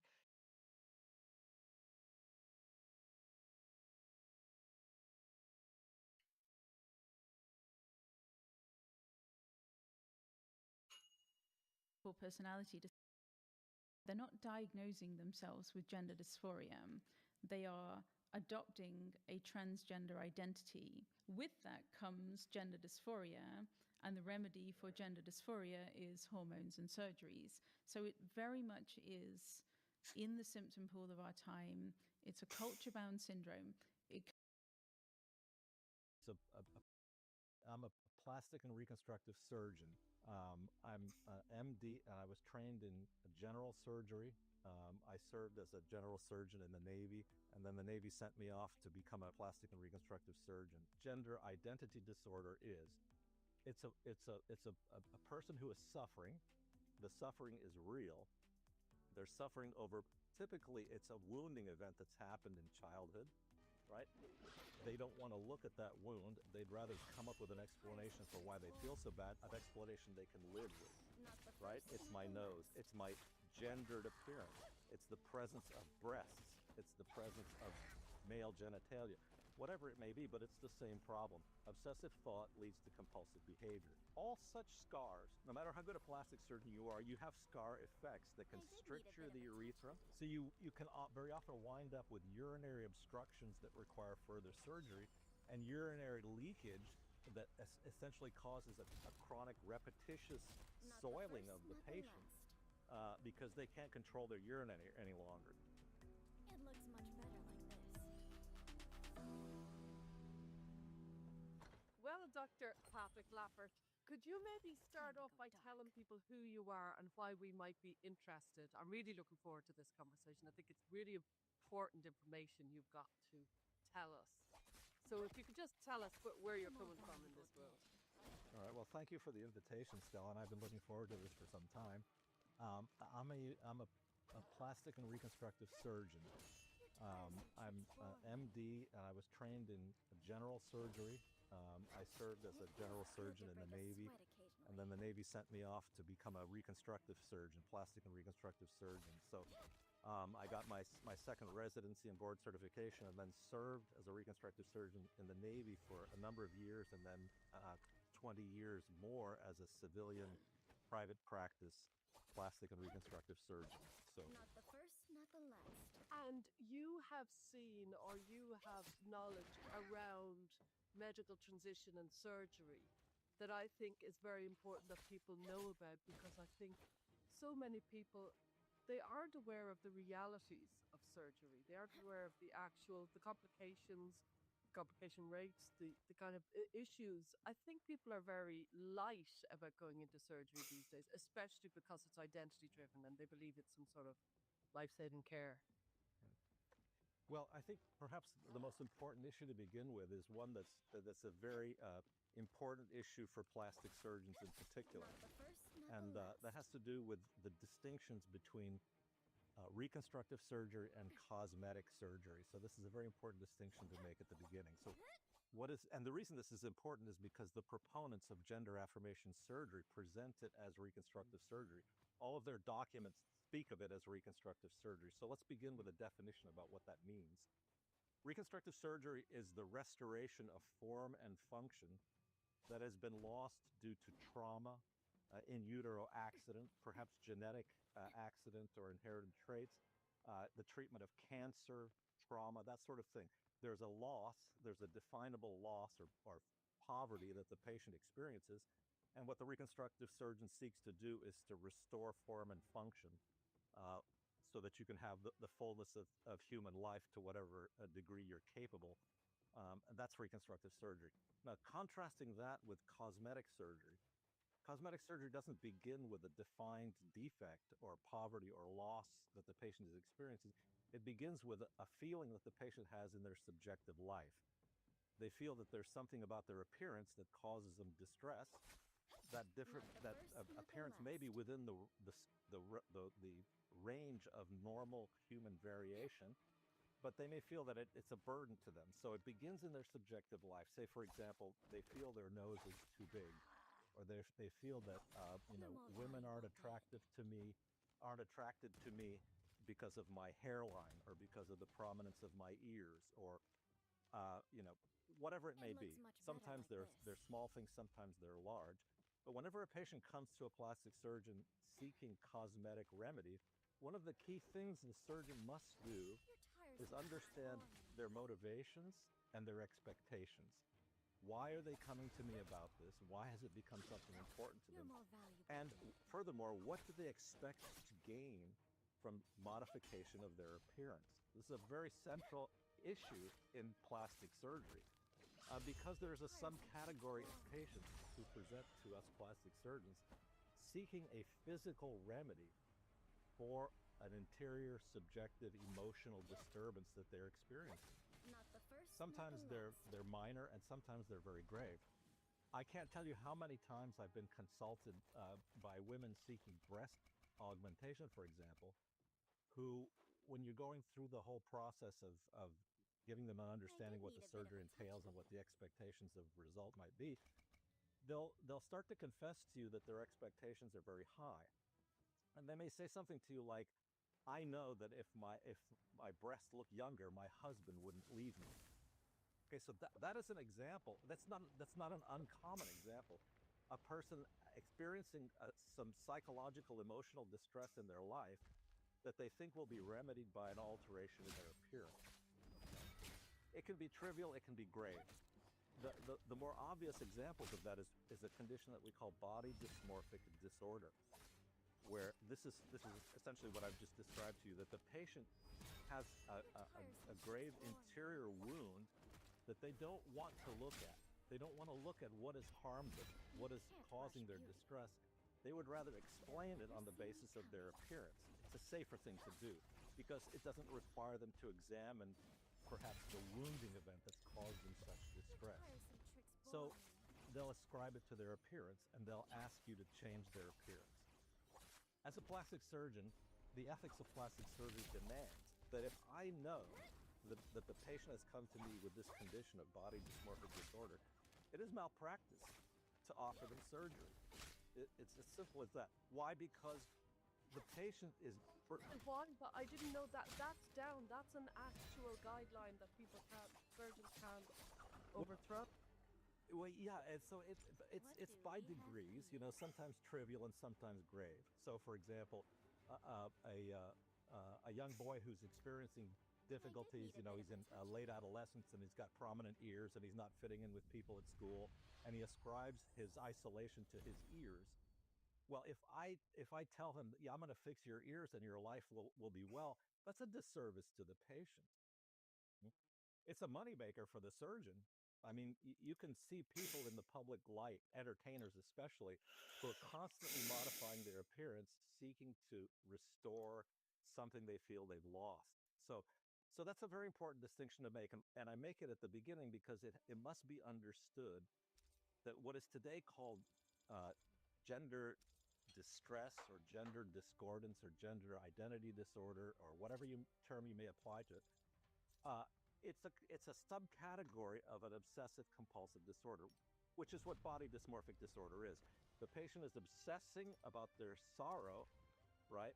And it leads them to compulsive behaviors about their appearance to others, compulsion about the appearance of their nose, going to a plastic surgeon for a consultation about their nose, constantly thinking about it, an obsessive thought that leads them to the compulsive behavior. What you don't want to do as a surgeon is to put yourself in the middle of the compulsive behavior and make visits to your practice and visits to the operating room part of that cycle of obsessive compulsive disorder. That's a great disservice to the patient. And it's unethical for the surgeon to do such a thing. Well, this is precisely what gender identity disorder is. It's a person who is suffering. The suffering is real. They're suffering over, typically it's a wounding event that's happened in childhood, right? They don't want to look at that wound. They'd rather come up with an explanation for why they feel so bad, an explanation they can live with, right? It's my nose. It's my gendered appearance. It's the presence of breasts. It's the presence of male genitalia, whatever it may be, but it's the same problem. Obsessive thought leads to compulsive behavior. The compulsive behavior may be binding their breasts. It may be tucking their genitalia and dressing as a woman. Whatever it is, they're seeking a remedy for their anxiety, right? And this is at the heart of what gender affirmation care is. Gender affirmation care is essentially a professionally crafted obsessive compulsive process, right? Where the doctor is agreeing with the obsessive thought. The doctor says, well, the reason you're constantly thinking about these things is because you, in fact, are not a boy, you're a girl, right? The doctor is affirming a delusional idea because that's at the heart of an obsessive compulsive disorder. The obsessive thought is a delusional idea, right? And what does it mean to be a delusional idea? It means that it's not accessible to rational argumentation, right? It's firmly held by the patient. And the third criteria is it's impossible. That's what a delusional idea is. It's firmly held, a fixed firm belief, right? It's not accessible to logical argumentation, and it's impossible. This is the case with gender affirmation. It's impossible that a boy can be born in a girl's body, but you can't talk them out of it, and it's held fixedly and firmly. And what the proponents of gender affirmation care will insist upon is that fixed firm belief is actually a diagnostic criteria.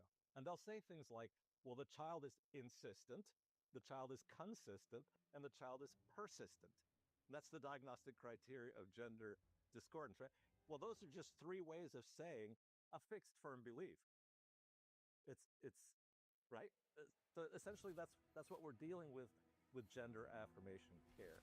So that's how we should understand it broadly in terms of where it stands in the world of a plastic surgeon. So, doctor, if I base myself just on what you just described, I would think that there would be no plastic surgeons working on gender affirmative medicine because there's these fairly clear ethical guidelines and principles that you've laid out, and yet we're seeing quite the opposite. I think your field has been very complicit. Not Yes, you, sir. of course, but Yeah, well, no, it's a source of great shame for me as a plastic surgeon. But the other specialties involved are doing precisely the same thing. It is unethical, for example, to give puberty blockade and cross-sex hormones, which is experimental, Yeah. and to tell parents and to have them sign consent forms telling parents that this is actually a proven therapy or that it's the standard of care. This is a gross misrepresentation of where the science is, and it's a hugely unethical way to obtain consent. and we can drill down into the details, but you'll see that all of these treatments that are being offered are experimental in nature, but they're obtaining consent for them by telling parents and children that this is proven treatment, that it's a standard of care. And we should talk in some detail about what it means to claim a standard of care and what the standard of scientific evidence ought to be. I'd like to. Just before we do go into the standards of care and what is a standard of care, I know the plastic surgeons in America, they did come out. They're the only people who've come out. Would you just tell our listeners a little bit about that? That they have come out with some kind of integrity around gender dysphoria. GenSpec's Bigger Picture Conference Series returns for its 4th landmark international event this September, the 27th and 28th, Saturday and Sunday, in Albuquerque in New Mexico. At this time, we're not just analysing problems, we're shaping the solution. We're looking for a way forward, and we've chosen the best speakers, the best leading thinkers of our generation to discuss how we can move the dial. With the theme Live Not by Lies, Conversation for a Culture in Crisis, this year's conference tackles one of the most urgent challenges of our time: how to speak truth in the face of conformity, confusion, and institutional pressure. As the politicisation of sex and gender continues to divide societies and derail thoughtful discourse and destroy loving and engaged families, this groundbreaking counterpoint to WPATH brings together the world's leading thinkers, clinicians, policymakers, lawyers, politicians, and psychologists to forge a path that is ethical, evidence-based, and grounded in reality. Abigail Schreier will expose the hidden consequences of bad therapy. Dr. Lisa Littman will present her latest groundbreaking research. Lionel Shriver lays bare how society's fixation on trans identity distorts truth and undermines fundamental freedoms. Peter Boghossian will present Truth Over Lies, Bold Conversations in a Fractured Culture. Dr. Patrick Lappert will discuss the impact of trans surgery, while Dr. Quinton Van Meter will discuss the impact of hormones. Following defining events in Killarney, Ireland, in Denver, Colorado, in Lisbon, Portugal, we're now coming to Albuquerque in New Mexico. This is more than just a conference, it's a call to action. Join us for 2 days of unflinching honesty, rigorous evidence, and solution-focused collaboration. It's time to move the dial, and you need to be in the room. Visit genspec.org to secure your place.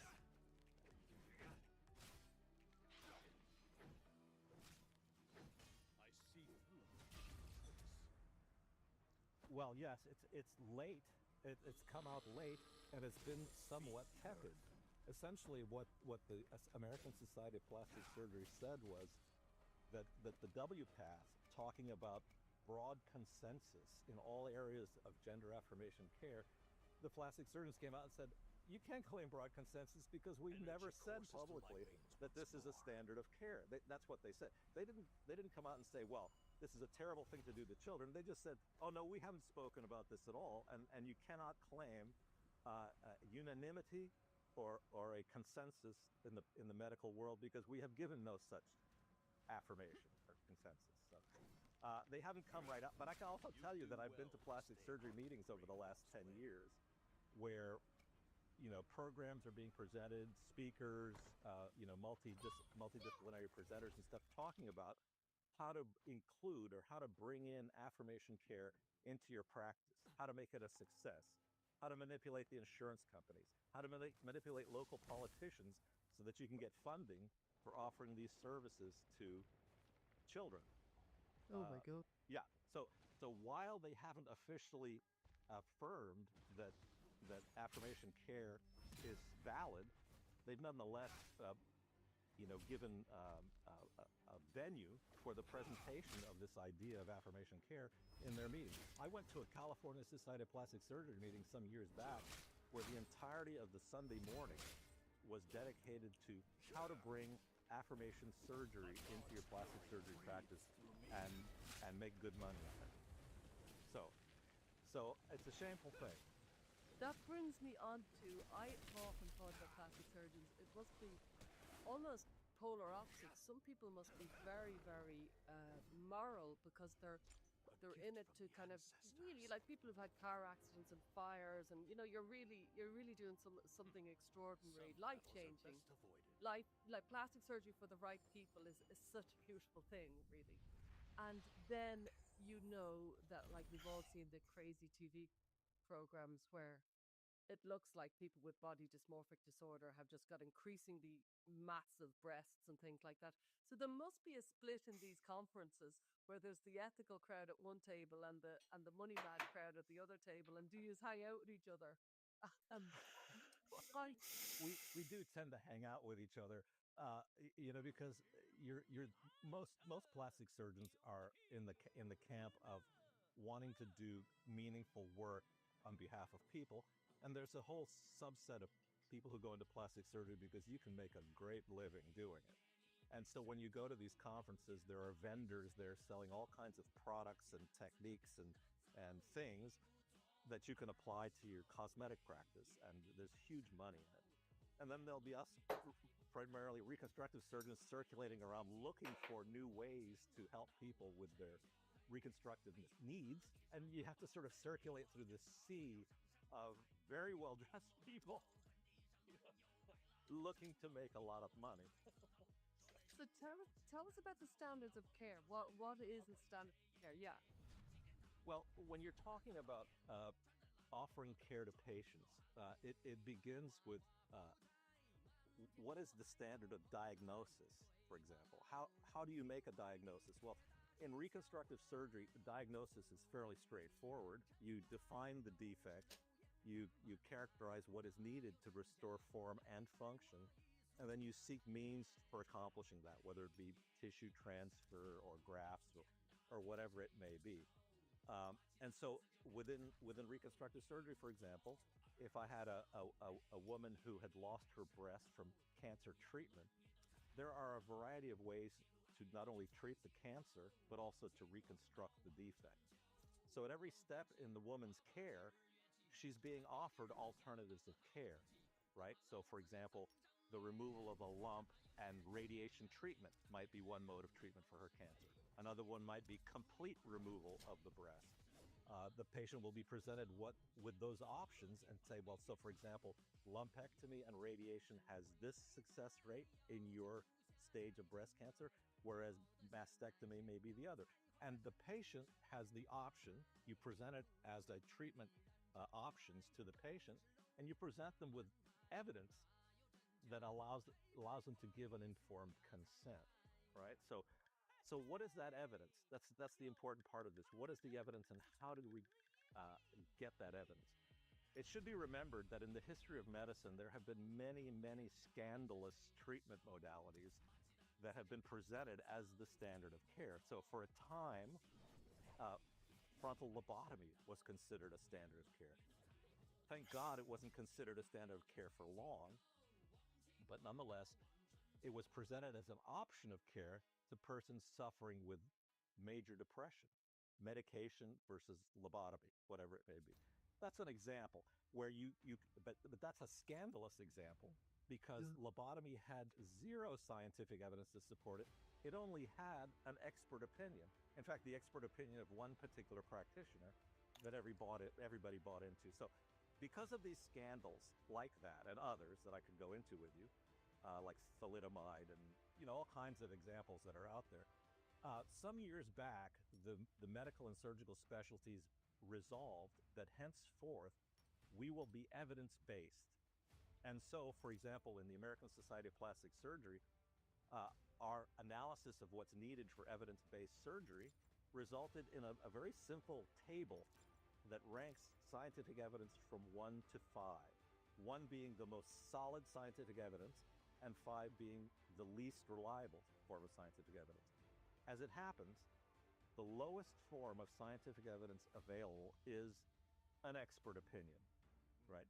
Which is a remarkable thing to hear from a guy who's here giving you an expert opinion, but nonetheless, it is the case that the weakest form of support for any therapy is an expert opinion. Now, if that expert can marshal better information, then his expert opinion is now informed by perhaps level 4, level 3, level 2 evidence. What does that mean? Well, level 5 evidence is if I was to come to you and say, hey, I did 5 gender affirmation chest surgeries on natal females, and here's my results. Okay? That's single provider, me, single center, my hospital, right? And a very small sample size with probably massive selection bias. So that's still level 5. So now if I give a presentation and say, hey, I'm an expert and I've done these cases and here's what I find, and therefore I recommend mastectomy on adolescent girls. That's level 5 evidence. If, on the other hand, I had 4 other practitioners in town operating in 2 different hospitals, and we could collate all of our data together to a larger sample size, perhaps I would reach level 4. But there's studies like that have tremendous sample bias, selection bias. What kind of patients does this doctor select? What kind of patients come to this doctor? What kind of patients agree to have their information examined? Those are all biases that keep that at level 4, level 5 evidence. The important thing to remember is that if that's all you have, if all you have is level 4 or level 5 evidence, then when you're offering that procedure to the patient, you must tell them that this is experimental. It's experimental care because I don't know what the long-term result is. I don't have a cohort of control patients. I haven't followed them long-term, right? So essentially, this is what we have in the world of gender affirmation care. Level 4 and level 5 evidence only, which means it's a huge public experiment that is not being regulated. Human experimentation is a very serious matter. Right? The Nuremberg trials had a lot to say about that, and that we carry that with us to this day. So, but what's happening is this is being presented not as experimental care, it's being presented as a standard of care. All right, what is a standard of care? A standard of care means that your evidence is so compelling, it's so airtight, that to do anything other than this recommended care would hazard the patient's welfare. Right? That to do anything other than the standard of care, you're likely to have to answer for it if things go bad in a court of law, perhaps, tort law, whatever it may be. What is more typical is not that the parents or the patient are saying this is the standard of care. They're offered a treatment guideline, alternatives of care, like I talked to you about with breast cancer. You come to the patient, you come to the parent, and you say, here are the options of care. This is the success rate with this one. This is the long-term success rate with that one. You have particular issues in your life that might guide your decision. I don't want to be without my breast, whatever it may be. The patient decides based on informed consent. So treatment guidelines is typically what most expert organizations run on, right? So, for example, in the Endocrine Society or general surgery, if you have a patient with a thyroid nodule, then there are standards of care for making the diagnosis. How are we going to make the diagnosis? How are we going to confirm that this is thyroid cancer? And then having made the diagnosis, we offer options of care. Lobectomy, thyroidectomy, radiation, radionuclide therapy, whatever it may be. This is how consent is supposed to be obtained based on the quality of scientific evidence. Well, let's look at the example that we're really dealing with here right now with the WPATH standards of care, the World Professional Association of Transgender Health Standards of Care version 8. Well, when they claim standards of care on the cover of the document, they call it the standards of care. But on the first page of that document, they say, oh, by the way, this is not a standard of care. This is a treatment guideline. Honor at least. Right? Why? Because when you read into the text, you see that at every step, nobody says emphatically mastectomy. Nobody says emphatically puberty blockade. Nobody says emphatically anything. They say, well, you might do mastectomy at 15, or you might do it at 13. It's kind of up to you. And then they present it as a treatment guideline only, not standard of care. The problem is, as I elucidated before, a standard of care means you're describing alternatives of care to the patient. And the World Professional Association of Transgender Care does no such thing.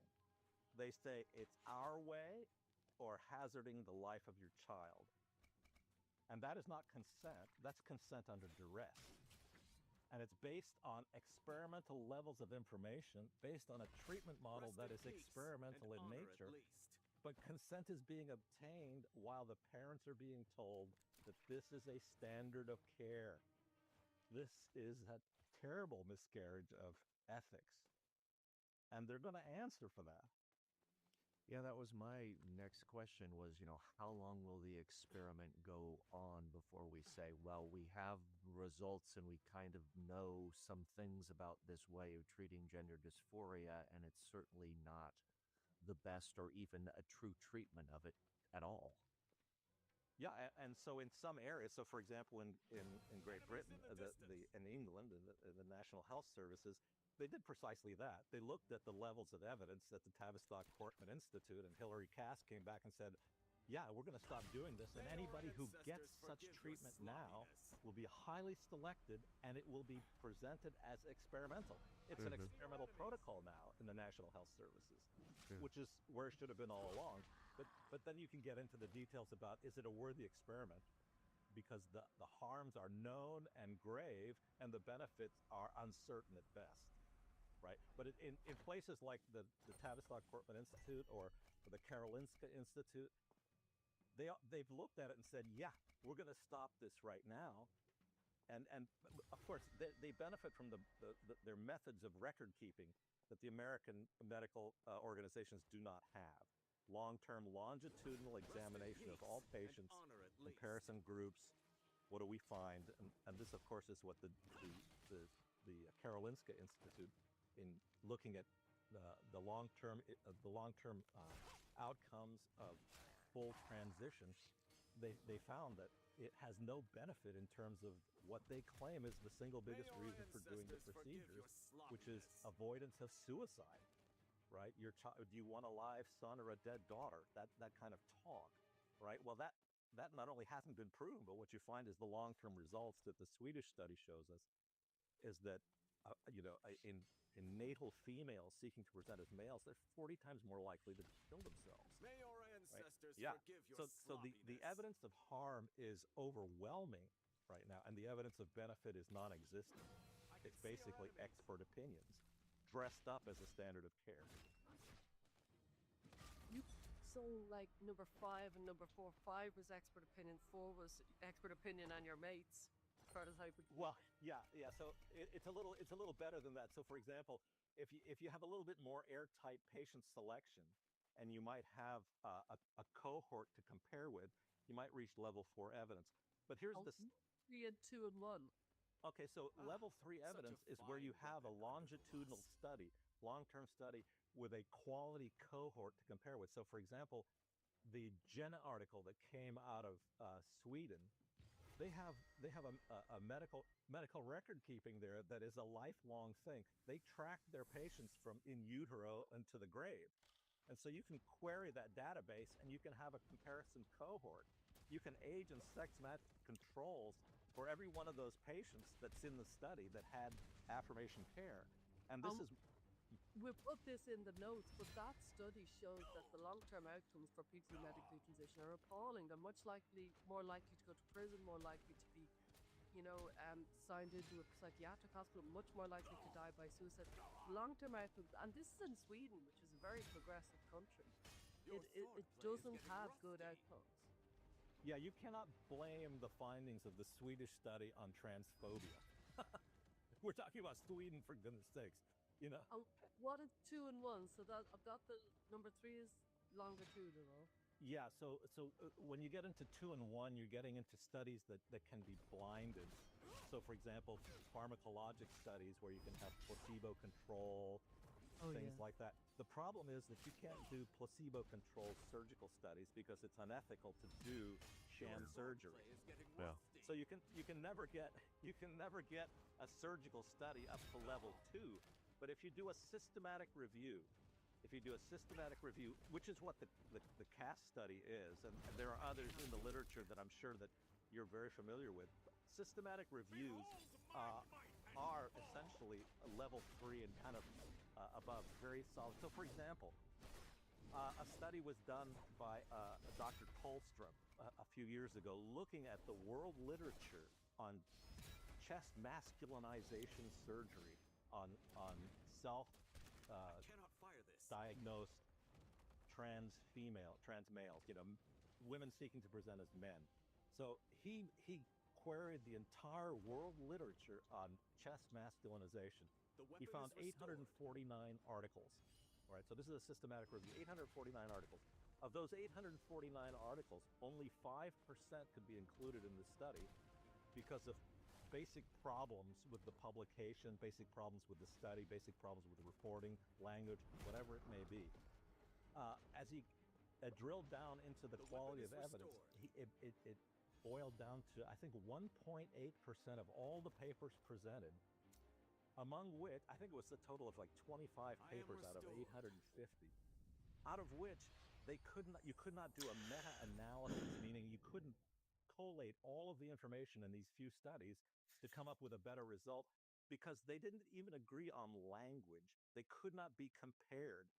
Even the test instruments, the measuring instruments, the language, all of it, essentially, so what that means is that the net world literature on chest masculinization is zero. Zero. All you have there is expert opinions from all over the world. Oh my God.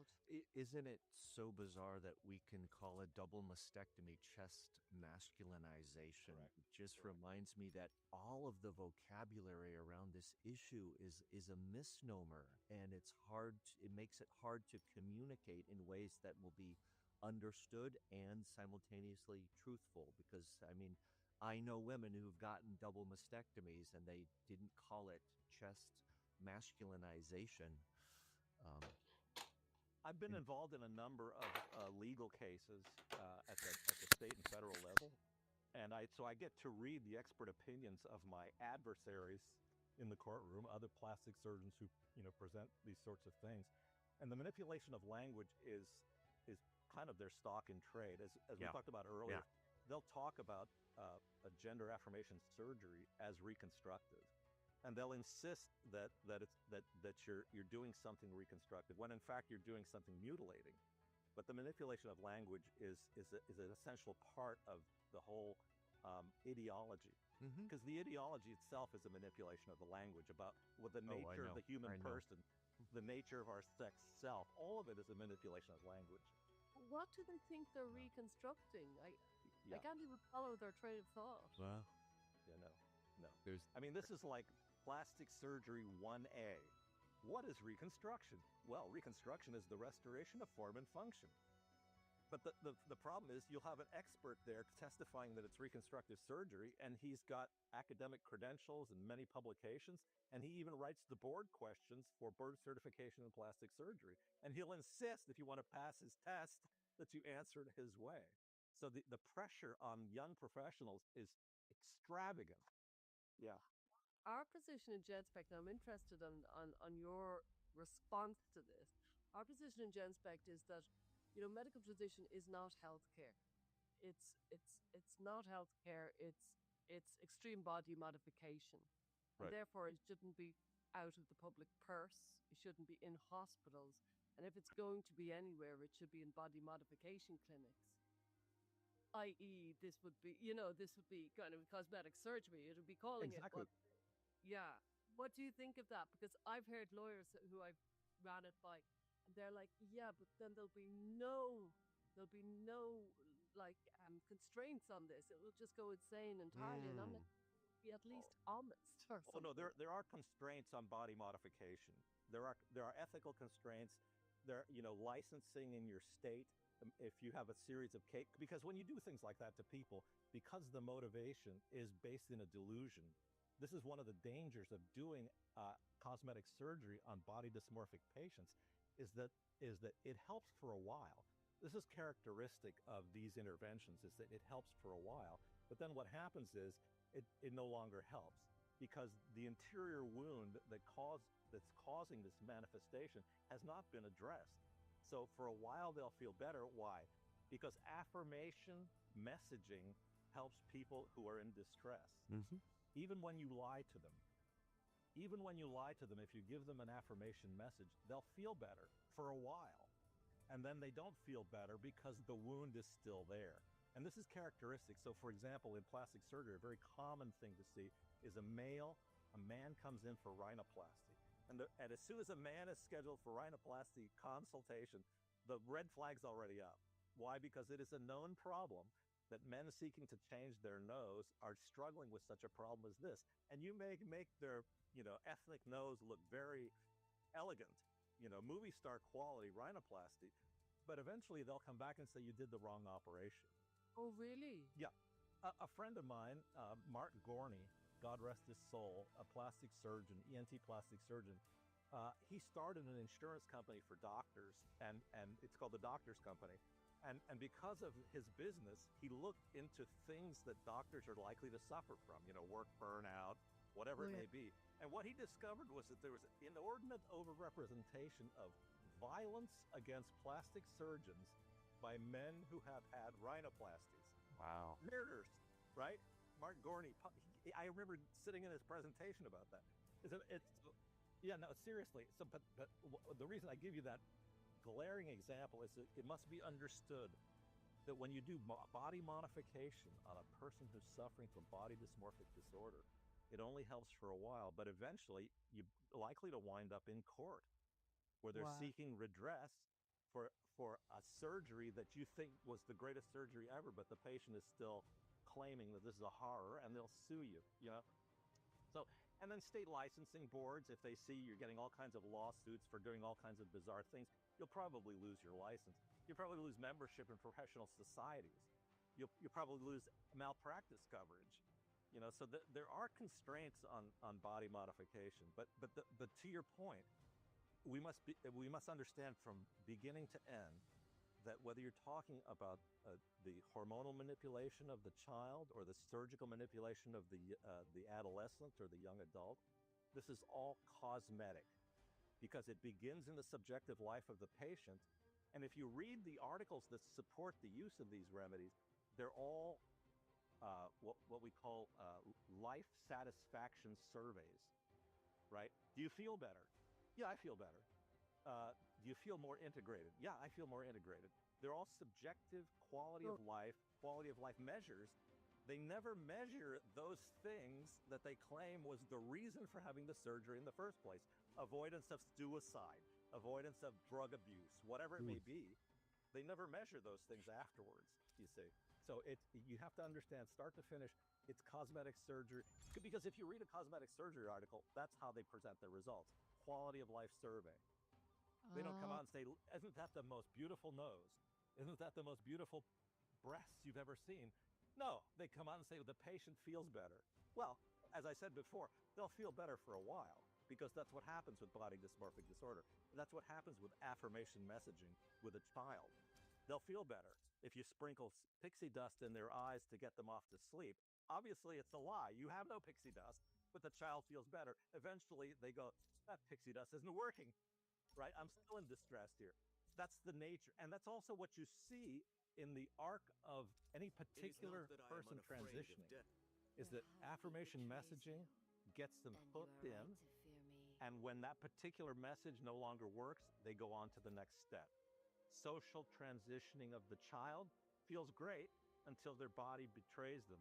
Then the anxiety comes back. Puberty blockade feels great until their peers are grown and gone. Now the distress is back. Cross-sex hormones. Cross-sex hormones works great until it doesn't because you can't urinate standing up or whatever it may be. Then you come back and they feel better at every step until they don't. And then you get to what the Swedish study showed us, 19 times higher suicide rate, 40 times higher in women, incarceration for violent crime, whatever it may be. Yeah. And there's such unrealistic expectations moving in or going in terms of like function. I mean, I've spoken to young women who really think they're going to have between their legs what, men have, and it's going to work in the same way, and this is not true, and the same for men who get the bottom surgery. Talk about that? Oh, I think we should. Plasty things. I urge people who haven't looked them up, look them up, because I'm aghast that people are getting those awful phalloplasties. I've also been reassured that they're going to be much better in 10 years. Sure. Yeah. Well, Balditz? there's ever always find technical yourself problems that you can demonstrate. And so, for example, with phalloplasty, the use of local flaps versus free flaps, the use of sensate flaps versus non-sensate flaps, the inclusion. Yeah, flap. Okay. Yeah. Well, women seeking to present as men will, because of the testosterone, high levels, supernormal levels of testosterone that they're receiving, will develop some degree of clitoromegaly. The clitoris, of course, is the embryologic onlaga, the embryologic counterpart of the dorsum of the penis, right? That's what the clitoris is. And so the most commonly performed affirmation genital surgery in women seeking to present as men is a metoidioplasty. Metoidioplasty is where you lengthen the urethra along the underside of the now hypertrophic clitoris. So it's the use of flaps and grafts to lengthen the urethral Do not tube worry. out to the This end will not of be the the first clitoris battle. to enable the person to urinate standing up. This is one of the very common life goals in women seeking to present as men, is to be able to walk into a men's room and urinate standing up. So metoidioplasty It has an acronym, STP, stand to pee. And they're stands really to pee. I Not get it. standard temperature and pressure, but stand to pee. Yeah. Yeah, so that's a very common operation. Well, let's look at the details of that. What's being done is Let's go steal this the urethral opening in a woman is right at the base of the clitoris, and what you're doing is you're lengthening that urine tube out to the end of the hypertrophic clitoris. And you can do that with local flaps of skin, or you can do that with skin grafts, or a combination of both. You'll put a catheter in the construct, and they'll wear the catheter for a period of time. Then the catheter is removed, and the patient can then, urinate standing up. Here's the deal. Those skin flaps and skin grafts are sewn into place. There are suture lines there that not only create the tube, but attach the tube to the native urethra. Suture lines there. You have suture lines that exist in a Stick with wound me, and field. we'll be That's a rolling in wound that has to heal. And it's a wound that has to heal initially with suture material in If place. we win, you get 20%. And you have a stream of urine that's going to be coming through that area. All such scars, no matter how good a plastic surgeon you are, you have scar effects that can stricture the urethra, or they can cause obstruction of the urethra, and because of obstruction, it can cause leakage through these suture tracts, either at the connection point or along the construct. So you can very often wind up with urinary obstructions that require further surgery, and urinary leakage that essentially causes a chronic repetitious soiling of the patient because they can't control their urine any longer. So it then constrains you to further surgery and reoperative surgery on the lower urinary tract. So this is a very common problem. When you go to the next level of what's called phalloplasty, now you're seeking to construct a counterfeit phallus using the patient's own tissues. So there what you do is the most common ones is using local flaps from the thigh. What is a flap? A flap is an area of skin and its blood supply, which you then lift from where it lives now, and you translate it to where the reconstruction is going to be, and you form it into a tube. So you have living tissue that's still connected to its blood supply that you can then form into a cylinder of flesh and make a phallus out of it. But in order to do that, you also have to have within that cylinder of flesh a urethra. I hope I'm your... So within the flap, you might include a skin graft that forms the lining of the urethra. Again, suture lines all over the place, suture lines everywhere, really, connected to the urethra. Whenever you lift and you translate tissue around, you run the risk of losing blood flow to it, compromised healing, possible loss of the flap. But that's another way to do a phalloplasty. A third and more technically advanced way is to do what's called a free flap operation, where you take tissue, the ideal tissue, right? Thigh tissue is not ideal because it's thick, the skin is thick, the phallus does not have thick skin on it. So you go someplace where you can get thin skin. And one of the most common places is the forearm. The forearm, very thin skin. And not only is it thin skin, but it has a named sensory nerve that runs right through it. the antebrachial cutaneous nerve of the forearm. So you can take the skin of the forearm with its blood supply and its nerve, take it completely free. Now it's over here on my back table. Now I am sewing it and cutting it in such a way as to make a cylinder of flesh with a skin lining within it.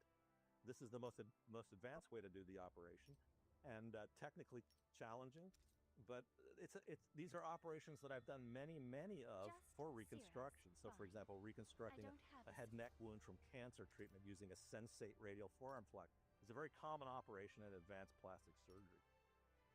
But here's the thing to remember, is that you're beginning not with, in my case, I had a patient who had an IED injury to their genitalia, but I had to reconstruct with such flaps as I've just described.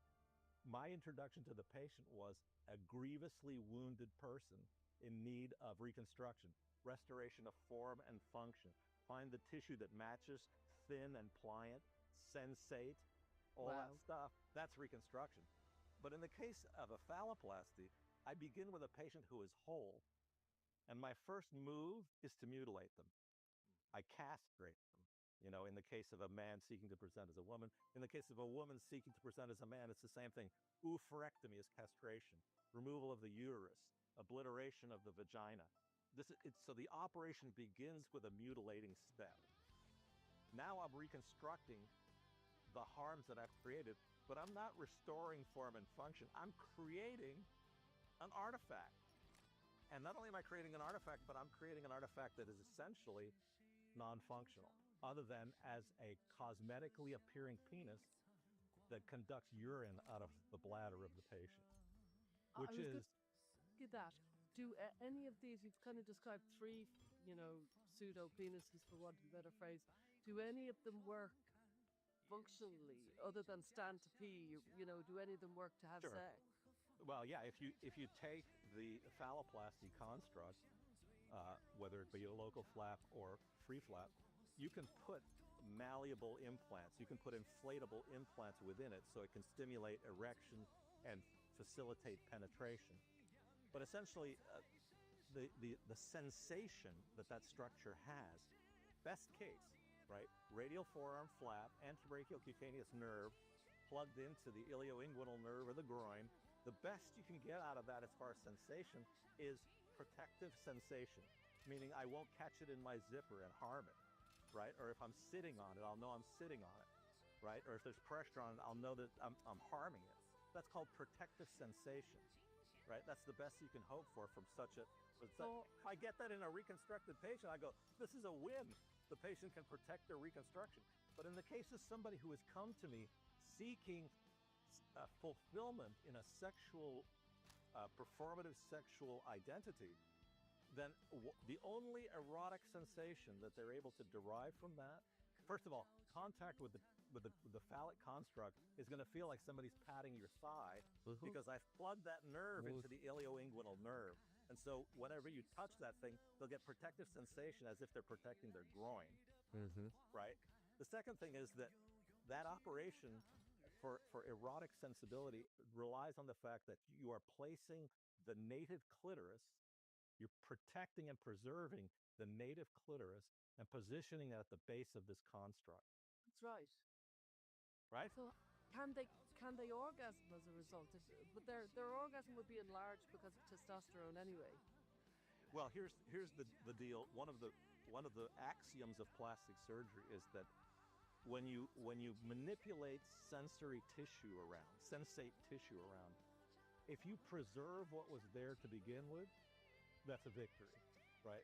The idea that you're going to get improved erotic sensation from doing that clitoris preservation step is not the case, right? If you preserve sensation in the clitoris that's erotic sensation, that's a win. That's certainly a win. But if you go on the internet and you follow people who have taken you through their transition, and you go to those places where they congregate and speak about their results and things like that, very often what you find is that they're capable of orgasm, but they're the only ones capable of eliciting it in themselves. That very often their partners have difficulty with it. So essentially what you have is a form of masturbation that allows them to achieve an orgasm, but it typically doesn't come from intimate contact with another person because that other person can't seem to find the way to stimulate it because stimulation sensitivity has been degraded by the operation. And what about the opposite, the vaginoplasty? Because I've heard so many men say they get orgasm after they've vaginoplasty. And I've always thought, how? Yeah, I have too. So tell us Right. what with a vaginoplasty. Yeah, so in the case of a vaginoplasty, the historic operation was what's called a penile inversion vaginoplasty. And historically, this was the most commonly performed operation because the tissue you're using is conveniently located right in the surgical site already. And what is done is that the penis is filleted open, the erectile tissues are removed, the urethra is shortened, right? And what you're left with is the skin sleeve of the phallus. In order to preserve erotic sensation, what you preserve is sensation running along the dorsum of the penis, a nerve running along the dorsum of the penis to the glands. You have to preserve that strip of skin that contains that nerve, or isolate the nerve, which is a technically more difficult thing. And then you reduce the glands in size and create a neoclitoris out of the thing, right? So whatever erotic sensation you're preserving by preserving sensation in the remnant of the glands. Wow. As we talked about before, when you do an operation, if you transpose tissue around, you're always degrading sensitivity, sensation, 2-point tactile discrimination, as we call it. So whatever erotic provocability is left there is left because of whatever they were able to preserve in this reduced glands that's now put there as a neoclitoris. So that's at the base of that construct. Then that skin is inverted into the pelvis and placed between the bladder and the rectum, creating a neovagina. So you've got the skin of the penis has now become the lining of the counterfeit vagina. Well, that operation was the most commonly done operation, as I said before, because of proximity of the tissue you're going to use is right there already. But also because the majority of patients ever having that operation were men who persisted in cross-sex self-identification into adulthood. So you have sufficient tissue there to do the operation. The majority of patients now coming through are patients who have been puberty blockaded and cross-sex hormones who have an absolute poverty of that tissue, right? And so that operation is less and less and less common now. And so, for example, the case of Jazz Jennings. And I mean, I think we were even invited into the consultation room when Jazz was talking to Marcy Bowers about the fact that Marcy couldn't do the penile inversion because he'd had puberty blockade. He had come there thinking this is the big change that's finally going to happen and was dismissed from that because they couldn't do a penile inversion. Well, what are the alternatives? Well, the most commonly done alternative now is to use a loop of bowel to be the counterfeit vagina. So a segment of the lower intestinal tract is transposed down into the pelvis to serve as the receptive sleeve for the counterfeit vagina. And is it true that it smells, or is that a myth? That's a myth. Well, I mean, here's the thing to understand about it, is that it may smell depending upon levels of hygiene. So it is in the nature of the lining tissue of the gut to produce mucosal secretions, right? Mucus secretions are part of the protective process immunologically and mechanically that the bowel has. The vagina has similar secretory epithelium there, but it's a different kind of secretion aimed at protecting from a different kind of life. Right, the lining of the vagina is suited to protection from the mechanical effects of copulation. The colon has no such protective function, right? And so the mechanical trauma of copulation with the rectum these are known things in surgery. I've treated many patients who have injured themselves grievously through, anal intercourse and things like that. Well, essentially what you're doing is you're creating a similar structure in a natal female, in a natal male to have a counterfeit vagina. Wow. Well, what are the complications that you can get into from that? In the first operation, as I said, you've placed external skin within the warm, moist environment of the pelvis. It's skin that doesn't want to maintain its dimensions because it no longer has erectile tissue around it, so it wants to shrink up. Furthermore, it has suture lines in there where you've taken that sleeve that you opened and you've sewn it closed into a cylinder. There's suture lines along there. And you've placed this structure up in the pelvis. On one side is the bladder, on the other side is the rectum. If you have wound healing problems, and you wouldn't know because you can't see it, you've tucked it into their pelvis. If you have wound healing problems and the wound breaks down, it can develop communications between the counterfeit vagina and the bladder. Now you have uncontrolled urinary leakage. Or the counterfeit vagina and the rectum. Now you have feces coming through the construct, right? That's a similar risk even when you do the colon interposition, because again, you've got this construct with suture lines laying right next to bladder and bowel, right? So reoperation for such problems as urinary fistulas, what are called enterocutaneous fistulas, cystocutaneous fistulas, these reoperations are common and well described in the literature, and as the patient population has grown, the number of reported cases has grown. And I might have lost track, but did I hear right?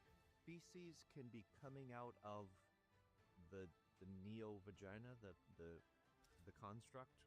That's correct. It's called an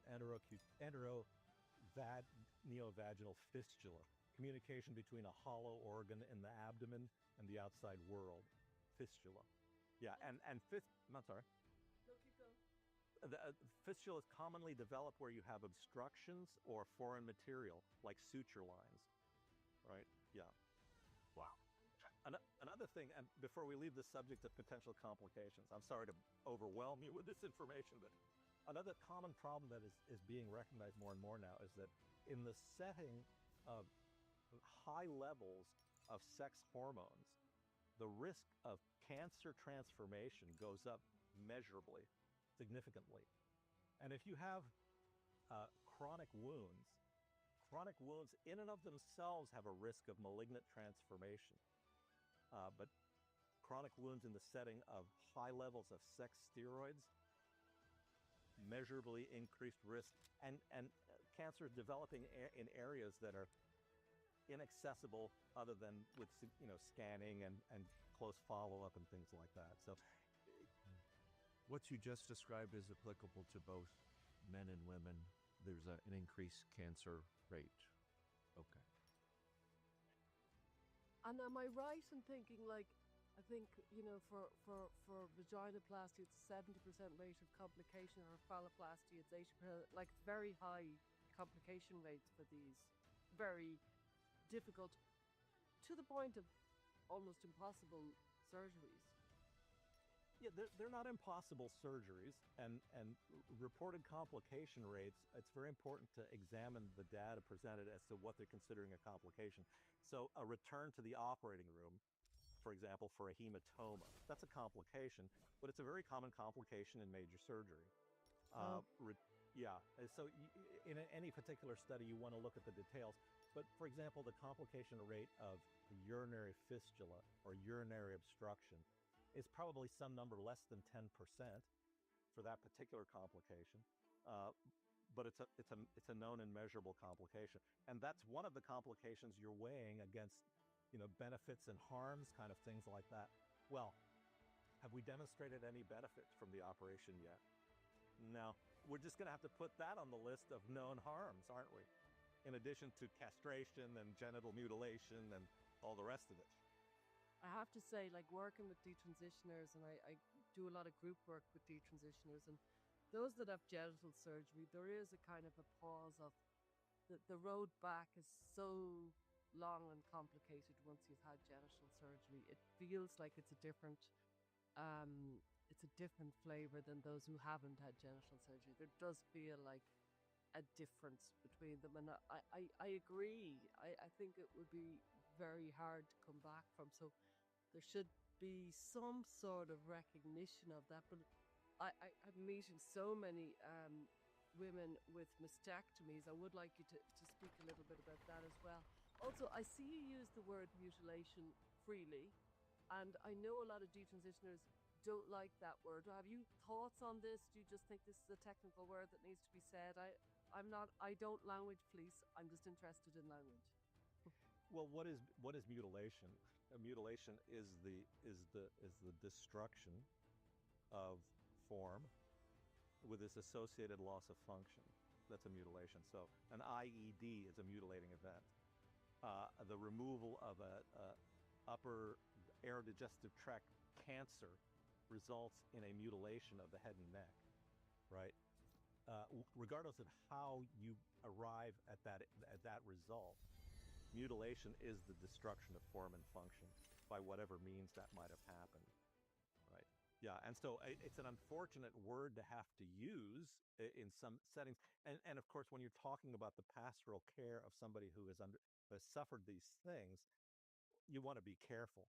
But I think when we're talking about the use of professional language for the evaluation of diagnoses and outcomes, it's a very important word to use, because when you're talking about a patient who arrived in the operating room who was whole, and now an hour into the operation has lost form and function, there's no doubt in my military mind that a mutilating event has occurred. Sometimes they're losing functions that they don't even have never experienced, like kids who've never had an orgasm lose the possibility to orgasm, and if you try to talk to them about it, you're talking about something they've never experienced. Never. And you can't just say, believe me, they feel really, really, really good. You don't want to lose this. Yeah, and so I think one of the most poignant moments in that whole jazz arc of horrors is Marcy Bowers, who I think did much of his operations.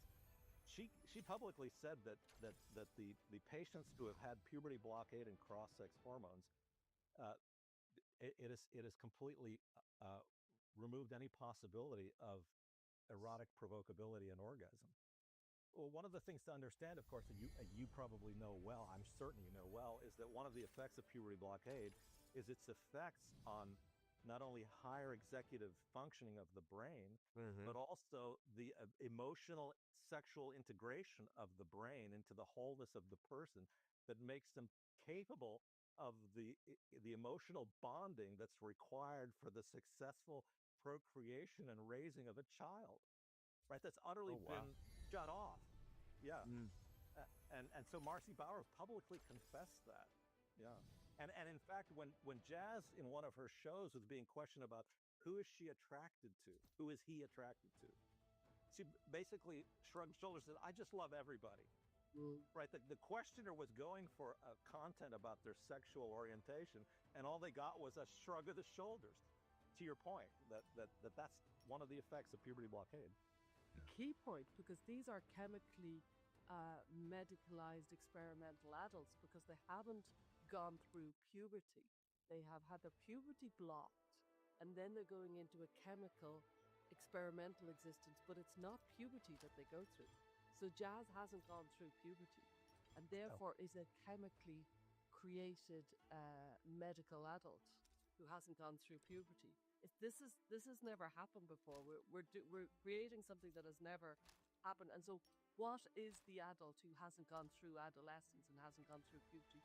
We are now finding out. And as you said, Dr. Lappert, this is a childlike brain. I fancy. I like everybody. I don't like a 10-year-old. I like everybody.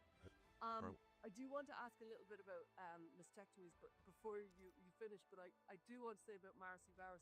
You know, Marcy Bowers, trans woman, born male, fathered 3 children, and playing fast and loose with Jazz Jennings, who'd never had an orgasm, who'd never had puberty, who it felt so profoundly inappropriate. They argued on the surgeon's table. The 2 surgeons were arguing about which direction to go on the surgical disaster that was unfolding on the table, and there was Jazz, a kid who'd been led down a garden path.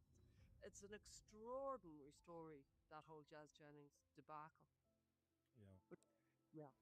Yeah, and the presentation of that story to juries is going to be, it's going to be significant. Yeah, it's going to be significant. Before you go, tell us a little bit about mastectomies. I've noticed among the detransitioners I've worked with that some of them are finding it very hard to get a reconstruction because effectively something along the lines of when you have a mastectomy for gender reasons, it seems to be difficult to get the reconstruction back afterwards if you're a detransitioner. Do you know anything about this? Or? Well, I can tell you that surgeons, as a general rule, are very leery of reversing other surgeons' cosmetic Debbie. operations, right? Because they fear what we talked about Thank you earlier, for the this liking. body dysmorphic person, that now I'm offering the next cosmetic operation to them, and they're going to be hating me a year from now, and that sort of thing. So it can be a real impediment, mostly because of a lack of understanding on the part of the surgeon. But as far as the technical aspects of reconstructing a young woman who has had bilateral mastectomy, there's nothing particularly complicated about it. It's a very standard operation, because essentially the surgical field of reconstruction is better than what we typically find in breast cancer reconstruction. The tissue is younger, it hasn't been radiated, they haven't had chemo, all kinds of things that make it a more suitable patient, either for autologous reconstruction with their own tissue or reconstruction with tissue expanders and implants.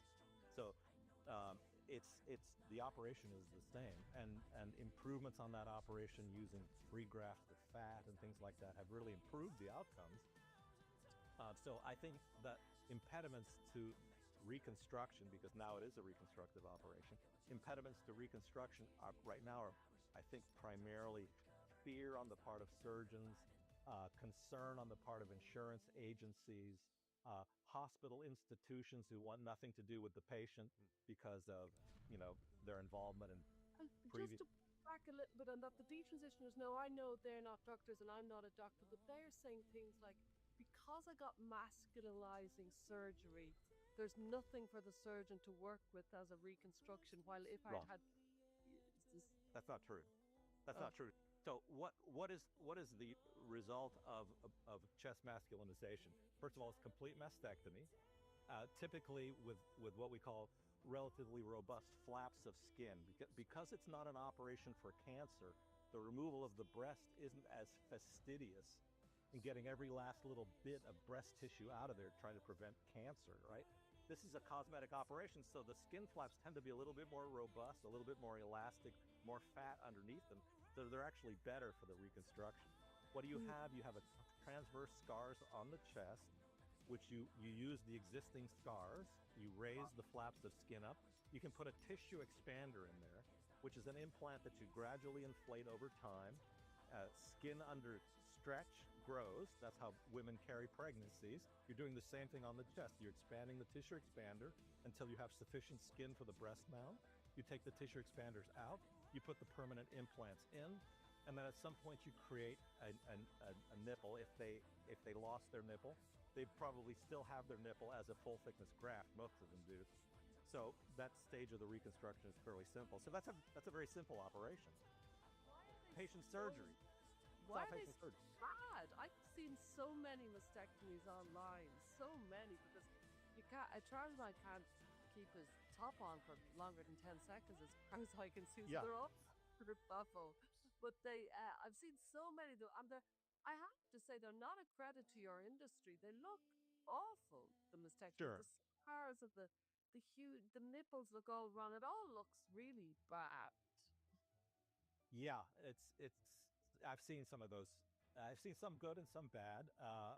I think it's because a lot of people have gotten into the business who don't have a long history in plastic surgery. So, I mean, if I was to look at my mastectomies from when I was a junior resident in general surgery compared to the ones I did in my last couple of years of practice, I'd see much better results in my more recent operations. So you probably have a lot of sort of junior guys getting into the business because, let's face it, mastectomy is a simple operation.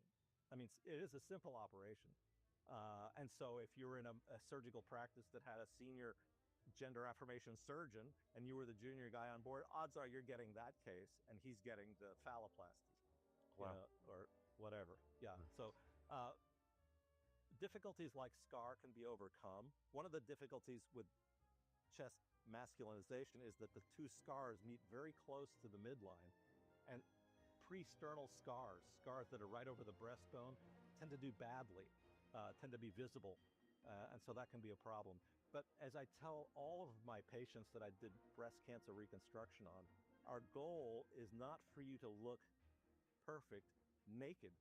The goal is that you can get up in the morning and regardless of what you have planned for the day, regardless of what you're going to wear, whether it's a business suit, a cocktail dress, or a bathing suit, you don't have to worry about what you're going to look like. You're not going to look perfect naked, but to the average person, you're going to look whole and you're going to feel whole. That's the goal. Yeah. No, you can restore something of the form, but you can't restore any of the function. These women can't nurse afterwards, and I imagine they might lose a little bit of that erotic sensation that the nipples often have for people. Actually, you lose all of the erotic sensibility from the nipple because the most commonly performed chest masculinization operation involves not only removal of the breast, but removal of the breast and the nipple. And then the nipple is taken off the front of the breast on the back table. Now you take the nipple off the front of the breast and you prepare it as a full thickness skin graft. Having closed the chest wound, you now create a territory for that skin graft to be applied. And so now you have a full thickness skin graft that looks like a nipple. Here's the deal. The nipple is an unusual territory of skin because it has a named nerve that supplies sensation, provides sensation. It's called the fourth intercostal nerve, meaning the fourth nerve that runs between the ribs. The fourth intercostal nerve has a privileged route into the hypothalamus of your brain, right, where it stimulates your adenohypophysis to produce oxytocin. Milk letdown factors used to be called oxytocin. And that's the reason why stimulation of the nipple, first of all, causes the brain to produce oxytocin, which causes the breast to produce the milk. But also that oxytocin effect is what results in erotic provocability and perhaps more importantly, the sense of bonding that the woman gets with the child that she's holding in her arms or her husband whom she's holding in her arms. That's one of the effects of the sensitivity of the nipple because of that connection to the brain. That's irretrievable. That's irretrievably lost. Wow. That's devastating. Well, thank you, Dr. Labert. You're going to be speaking at our conference in Albuquerque, in New Mexico, and we can't wait because I think it's not. I don't hear very much. Are you the same, Brett? We don't hear this particular side of trans as often as maybe we should. No, we don't. And this has been super informative. And I've been cringing the whole time too. Like when you describe some of these operations, something in me just like retracts. It's just so icky. It was very interesting. You retracted when Dr. Lappert was talking about vaginoplasties, and I retracted when he was talking about phalloplasty. So it was personal. If you follow, it was like just a response to yourself. Yeah. Wow. Well, thank you. Yeah, thank you so much. It's been a pleasure, and I look forward to Albuquerque. And it'll be great. You gotta come too. Very good.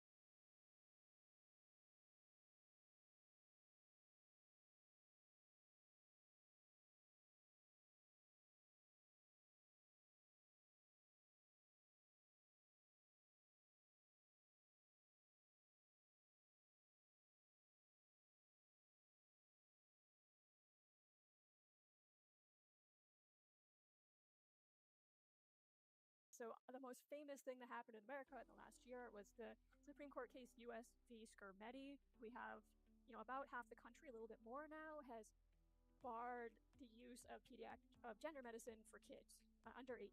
The Supreme Court ruled on it in June and said, no, this is not violating kids' rights. I think it was one of our first initiatives in 2021. Said Gallagher has been an extraordinary, irresponsible. So a person who is So the most famous thing that happened in America in the last year was the Supreme Court case U.S. v. Skermeti. We have, about half the country, a little bit more now, has barred the use of gender medicine for kids under 18. The Supreme Court ruled on it in June and said, no, this is not violating kids' rights. I think it was one of our first initiatives in 2021. Said Gallagher has been an extraordinary, irresponsible clinician in many different ways. So it felt like we had a really good case, and we certainly put our best foot forward. And I honestly think her behaviour after changed. That there was, she made a few different moves. She wasn't as insane and reckless.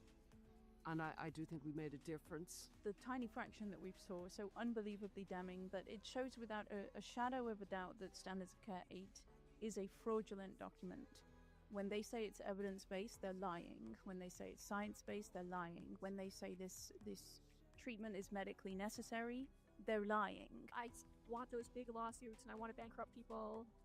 I want licenses to be lost, medical licenses, teaching licenses. I've talked about how I think we should have something like the Nuremberg trials when all of this is over.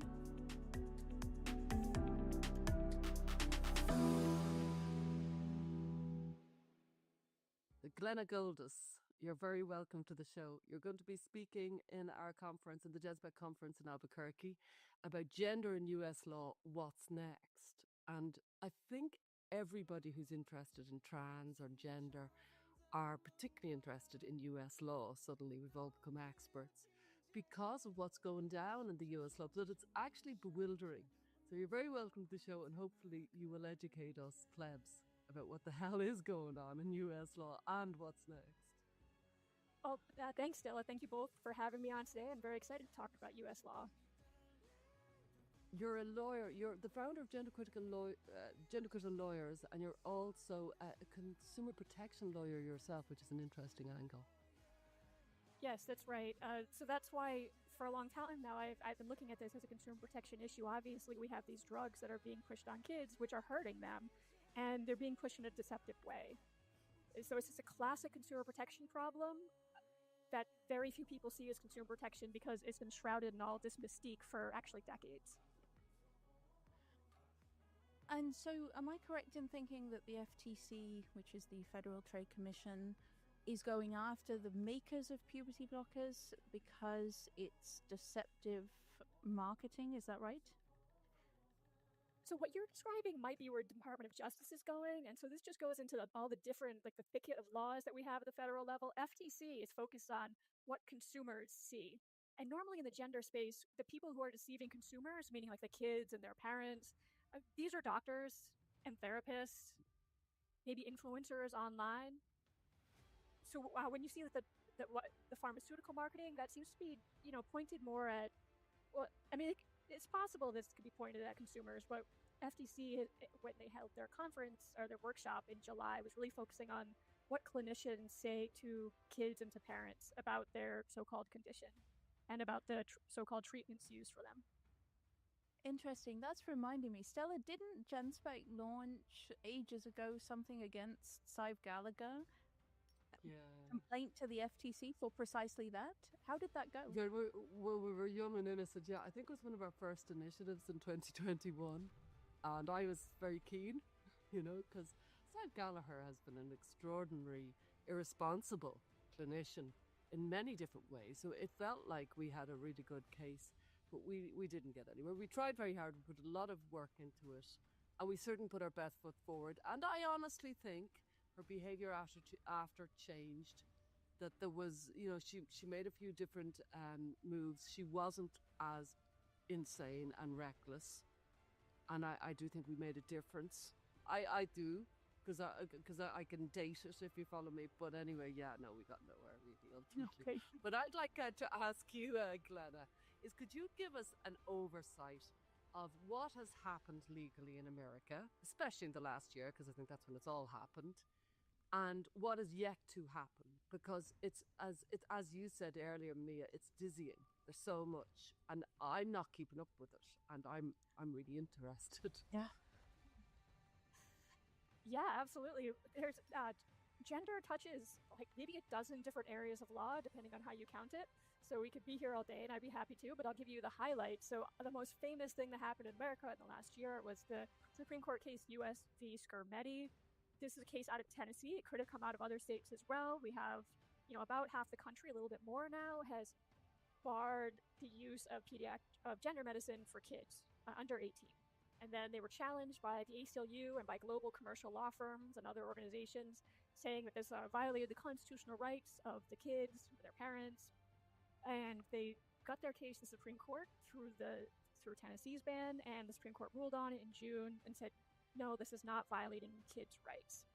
There's no, the Supreme Court said it doesn't implicate any trans rights because it doesn't discriminate by, like, quote unquote, gender identity or transgender status. You could debate whether that's true, but that's what they found, and the Supreme Court just shut it down and said, no, these bans can continue in force. There are, just to warn people, there are some like small loopholes in the decision, which hopefully won't matter. But in general, the message has gone out that these states can ban pediatric gender medicine.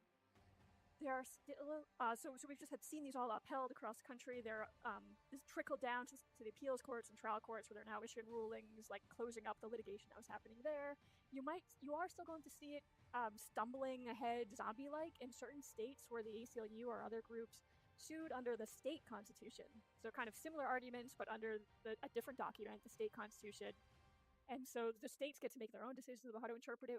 We might end up with a very bizarre outcome where Montana, of all places, finds that there is a constitutional right to inject teenage girls with steroids.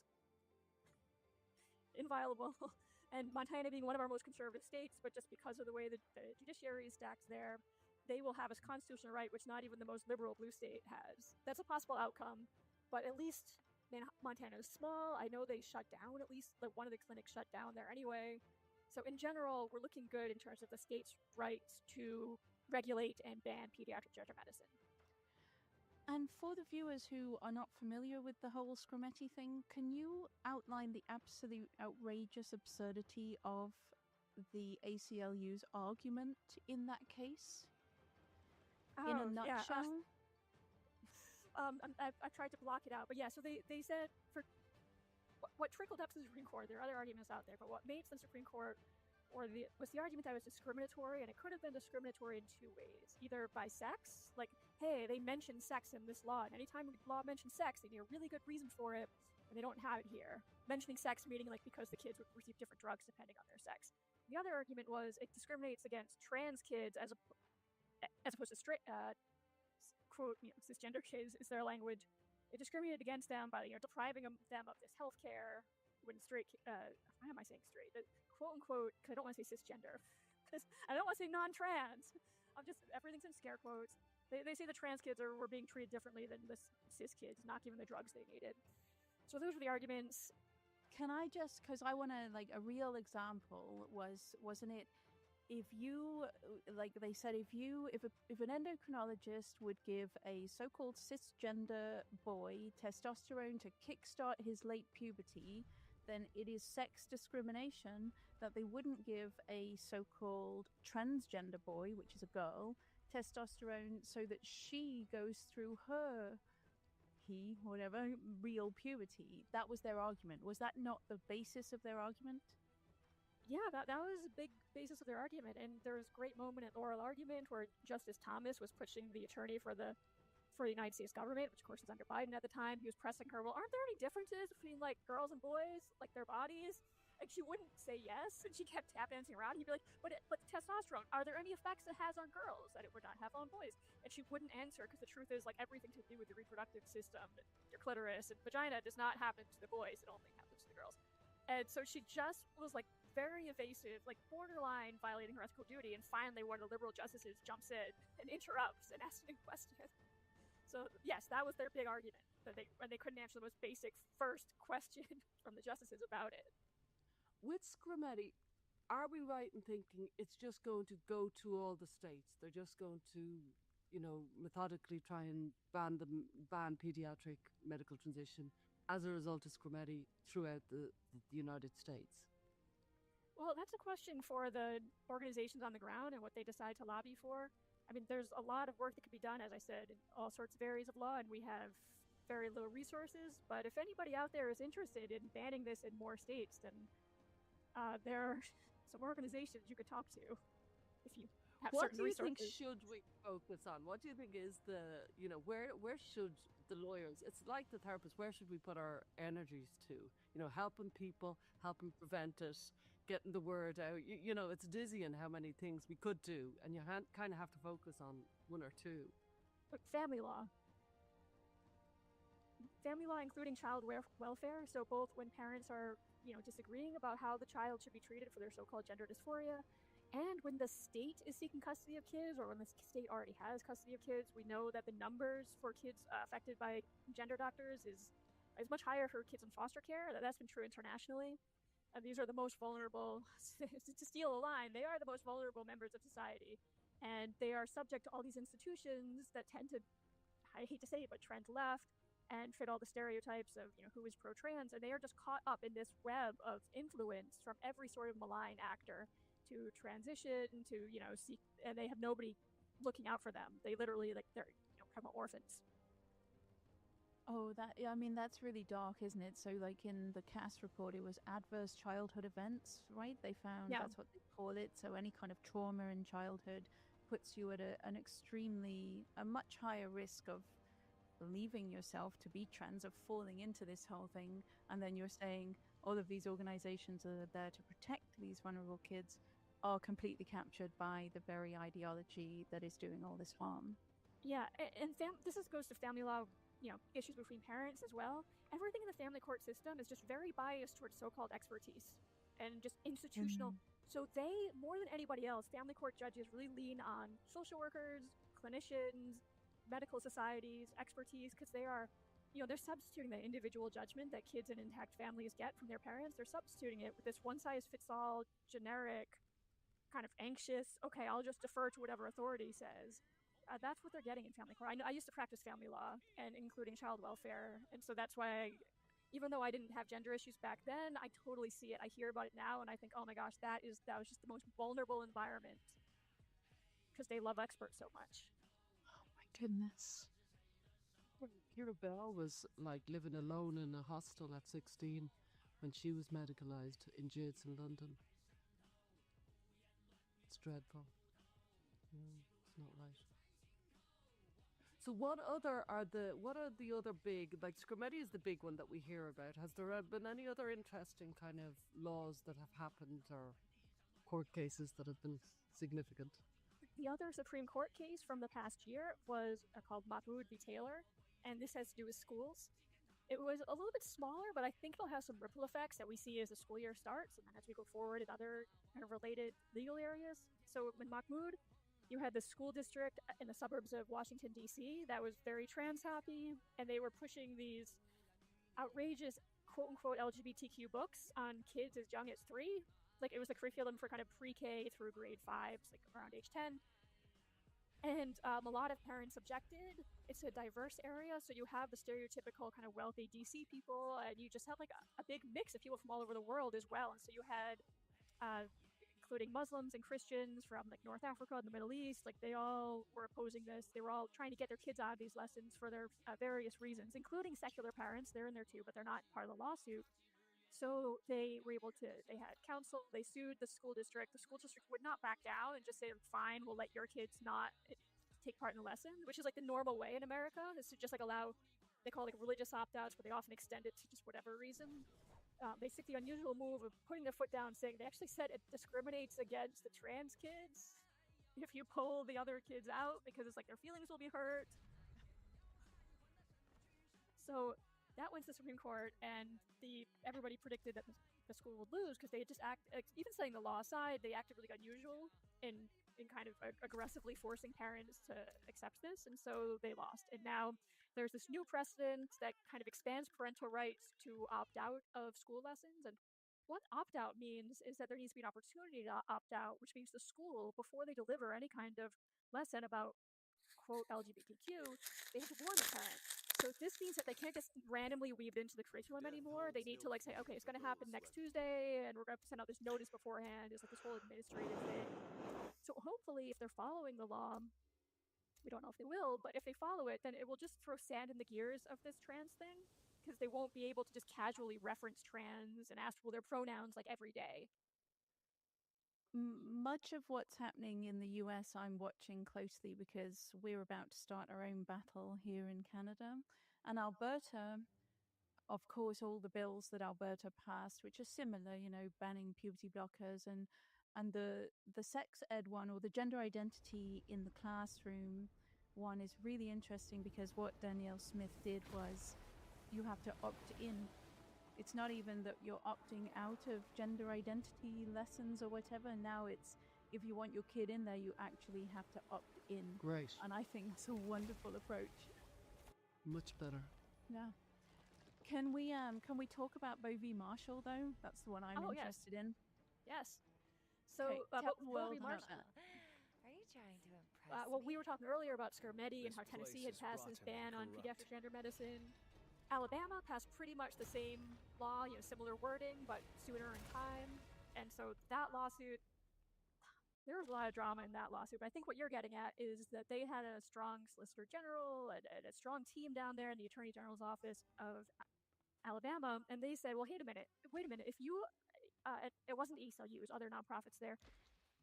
If your whole case seems to turn on WPATH, you're saying, oh, the standard of care is from WPATH, you have to follow it, and, you know, this medical care is legitimate because of WPATH. Okay, what is WPATH, and what are these standards of care? So Alabama subpoenaed all these documents about how WPATH came up with its so-called standard of care. That's just a label it sticks on it, which is actually wrong, but it's another tangent. So they got discovery, and they found that that's not scientific. You know, they found these behind-the-scenes doctors saying, "Oh, well, we're going to talk to the civil rights lawyers about how to word it so that will help us in court when we're fighting for civil rights. We have to make sure that we're using the right wording to get insurance coverage." Now, remember, the wording of these it's all supposed to be based on science. They say it's based on science, they imply it's based on science, and they call it standard of care. And this revealed that it's totally not, at least as to the adolescent chapter, which was really in the spotlight of this case. It was hugely embarrassing for them, and this all came out over a year ago now, kind of spilled out. It's got a lot of play in our circles. It did not get a lot of play in the mainstream media, although it got a little bit, which is a huge deal. They revealed that members of the Biden administration were lobbying successfully to change these standards of care. Just massive embarrassment. So that is one of those cases. Actually, Come here and bear arms! they filed their motions back then, which revealed all this information, and then later this spring, the plaintiffs, the civil rights organizations, dropped the case. Or they came to a settlement with Alabama that made it go away. And that was even before Skermedi came down, because the truth is they didn't want this going to trial. It would just be very embarrassing for them. So they quietly dropped it. I believe there's still some dispute over what's going to happen with all the documents that Alabama procured, because what came out to the public was redacted. It didn't include everything. So last I heard, they were still kind of working out like exactly what they could make public, because Alabama AG's office does want to show us everything. That was going to be one of my questions on this, because we got there were millions of emails. They wanted the entire process of how they made Standards of Care 8, and that's the treasure trove of emails that they got, and we've seen a teeny tiny fraction, and they're so unbelievably damning. So what avenue would they have to get those emails out now that the case is over? The rest of them. I think it might be up to the judge down there in Alabama. It's these questions about what kind of documents are subject to public records versus which are, which WPATH kind of has a privacy right to hide. So there's some kind of balancing of interest. I'm not 100% sure. It might turn on state law down there. But last I heard, they were trying to work that out. Okay, my question then, my real question is, like, the tiny fraction that we saw, so unbelievably damning, that it shows without a shadow of a doubt that Standards of Care 8 is a fraudulent document. When they say it's evidence-based, they're lying. When they say it's science-based, they're lying. When they say this treatment is medically necessary, they're lying. And we know that from the documents that we've seen from the emails. how did it not bring down WPATH completely? How are people still using these fraudulent standards of care, and how can we make it so that whoever has the power to go after them goes after them? And honor at least. A lot there. So there are some. It depends who's the they in terms of using them. I've noticed that when the ACLU files lawsuits now, they used to put WPATH front and center. Now they put Endocrine Society front and center. As we know, all of these I entities. haven't noticed that. Oh yeah, it's just in their complaints. Ah. It's like, Huh.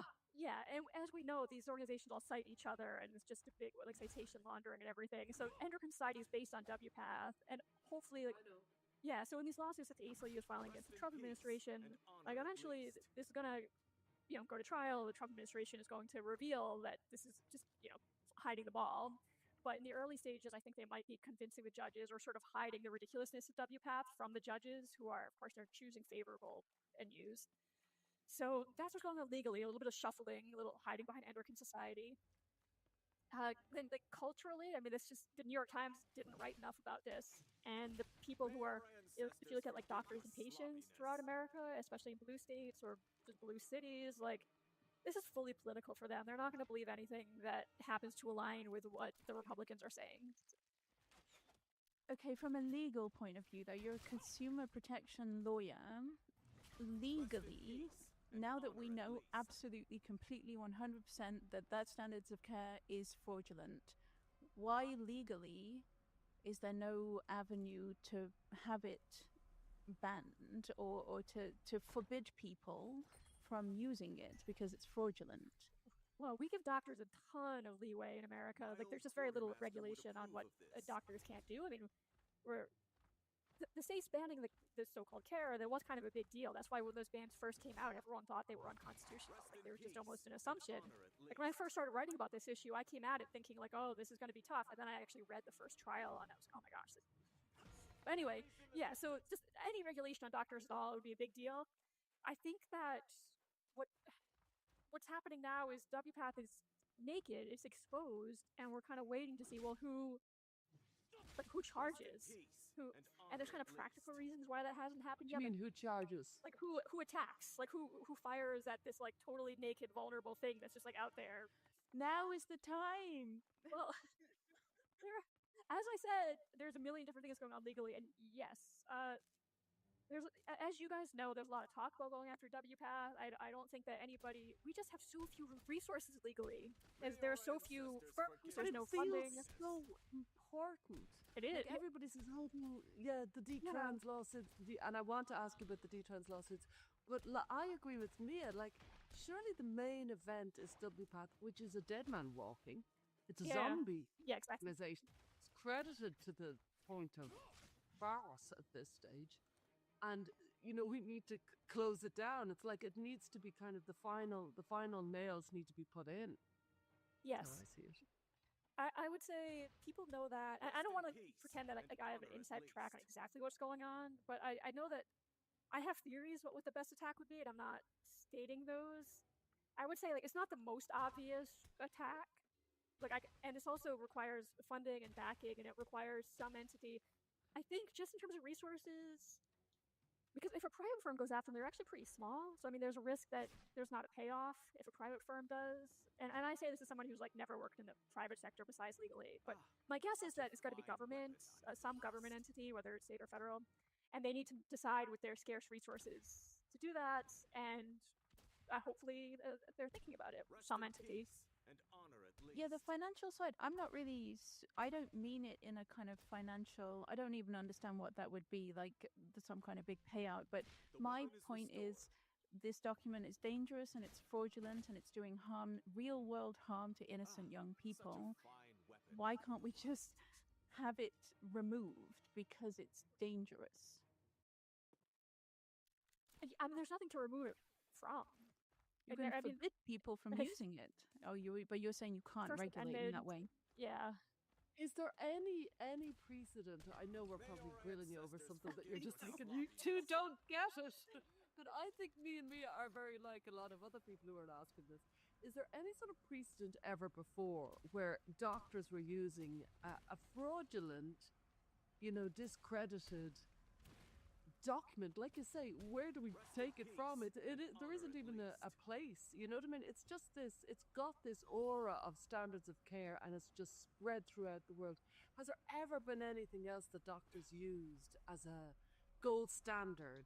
And Heyo, people went added for you it, on saying the Naraka. gold standard is wrong and that's Thank you, Sesame. Well, in America, we really regulate the medical industry through medical malpractice laws, and we're very light on government regulation, so we depend on the private sector. So the reason why I was referring to what Are you in a clan? is because lawyers need to get paid if they're going to take on a case. So you're looking at the private What sector. we listening to? They're looking at, what's the It's a podcast. to eat if I Yes, spend I a am. couple of years working on this Hold on. lawsuit. And I'll, so medical I'll, malpractice. I'll pause it so we can talk. It's a podcast. It's called Beyond Gender on YouTube. And they talk about, the whole trans ideology, how insane it's gotten, how they've been like taking over universities and universities and like hospitals and like older pseudoscience fraud. So I debate a lot of trans activists on TikTok. So they're always asking me source, source, source, source. I'm like, okay, fine. Okay. I don't really follow, but that sounds crazy. No, it is crazy, dude.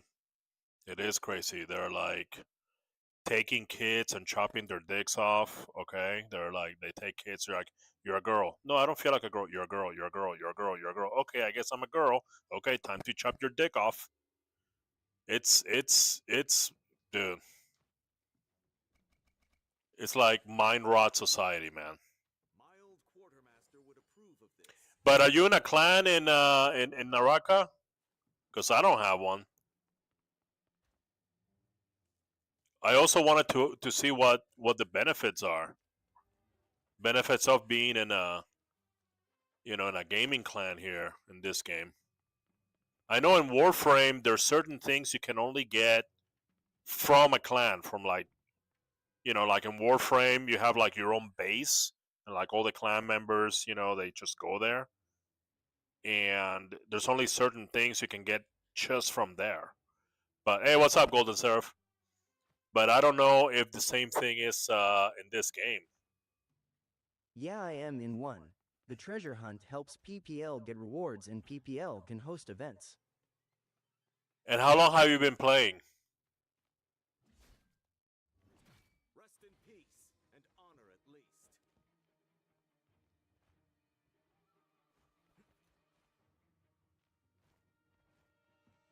I have no spools. Really? How come? I saw some hooks.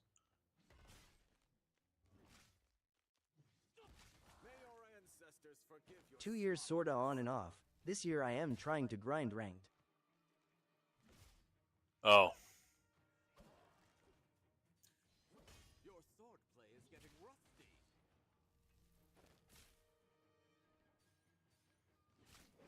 Rest in peace and honor it. I haven't gotten too much into the like the multiplayer aspect of it. I play a little bit, but I unlocked Showdown and I just been really enjoying it. Especially the really hard bosses. Been enjoying those.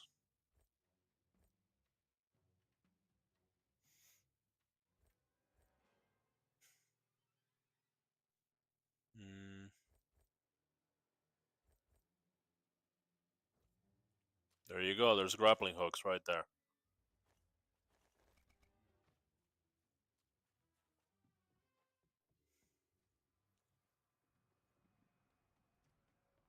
Golden Seraph left.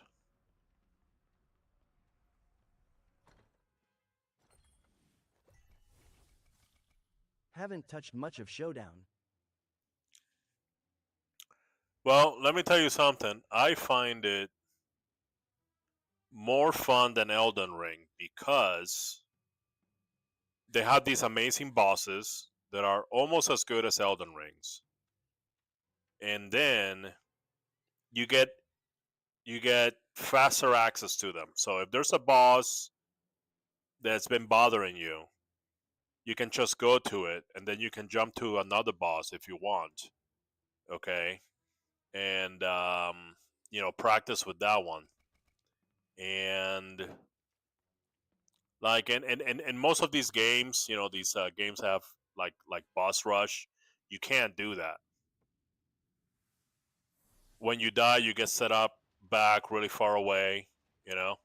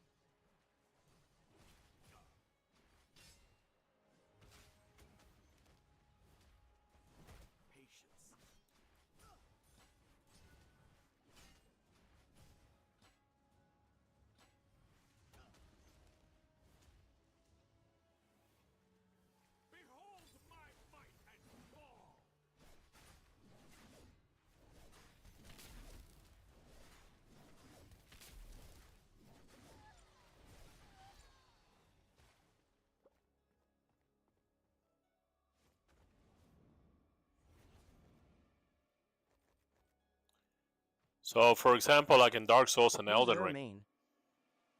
um, I don't think I got a main. I've been using the monk a lot. I really like him just because he like hulks up. I like to beat up bosses with him. But I'm doing particular challenges where Noise. you have to select a specific hero in order to do a level. So I already done these levels.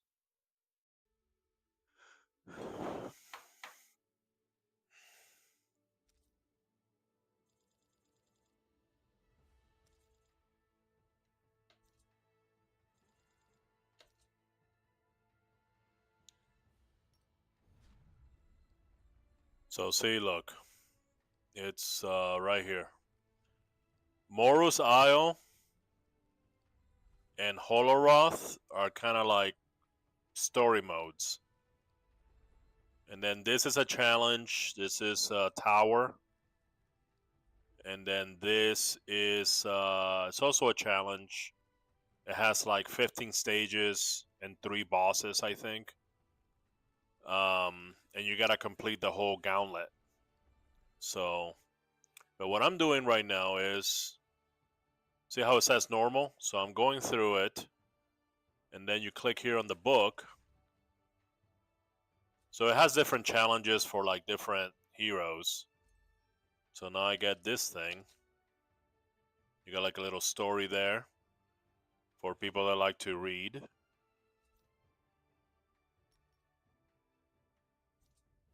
So that was chapter 4. I think this is hard.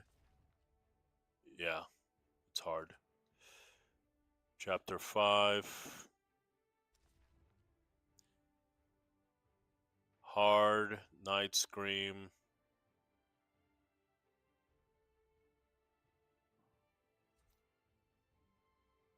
Hard, Night Scream, Hard, Night Scream. Normal.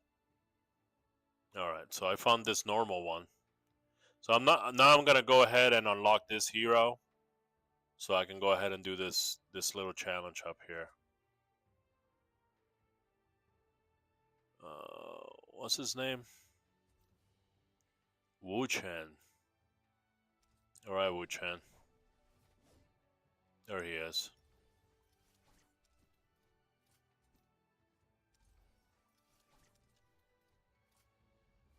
Okay. Whoops. What was it? Chapter 5. Normal as Wu Cheng. Okay.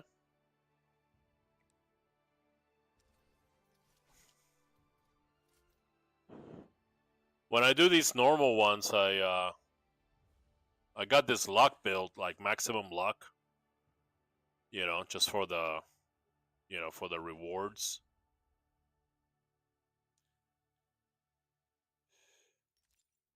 Wait, hold on. Lucky break. Yeah, is this one? Okay. Lucky break, luck. How far are you up in ranked? And what do you get for grinding rank? It's never occurred to me. Have you done Rift Traversal? Yeah, I done Rift Traversal. You have to. I am Asura. So when you first start this game, this is what the new player experience looks like. It comes up, and then the only thing that you can do it's Hero's Trial, the battle royale. I mean, you can do other modes. Like, for example, I went to bot mode. I'm like, you know what? I'm gonna put an easy bot mode, just so I can get used to it. And so I did that, and then the traversal, the rift traversal, the extraction mode, it unlocks later, and then later after that, showdown unlocked, and I fell in love with showdown, man. It's just so fun. Not so much the stages, but the bosses. The bosses in showdown it's just really fun.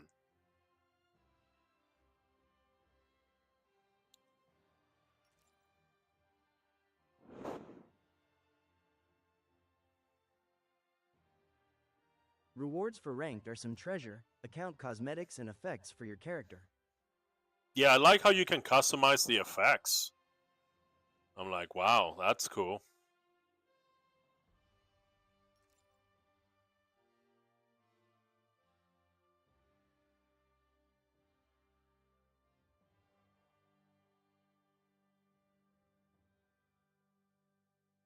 I like customization stuff, That's what I like.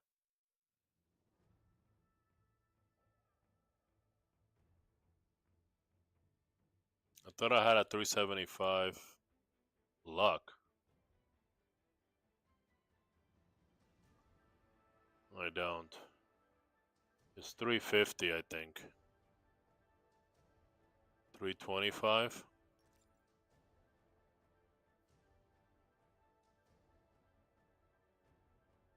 I love the customization on this game. I main Lanny, and she's the cutest I've seen on this game. Lol. Yeah, customization's pretty good. That's for sure. But I am biased. So who's your main?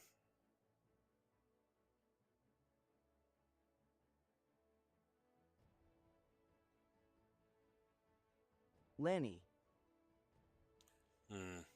I'm not familiar with that one. I don't know who she is. Okay, I think that's my maximum luck.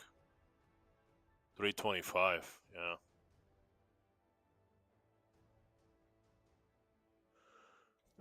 Okay.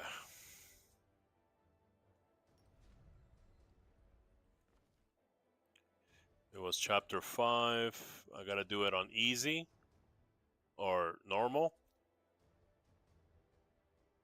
Okay. I forgot what this is.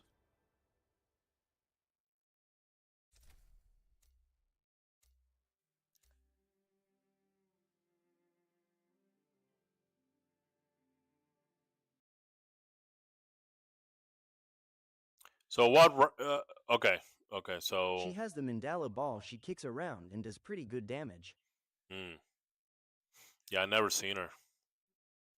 If you ever find yourself afraid, remember this. Together we shall cut down. All right.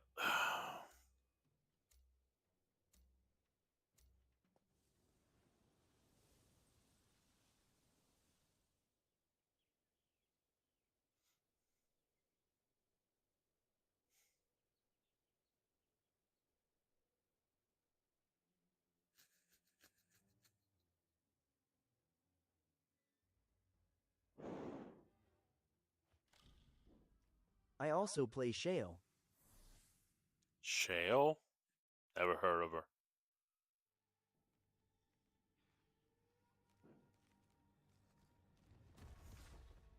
Oh no, it's this Shield lady. Girl.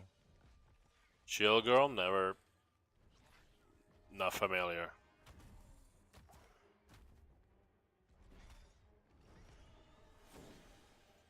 See, like, this is some Elden Ring type shit right here.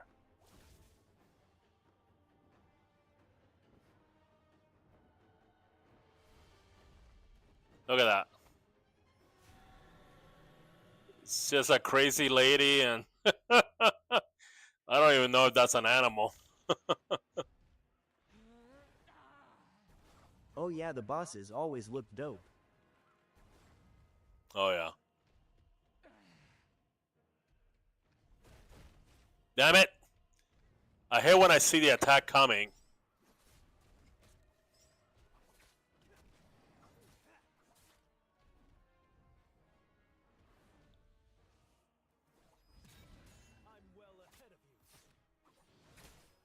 Oops.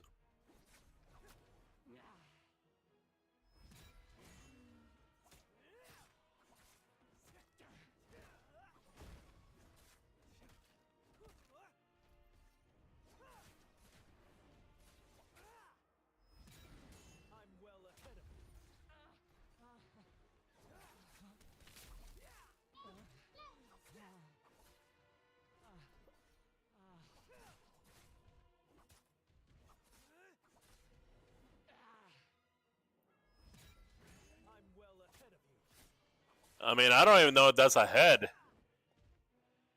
He has like a tumor for a head. I don't know what's going on there.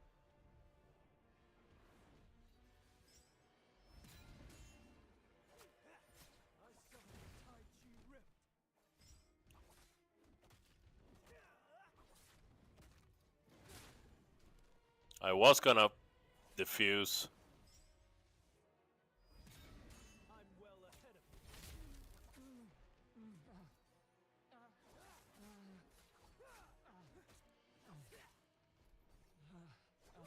Ew, ew, look at that butt. Ew, that's disgusting.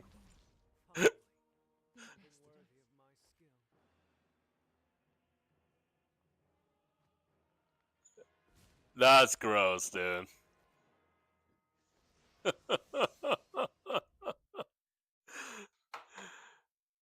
And that was on normal. I know that it's gonna get harder and it's gonna be a freaking nightmare to deal with. But if you have a game that you enjoy when you lose. That's a well designed game. You know. And I have a blast with these bosses, and I don't care if they're kicking my butt or what.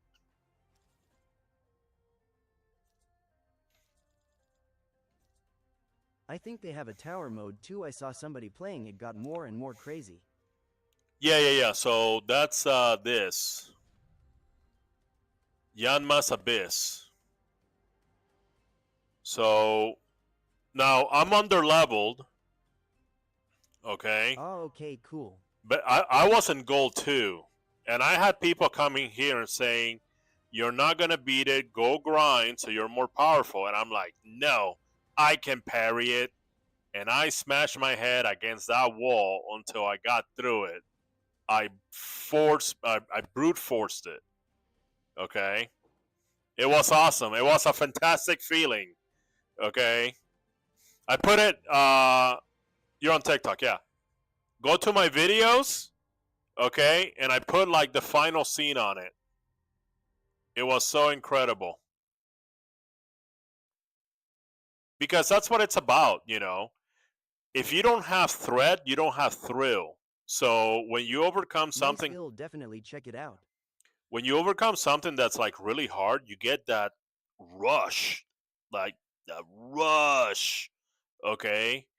And it's good for your confidence because if you overcome hard things, things that are hard to do, things that most people can't do. I mean, plenty of people have done gold 2, but they haven't done gold 2 20 levels under, right? They take the easy path. They just go grind. They get really powerful, come back, okay, and like steamroll the boss. You know what I mean? But try to do it under level, and I did it just with counters, okay, just with counters and timing, you know.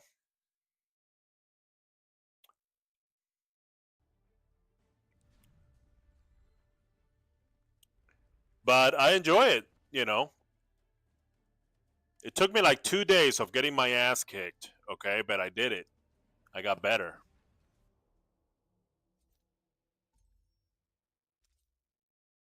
And it feels good, you know? Okay. So I need to beat him on hard and night scream, but I'm not gonna do that yet. I'm doing all the normal ones right now.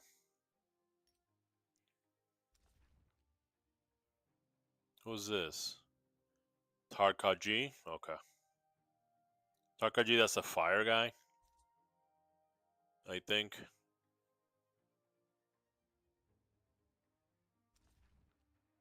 Normal and normal. Okay. Fire Lord Law. Yeah. But yeah, I don't know. I just really enjoy it. I enjoy the bosses. Not so much the missions. It's the bosses what I really enjoy. The missions. Let me tell you something. These mobs need some work. They need to be smarter. They need to be smarter. Okay, these bosses. No, not the bosses, but the mobs. The mobs need to be smarter. They need to be more aggressive. They need to move faster. Okay, you need to put the player under pressure. Hell yeah, I have so much rewards for Showdown I need to use, so maybe sometime we can play together. Yeah, sure. So, so what are the benefits of getting into a clan?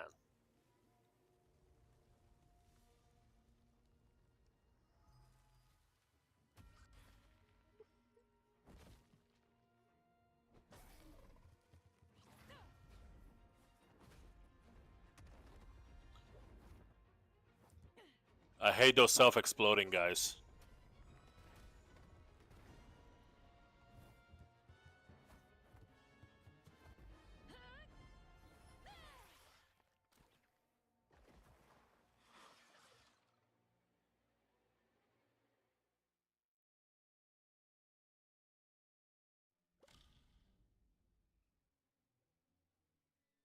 Okay, let me see.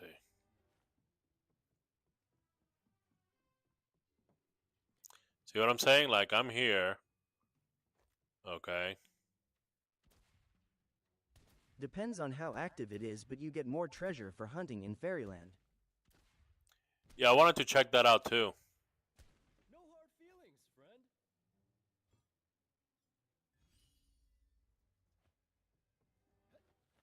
And hosting events and playing survival.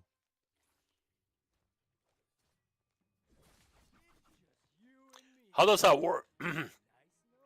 How does that work? Hosting events.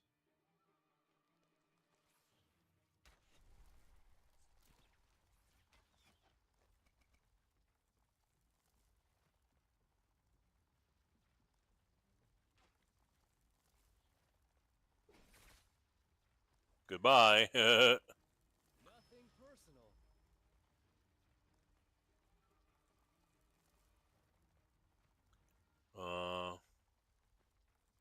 Then I beat all the enemies here.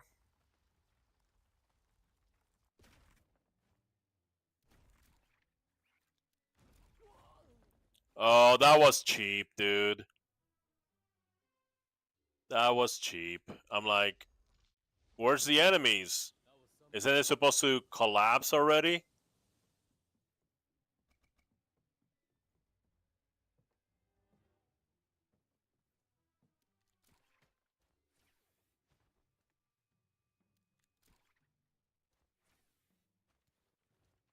Something called Heroes assemble people come together to play and hosting celebrations.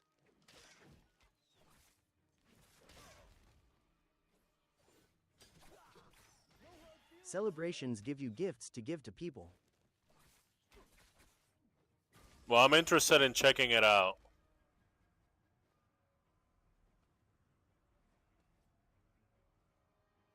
Is this gonna collapse? Where's the enemies? Yeah, it is.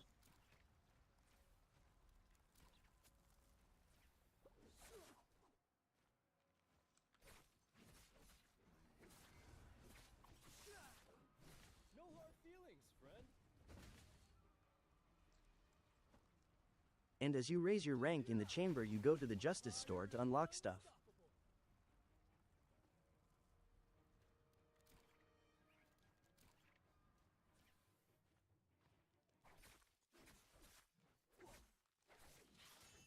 Like poses, outfits, treasure.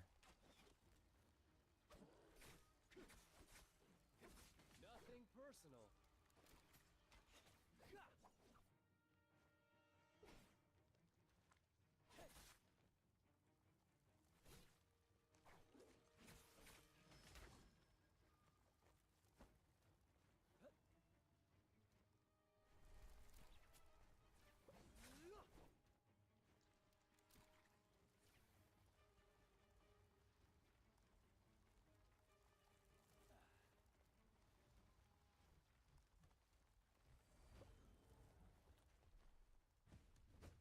No hard feelings, friend.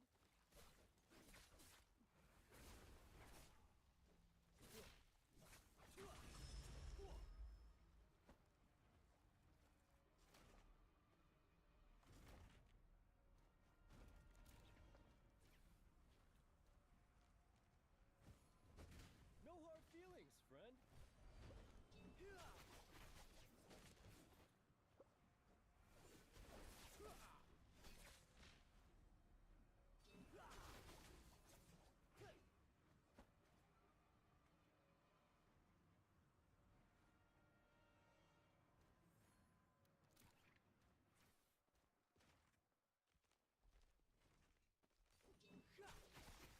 Nothing personal.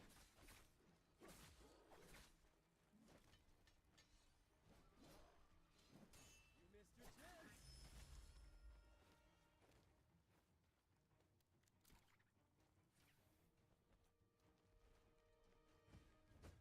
No hard feelings, friend.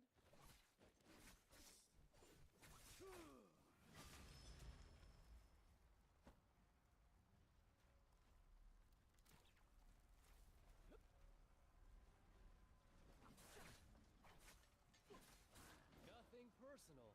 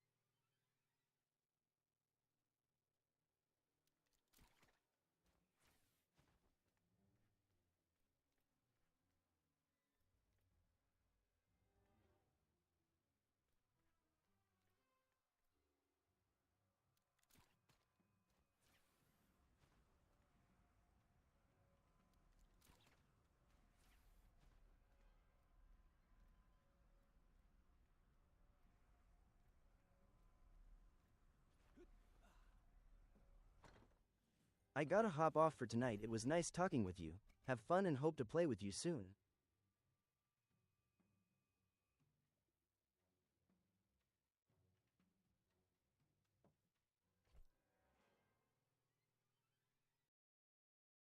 It's it's very flawed medical malpractice, and it's very influenced by doctors' lobbies. It's funny how now we're seeing kind of conservatives be upset by the limits on medical malpractice law, because generally it's the Republican Party that has pushed for those limits in the past. So it's kind of ironic.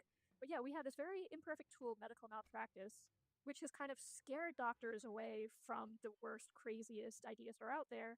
And it's sort of an incentive, but it really breaks down in the gender space. So, I look at the history of this, and I was surprised at how little, like almost zero, litigation there has been since the 1960s against gender doctors. And because of that, gender doctors have gotten more and more comfortable. You look at a different area of medical practice, like OBGYNs, like they get sued all the time, and so they're very disciplined.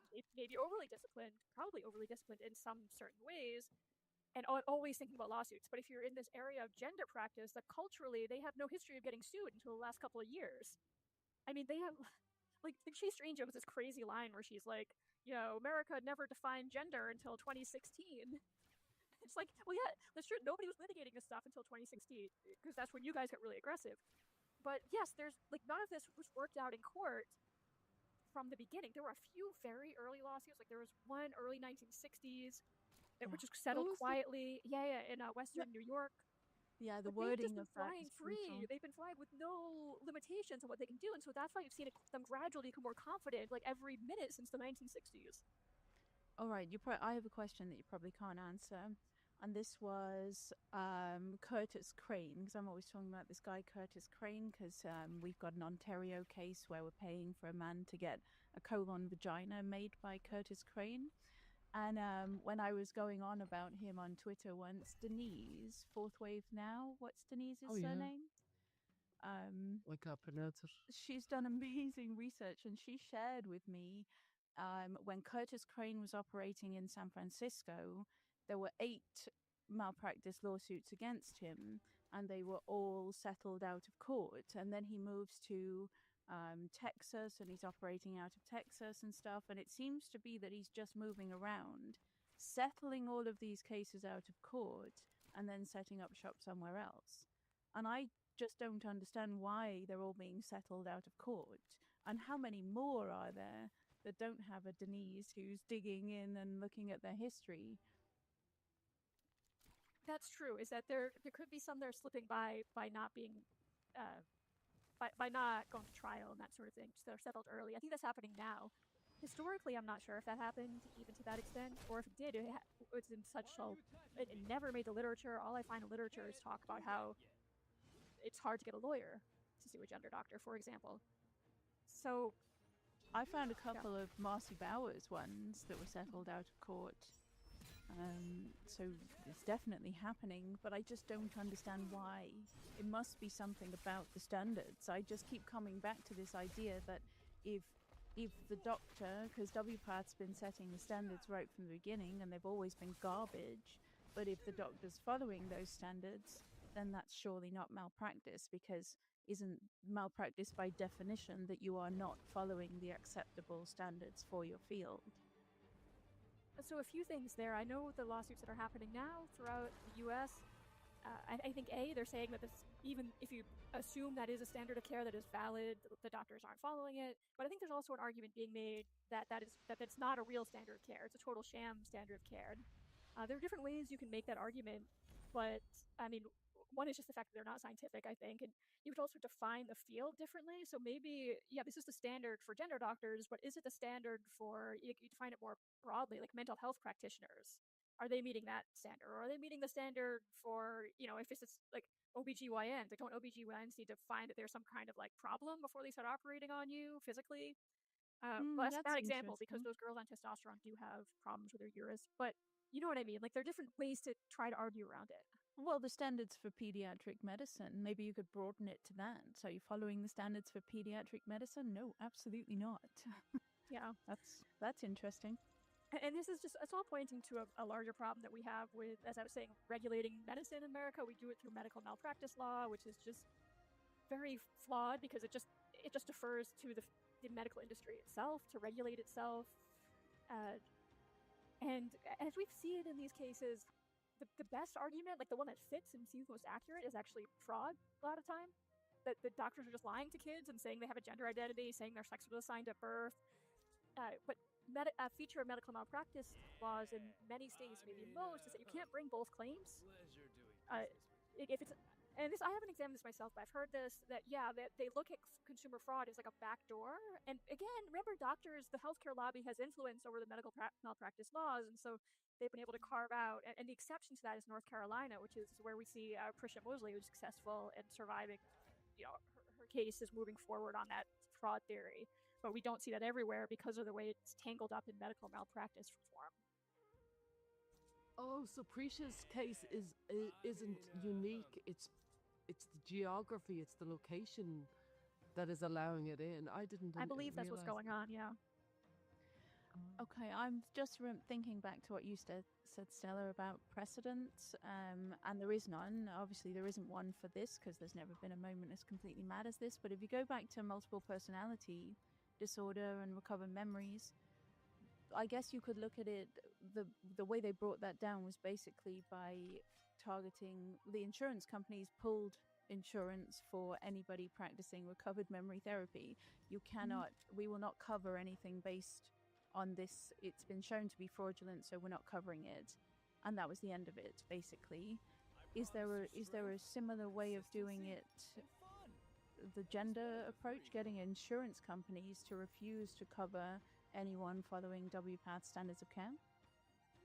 Yeah, I think that's theoretically possible. You have had states protecting, they say protecting patients by barring insurance companies from making that decision, and I think they call it discrimination. So there's that whole battle. I think Rhode Island actually encoded WPATH standards into their law. So like whatever WPATH does, that is okay. It's like in their law, at least when I wrote about it before it was passed. So you have that patchwork, but yes, insurance absolutely is. And remember, one of the big insurers in America, or one of the big payors, is Medicaid, Medicare. So as to minors, I believe the federal government is looking into that. Okay. And if we had all the money in the world and all the resources in the world, what would we, as a movement, for want of a better phrase, go for? What would be the intelligent kind of? I'm just curious. If we had all the money in the world, then we would replace the Democratic Party. We would just beat the hell out of it and build up a new third party, which would instantly wouldn't have to we could knock the Democratic Party over with a feather if we just had an alternative, because everyone hates Democrats, especially Democratic voters. So we would just build up a third party, run a primary like Democrats never do to pick a good candidate for president, and then we would have the Democrats take on the new Liberal Party take on this issue, so that it was no longer left right totally associated with Republicans, and then liberals would actually listen because our case is so obvious. It's all just argument would make itself. Take about 5 minutes, because the only reason people won't accept our argument is because it's associated with Republicans. Wow, yeah, you're right. It's become so polarized. It's turned into the new abortion, really, as an issue. Yes, it's worse. It's not even its own issue. I feel like in my world, people, I mean, nobody understands the gender thing, but they're more upset by the politics. They're more upset that I, for example, spoke at the FTC than they are that I use the pronouns. Like, this is what upsets everybody, is just it's absolutely tribal. That is why they're pretending to think sex is assigned at birth. Can we go to gender identity? Can we talk, because you just went there, sex assigned at birth? That comes hand in hand with the nonsense concept of the gender identity. And there's this wonderful clip of you that was all over Twitter a few months ago, where you're at the FTC and you were talking just about how completely absurd and incoherent the concept of gender identity is, which an entire field of medicine is built upon. Can you remember what points you were making? Yeah, I was making the point, and we have been hearing all day long about the medical side of things, both from clinicians and from patients who experienced it. So, I started out and I said, everything you described today, like, that was deceptive. Everything the doctor said to the patients, yes, that's deceptive. But I go even deeper and say that, not just with withholding the side effects is deceptive, but the way they describe the diagnosis, the way they tell patients what their condition is, like, that's deceptive. The word gender is deceptive the way they use it. So everybody thinks they know what it is. Even like people who are kind of experts in our field who are knowledgeable, they think that it's referring to like stereotypes, or I think it's referring to sex differences. But actually, the way it's used by the gender clinicians and by the lawyers in courts is it has no definition at all. It has no properties. It is just a little word salad that they use to trick judges. So you could replace that word gender in sake or in the lawsuits. You could replace it with something that's less familiar. Say like a made up word like scribortal. See, like everywhere it says gender, like my scribortal is not aligned with my body. Like I need some scribortal. Yeah. Like I need. How can I fix my scribortal? I know scribortal medicine. Like that would not change the meaning at all, because gender, the reason why they're able to slide gender by everybody is because gender is a very familiar word. Everybody thinks they know what it means. Never mind that everybody knows it has at least 4 different definitions. People just, and when they, even in our world where they hear an attack on the word gender, like I think like when I attack the word gender, people often assume I'm referring to like I'm saying, oh, it's not real because it's all stereotypes. And they assume that because like I have short hair and they think I'm a feminist, and they're like, oh, feminists say that gender's not real because it's stereotypes. That's not what I'm saying. I'm saying it has no definition. It may as well be scribortal. And likewise, when the conservatives attack the word gender, sometimes what is heard by the left is, oh, they're saying that sex differences are innate. That's what they mean because they believe that, and some sex differences, of course, are innate. But that again is a misinterpretation. When conservatives are being misunderstood, everyone thinks, oh, they're referring to sex differences. But if they've really examined the court papers and the medical papers that I have, then they mean the same thing I do, which is it has no definition. GenSpec's Bigger Picture Conference Series returns for its 4th landmark international event this September, the 27th and 28th, Saturday and Sunday, in Albuquerque in New Mexico. This time, we're not just analysing problems, we're shaping the solution. We're looking for a way forward, and we've chosen the best speakers, the best leading thinkers of our generation to discuss how we can move the dial. With the theme Live Not by Lies, Conversation for a Culture in Crisis, this year's conference tackles one of the most urgent challenges of our time: how to speak truth in the face of conformity, confusion, and institutional pressure. As the politicization of sex and gender continues to divide societies and derail thoughtful discourse and destroy loving and engaged families, this groundbreaking counterpoint to WPATH brings together the world's leading thinkers, clinicians, policymakers, lawyers, politicians, and psychologists to forge a path that is ethical, evidence-based, and grounded in reality. Abigail Schreier will expose the hidden consequences of bad therapy. Dr. Lisa Littmer will present her latest groundbreaking research. Lionel Shriver lays bare how society's fixation on trans identity distorts truth and undermines fundamental freedoms. Peter Boghossian will present Truth Over Lies, Bold Conversations in a Fractured Culture. Dr. Patrick Lappert will discuss the impact of trans surgery, while Dr. Quinton Van Meter will discuss the impact of hormones. Following defining events in Killarney, Ireland, in Denver, Colorado, in Lisbon, Portugal, we're now coming to Albuquerque in New Mexico. This is more than just a conference, it's a call to action.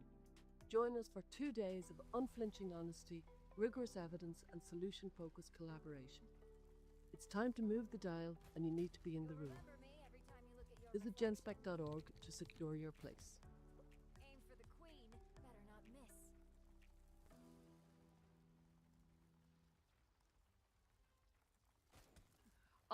I take, just in the interest of honesty, I take a slightly different position, even though I like what you're saying.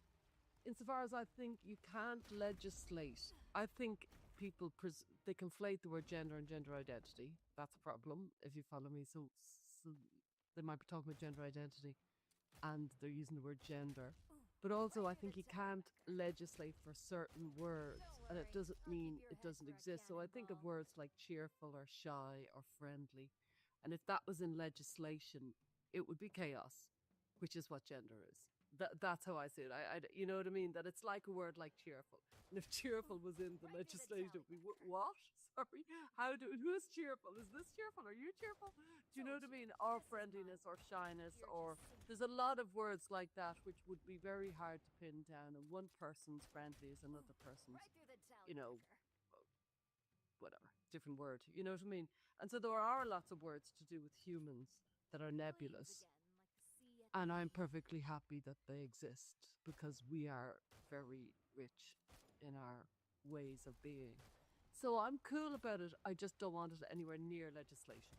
I just feel I have to say that because I'll be getting, I'll be getting earache. Oh yeah, exactly. No, and we kind of had this talk before. You've been attacked for using the word gender in conversation. Yes, I would say totally. I mean something different when I'm referring to a law, and also it depends who's using it. So in the area of consumer protection law, you might not actually ban the word.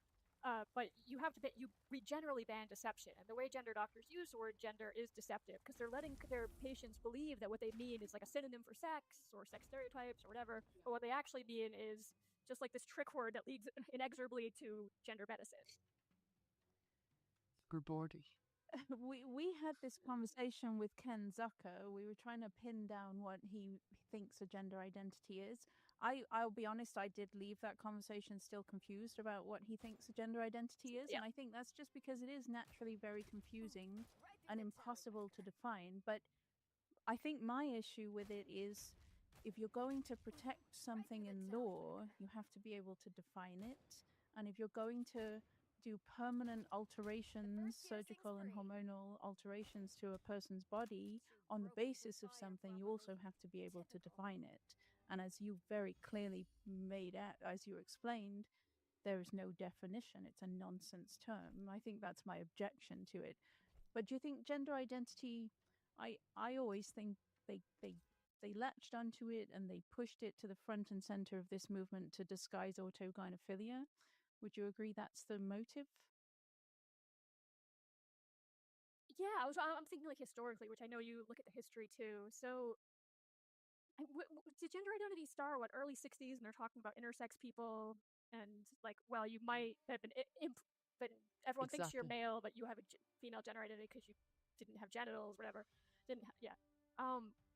So but in terms of becoming front and center in the movement, so I'm just thinking out loud, the legal movement, the modern trans legal movement started in the early 90s. And yes, that's correct. There were men who met in Houston in 1990, 93. They worked on this like every year for several years, and they have their International Bill of Gender Rights. Of like, right number one is the right to define your gender identity, and they described it as something subjective, which was their goal. They wanted to get subjectivity into the law. They said you can define your gender identity however you want, and they implied that it would be replacing sex. So yes, they identified, and this group of men included lawyers like Martine Rothblatt and Phyllis Fry. So, yeah, you're right that they chose gender identity for that reason. Yeah, just gearing up for the rights movement. They know they're not going to be able to base a rights movement on a paraphilic desire. Nobody wants that. So let's just sanitize it, make it this internal subjective identity, and then we were off. Yeah, and they also want to break from the past where rights were gained based on physiology, so whether genital morphology is how they put it. So if you were a male who'd been castrated, then you could argue you were female, and that worked sometimes in family court around the country. And so that's how lawyers were dealing with this in like the 60s, 70s. But this new crop who came along in the 90s, some of them have been castrated, but they all wanted self ID. So they wanted the right to identify as women and go into women's changing rooms without getting surgery for obvious reasons. So gender identity got them there. Yeah. Wow. Yeah. And then Martine Rothblatt and people like Martine Rothblatt, Diane Ehrensaft, created this kind of concept of a true gender self. Kind of very much, like kind of building upon what it was originally kind of John Money and Robert Stoller's kind of idea that there was a gender identity within us, and then there was a kind of contemporary version that really went to flight, like into madness. Yeah, when you get into Diane Iron stuff who worked with kids and promoted this idea for kids, what they're doing there is, remember, the movement has always had a problem that there's no biological basis for their thing. So for their paraphilia. They always want there to be one because they intuited that it would help them gain legal rights and get access to treatment in the early days. But of course, there is no biological basis for having a fetish. I mean, unless like there's certain neural circuits that are created by watching a lot of porn, but they don't make that argument. And especially because we're talking about like the fetishistic men. Fetishes aren't the only thing that drive people to transition. Homosexuals have always been one of the major groups because homosexuals are naturally gender nonconforming for reasons that we only partially understand scientifically, but the connection is clear. And so when you brought in the kids, that was so perfect for them because there are naturally occurring gender nonconforming kids, and we're familiar with them. There is a biological basis, so you're able to sketch together some biological connections, say, oh, there's this prenatal hormones and a constellation of genes. So you're able to draw on all the sexual orientation research and just repurpose it, pretending that it's for trans. So yeah, gender identity got them there because you have kids who are kind of happy to say, like little tomboys who say, oh, okay, yeah, gender identity is a boy. Yeah, I guess that applies to me because I like sports. So that's how they were able to yoke themselves to something real. And then you can produce the documentaries with the cute, sweet little kids and the soft music, and the kid's really happy because he's allowed to wear dresses and whatever, and then you can really pull on the heartstrings of the entire nation, and then it really sanitizes it and packages it well. And it's definitely not a paraphilia, it's definitely not some weird fetish, because you've got these cute little kids who are so innocent. Genius. Yeah, and then the other way they obscured the fetishes was by using lesbians who wanted to use tea to pretend to be men. Yeah. There is, however, consistently and has always been a small group of kids who just seem to be, for want of a better phrase, gender non-conforming. And I suppose I go by the rule of thumb that, sex is male or female and gender is masculine or feminine. That's how I live. That's the world I lived in.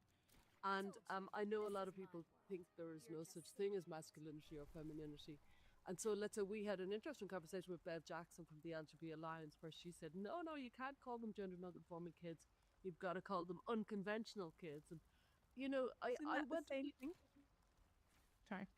It's not the same thing, though, because I have an unconventional kid and she's completely gender conforming.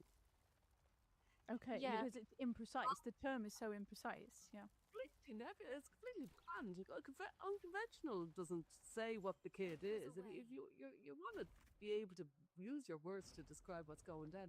I was without a doubt gender non-conforming.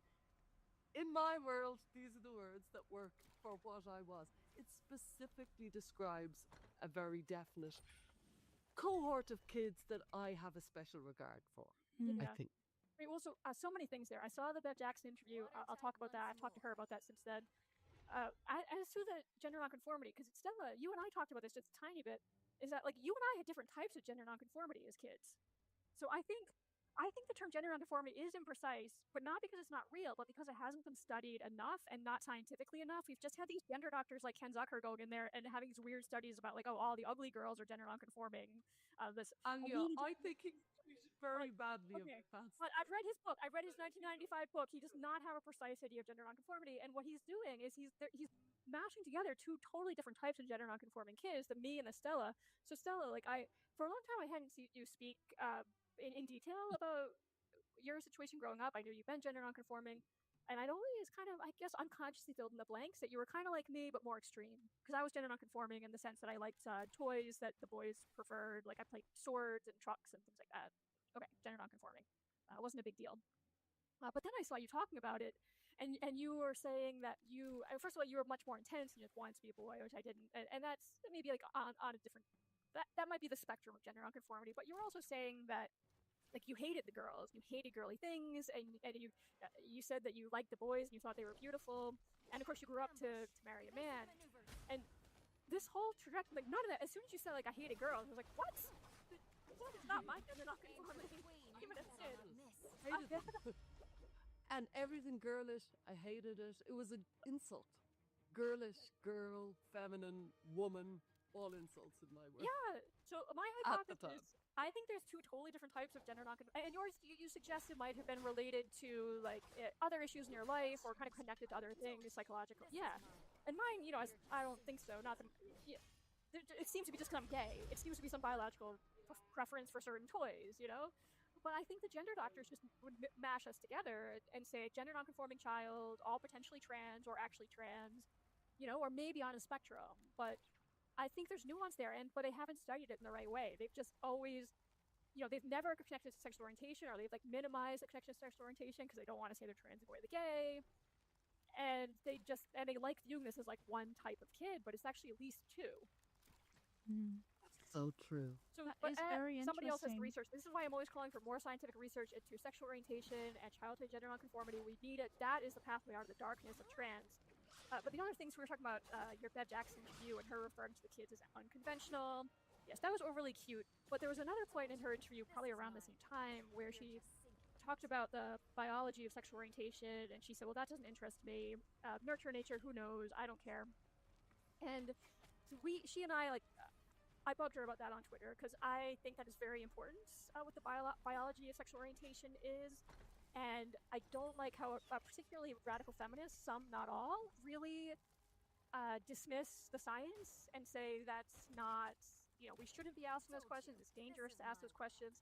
I'm a lesbian because women are awesome, and that's like a great choice to make. And it may be that there are women choosing to call themselves lesbians despite their inner wiring, but there's absolutely inner wiring, and there's good science on this. It's not conclusive because there hasn't been enough of it. I've written about it. So I think we need to embrace the science of sexual orientation. And I believe in your interview, maybe why Bev was saying unconventional instead of gender nonconforming was because, as she said later on to me, and maybe to you guys, she views being gay as a sort of unconventional choice. It's like all these cool people choosing to be unconventional. And so the fact that we have gender nonconforming kids growing up to be gay kind of undercuts all of that. It makes it biological. And you can be very, very conventional as a kid and also gender nonconforming. Oh, yeah. Yeah. Do you know what I mean? Yeah. Yeah. You And get that vice macho versa. guy who's actually a girl. Yeah. Yeah. There are adult Like, women who are completely- not conforming to the male gender. If you run into them in the lesbian world. So, yeah. Strikingly. They couldn't be more stereotypical. Yeah. Yeah. Can we just talk about the lesbians that you were just talking about? The lesbians who take testosterone to look more like men. This was in the early days. In your opinion, I think I oversimplify this. I don't know who told me I oversimplify this, but in my opinion, the homosexual transsexuals, for the most part, are suffering from internalized homophobia, and they're seeking a medical remedy for that. Some, but not the famous ones. The ones who are really aggressive and who drove trans into the gays and who were attacking the gays all the time, they just don't strike me as self-hated. They strike me as other-hating. You look at Jameson Green and Shannon Minter and Paisley Cara. These were aggressive women who were beating up on lesbians. They transitioned well into adulthood. They've been leading functional lives as lesbians, and they just decided to do this thing. Then they just constantly refer to themselves as the most oppressed people in the world after choosing to use drugs that would make them grow a beard. So Why did they choose to use drugs to make? You know what I mean? Yeah, they were lesbians. They were adults. I'm speculating and putting things together, but it seems like there was a culture back then among.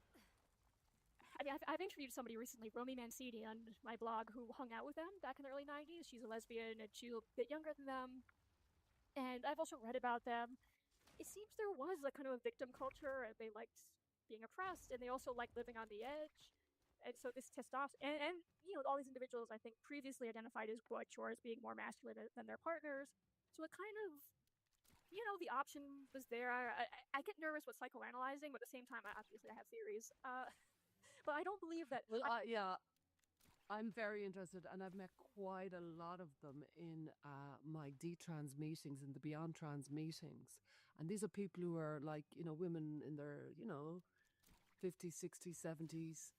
And it's very, very, very interesting. And they'll all say the different reasons, and they have really good reasons, but I still don't think we have a good understanding. And until we really do, I think there's a whole group of butch lesbians who are not being understood about something that's going on there. And I'd love. Yeah, just to reiterate, I do think for some people, internalized homophobia is the driver. It varies, but the ones who really became leaders in the movement, I just don't trust that explanation for them. Could I go back and ask a couple of things about the court cases? Because I suppose I wish I knew more, and I've heard Paul Conrad speak in England, for example, and he's a brilliant lawyer, absolutely brilliant. Took the judicial review for Kira Bell, has taken other judicial reviews. He's really powerful, and when he speaks, you know, he talks about basically how the UK is winning all around it. And I am that day speaking to mothers and parents and who are devastated by the clinicians where the kids, it's completely ideological. The laws have not they haven't gone into the system at all, and all these gender clinics, frankly, just jids part two. And I don't think people quite realize how bad it is, because I'm getting the emails today Yeah. about what's going on, and it's not good. And so I'm there thinking now, I think I've kind of been, you know, watching the Turf Island phenomenon, and I think what's happening in the US is arguably a lot more impactful, because it's a sledgehammer. It's going in and it's going in so much stronger. I'd like to know, what is the impact of all these detrans lawsuits, which we always thought was going to pull everything down? Is it pulling things down?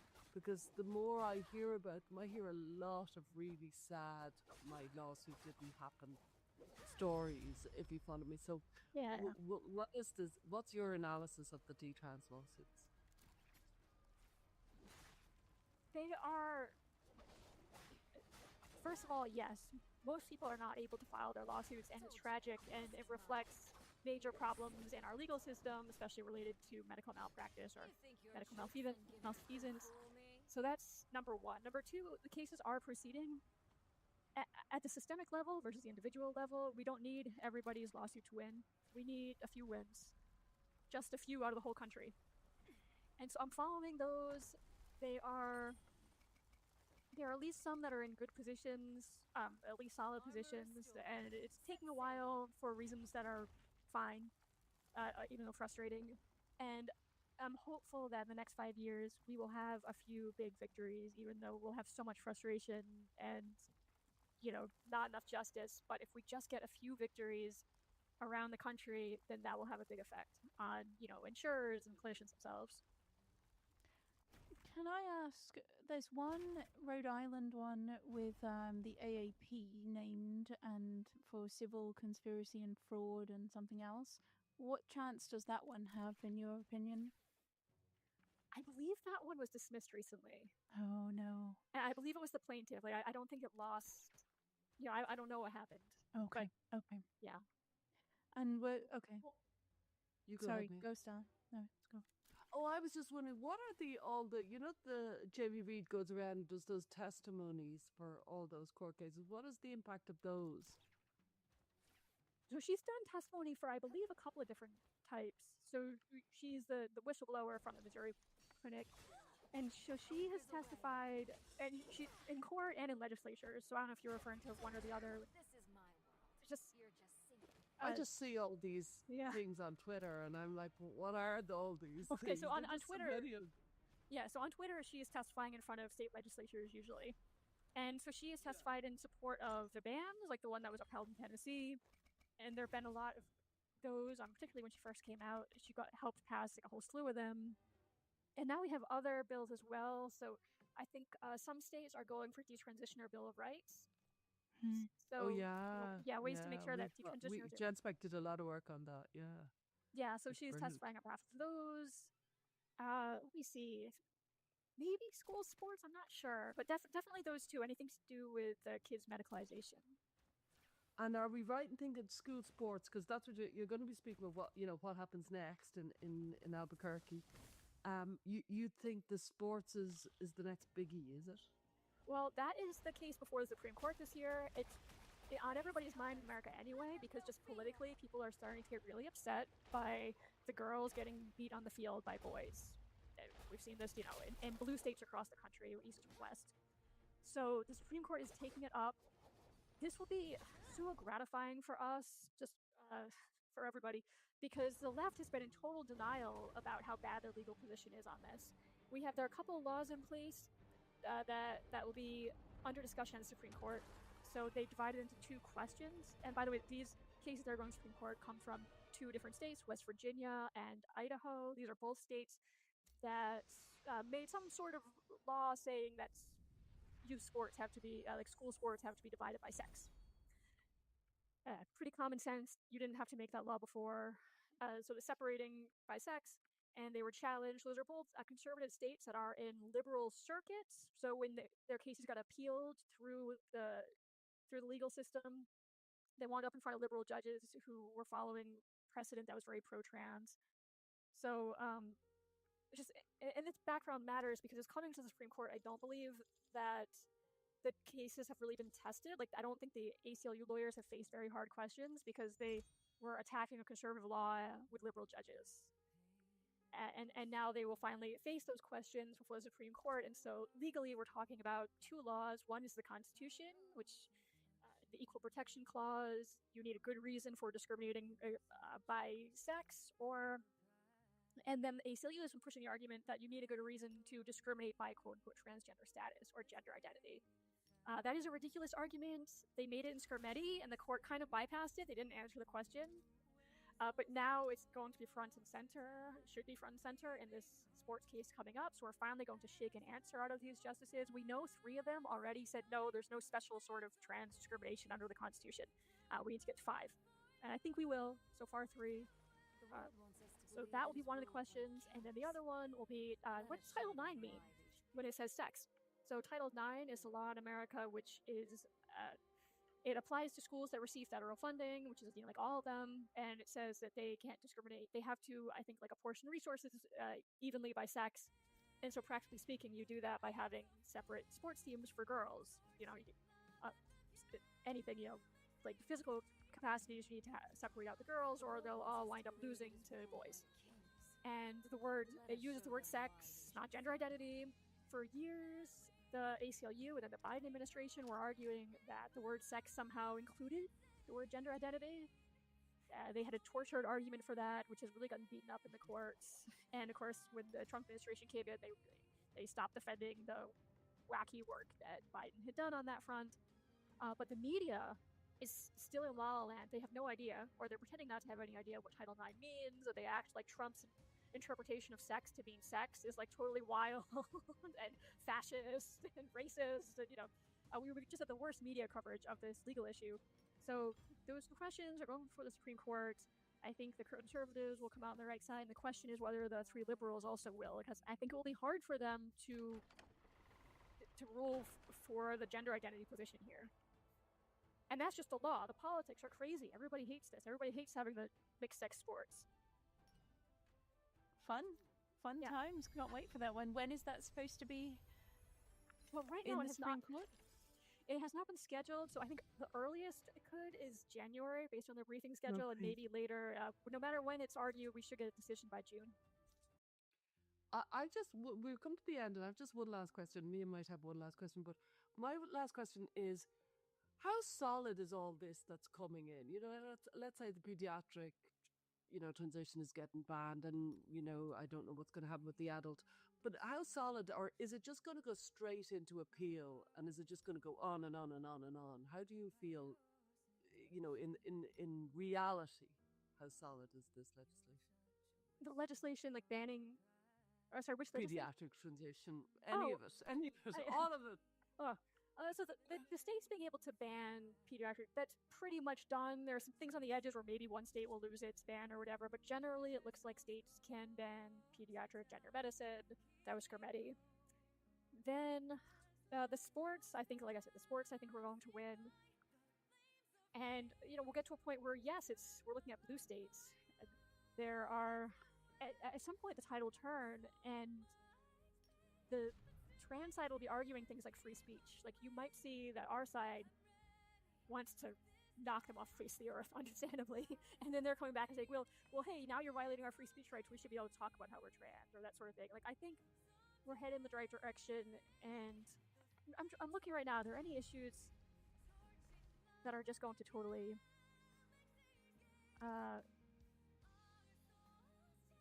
I mean, we're fundamentally, once the Supreme Court figures out that what's going on here, I think we're going to be in a pretty strong position. And like I said, they will have free speech. They'll be able to talk about what they do. I mean, accountability is what I'm worried about. I'm worried that we can kind of move forward in terms of like getting the craziest laws off the books related to sports, and that we can kind of squelch the desire for pediatric. I can't help notice that as a lawyer, you were uncharacteristically optimistic, and then you had to think there must be a problem, and then you found it, and you were much more comfortable. More comfortable. Yes. Oh yeah, but anyway, I was feeling good there for a few minutes. You're feeling good. Me too. Me too. No, accountability. I think that the problem here is accountability, and that will take a lot of will. That will add. The answer is because it'll be easy to say, okay, we won the sports thing, walk away, forget about it, never happened. Oh my gosh, that was horrible. We'll kind of squelch demand for pediatric gender medicine and say, oh my gosh, thank God, like nobody wants that anymore because that was bad when they wanted it. But the doctors will just get away scot-free, and the schools that secretly transition kids get away scot-free, the teachers, all these villains, and they'll keep on being members of our society, and we won't have really learned the lesson. And I mean, we saw in the 70s, the studies were done that showed gender medicine was not, didn't have positive outcomes. It wasn't scientific in any way. That lesson was learned for a couple of years, and then it just bounced back in the early 90s because they hadn't hadn't stamped it out legally. They had just kind of culturally shifted away from it. So that's why what we had to do. Yeah, so that's why I want those big lawsuits, and I want to bankrupt people. I want licenses to be lost, medical licenses, teaching licenses. Yeah, that's basically what my talk's going to be in Albuquerque that I haven't written yet, is how to prevent it resurging, because otherwise it's going to resurge. I've talked about how I think we should have something like the Nuremberg trials when all of this is over. What do you think there's anything, do you think it's realistic that we could have these enormous, every nation puts together a big commission to investigate what happened and put everyone on trial for what they've done? Like, is that realistic? I like how you put it internationally. I never think internationally because I'm a lawyer, and an American lawyer at that. But yeah, it's hard for me to picture America doing a Nuremberg trial, but if somebody else organized it, then we would definitely put forward some people. And we should. I've thought a lot about what the accountability mechanism would look like. I mean, we need research. One reason I want the U.S. government involved is that I want us to look at what, for example, Admiral Rachel Levine was up to at HHS and his predecessors in the Obama administration as well. There's a lot of files there that we would need probably some kind of government interest in digging up and spitting out there. But yeah, if some other country organized the tribunal, that'd be very cool. Okay. Well, thank you. I can't wait to see you in Albuquerque. And thanks a million. Thank you for your work. It's brilliant. Really, really good. Same for me. Thank you. Oh, thank you guys. I can't wait to see you. And just tell people where to find you if any lawyers who want to join up with you or anything. Yeah, I will send you a link for any lawyers or law students. We have a bunch of those who want to join Gender Critical Law Society. We actually have just launched something I can't announce today related to pronouns in the courts. I'm very excited about. So we'll give you a link for that. My blog is called Bad Facts. It's at Substack, and you can find me on X under my name, Glenna Goldis. Brilliant Substack. Thanks, Glenna. Thank you. Talk to you. Take care. Bye.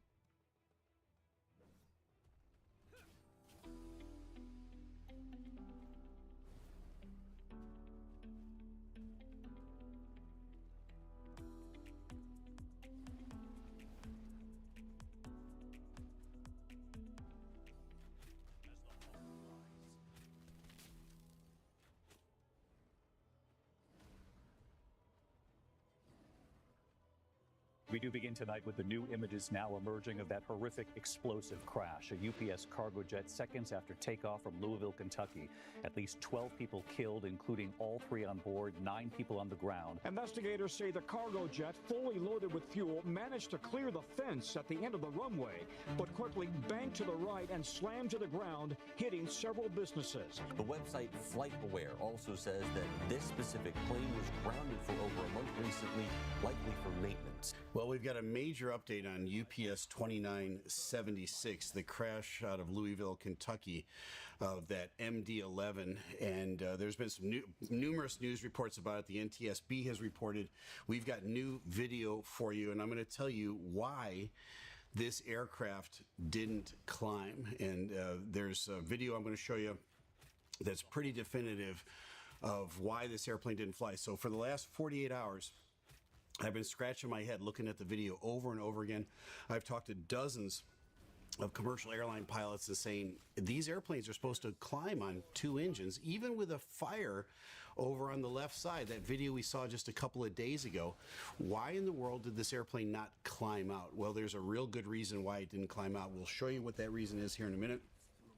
The NTSB just got in front of the camera, and they've got some of their initial discoveries or findings from the crash. One of the things that we showed you on the first video was we thought the left engine, the number one engine, had actually separated from the aircraft because we had a picture of it laying over on the side of the runway. And I think I told you on that last video, I wasn't definitive about that because you can Photoshop these things, and it hadn't been verified independently. Well, now it's been verified by all the major news agencies and the NTSB.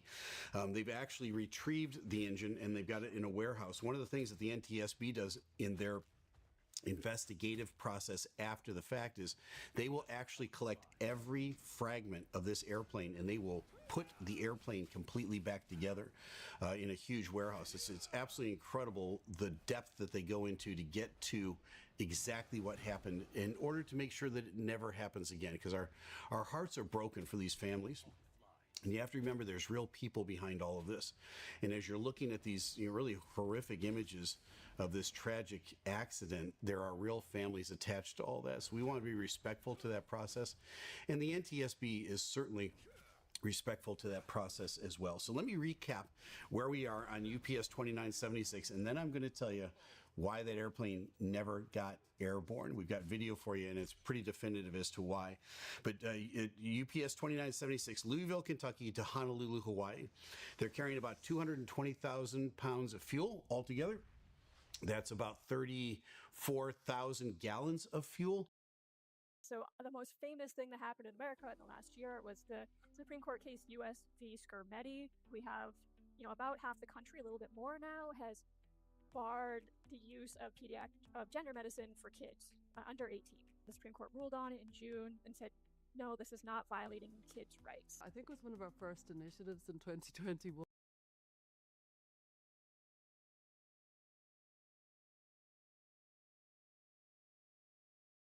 On human beings that was perpetrated by John Money and Harry Benjamin to essentially say that you could change one's sex hormonally and physically, and that person then would not only identify but would be biologically functional as the opposite sex. None of that has been true ever, and to this day, it is. I mean, it's been refuted by so much science that it should be the norm that everyone believes in. You cannot be born in the wrong body. There is no such thing as that, even though it's been stated emphatically by the founders of the transgender clinics in the Netherlands. So WPATH was a fancier name for the Harry Benjamin Society. It sounds very scientific. World Professional Association of Transgender Health. Okay. Well, first of all, transgender is not very healthy. Okay. The concept of being born in the wrong body is a terrible concept of unhappiness at the core of that human being's existence. And so to call that a health situation it's just a misnomer across the board. So that because it sounded scientific, people looked at that with the same degree of respect as, say, the American Medical Association or the American Psychiatric or Psychological Associations, the American Academy of Pediatrics, a large international consortium of academics, thought leaders who put together, after reviewing the entirety of the world's medical literature on the subject, put together what they called standards of care. And indeed, that's not at all what WPATH has ever been. Okay, it is based on the opinions of people who were ever so hopeful that their ideas would stick, that they could try on things for size on human beings, kind of an experimentation, run through years and years of it, and see what comes out the other end of the meat grinder. And what they proposed was that this was happiness. You put a patient in on one end, you went through the process of social transitioning, medical transitioning, and then finally surgical transitioning, and out the other end of that pipeline comes a functioning, happy, sexually functional human being. Okay, and the answer is absolutely not. There are so many roadblocks and impasses in there that, and they pretended that they were using scientific guidelines and publications to verify that these processes were beneficial. And what they depended on mostly was anecdotal reports and surveys of 25,000 answers that were called into an online survey, the Transgender Health Survey, say this represents 25,000 individuals who are giving their scientific information. None of it face to face, none of it personal. All of them, perhaps a fantasy and a belief that this is where I am and this is what I want to be, and this made me all better. But nobody could verify that. No one had a baseline mental health evaluation. No one had an intervention and then an outcome that was documented. Mm-hmm. So they called these standards of care, and they went through their 8th iteration about a year and a half ago. They are not standards of care. They are guidelines proposed by people who were ideologues. So therefore, it sort of fits into the cult situation because there is no real basis that's reproducible, and it's never been reproducible. It has been reviewed by so many systemic reviews worldwide to show that there is absolutely no biologic basis to the concept of an incongruent gender identity, that there is no mental health benefit that is sustainable by any of the interventions, social transition, medical transition, or surgical transition. And that in fact, there turns out to be the medical adverse side effects of the cross-sex hormones in large doses, non-physiologic doses. And then on top of that, sterility and anorgasmia, because the sexual organs have been surgically manipulated to the point where they have no function. They may look really great, in a picture, but they don't function.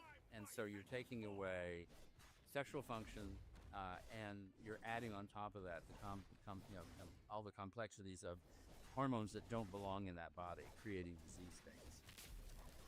Just on that, there's so much there, but one thing on the self-report, so I've always thought, this self-report thing, there's so much self-deception that you can't really trust self-report. You've done this to yourself, the power of irrevocability, you can't go back, so you're going to deceive yourself into believing that you're happy. But there's I don't know if you've seen that study from the Dutch, where they followed up some of the earliest kids that went through the puberty suppression experiment. And, these kids had puberty blockers and hormones and then the vaginoplasty. And then they asked them after the fact in their 20s, are you able to orgasm? And about 70% say yes. And I just think, how do these kids even know what an orgasm is? If they didn't have one before their puberty was blocked, they had hormones and then they had their penis inverted. How does the kid even know that they're having an orgasm? Yeah, I mean, I think that's a question, again, of self-fulfilling without actually having them sit down with an interviewer, a urologist, okay, or a gynecologist, and say, okay, what do you experience as an orgasm? What does it mean to you? How do you feel? How does your body feel? What is the order in which this happens? How do you stimulate yourself to the point of an orgasm? Okay, and I think those are questions they very likely couldn't answer because they'd never experienced it. But they read that they're supposed to have them, and therefore they say they have them. I mean, again, self-reporting as opposed to a really critical, an analytic, physical circumstance. The way that urologists look at adult males and say, you're having problems with erectile dysfunction, let's quantify that medically. And they do. They actually have a scale of quantification of ability to maintain an erection and to ejaculate. And that's missing. Okay, that's just, do you have yeah, I have an orgasm. Yeah, no. It's let's go down to the science of it and really get into the details. And it's very personal, but it's very important. You can't report that there's benefit and no handicap if you haven't really asked the questions correctly.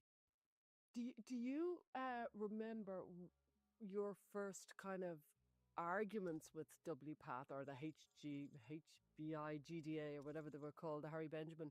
Do you remember when you first questioned them and said, well, what are you guys doing? Because it doesn't feel very scientific. Well, what happened is that I had a patient in 1993. It was a biologic male who came into my office, and confidentially, the parents told my office manager, who was the only other person that knew, that this person who looked like a girl, who's dressed like a girl with long hair and with a female name, was actually a biologic male. They had sort of pre-called and said, well, how do we do the medical records? Can we keep this chart separate so that no one has access to it accidentally? And they said they had just moved from California. It was a military family, and this boy had felt he was born in the wrong body. He went to a psychiatrist in Los Angeles, close by where Dad was stationed in the military. And the psychiatrist said, oh, yeah, he's transsexual.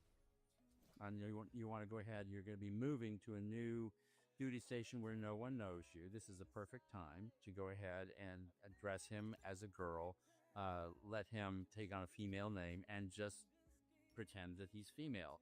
But now he's in puberty, so he's probably going to need some estrogen to make his breasts grow. And so this lands on my doorstep in 1993. Wow.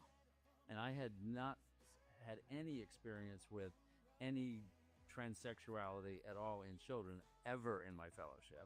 Okay. We had John Money's experiments on little kids who had ambiguous genitalia that were disastrous. That was behind us at that point in time, and we knew of that.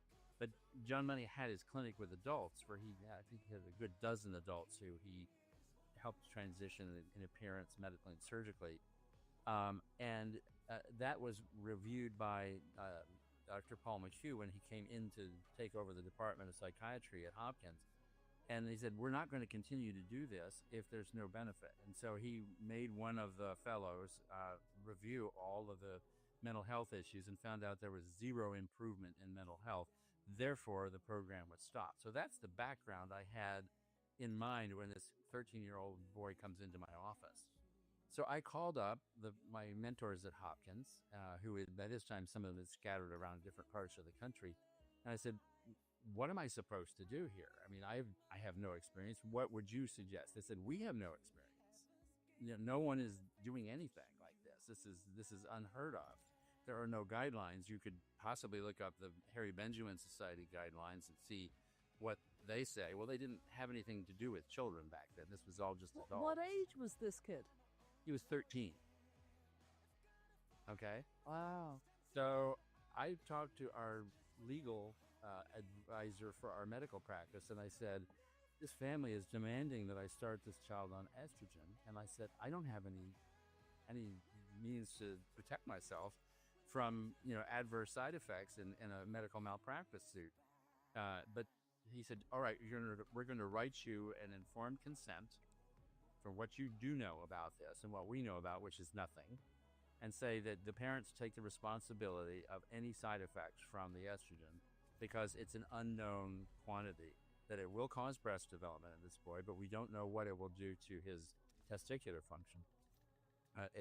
We didn't have puberty blockers to use at that point in time. They were not on the horizon as a routine. So I sort of laid out a gentle progress of some estrogen treatments to start. And after about 3 months, he had developed a little bit of breast budding, which is not uncommon in adolescent boys anyway, at that age. And then the family upped and moved to the Washington, D.C. area. And so I contacted my pediatric endocrine colleagues in the military healthcare system that I had known before to say, he's coming to the D.C. area. He's going to come to Walter Reed to your office, and this is what we've done, and this is the signed form that I've used to kind of protect myself from any adverse response in the future. And the child never showed up at the clinic, and I have no idea whatever happened to that child. But that just tells you the infancy of transgender issues in children. It was, no one knew. I mean, nobody had any idea in the pediatric endocrine world anywhere about what to do with this child. None. Now, you hear stories, we've been doing hormone treatments in here in Texas and there in California for years and years and years and years. I don't know of any cases that were ever published. I don't think they were any published. There were claims that this had happened and this was had been successful. But when I really went to the academic centers, they kind of looked askance at it and said, "This isn't done. This is not ethical. And this is not what we would ever recommend." Okay, so that's just 1993. You fast forward, to where we are today, and it's the mainstream. It's the cause célèbre. It's of course you will do this. If you don't, you're horrible, transphobic, and a bigot and a hater. And so that just left an indelible mark on me to say this has never been right, been right from the beginning.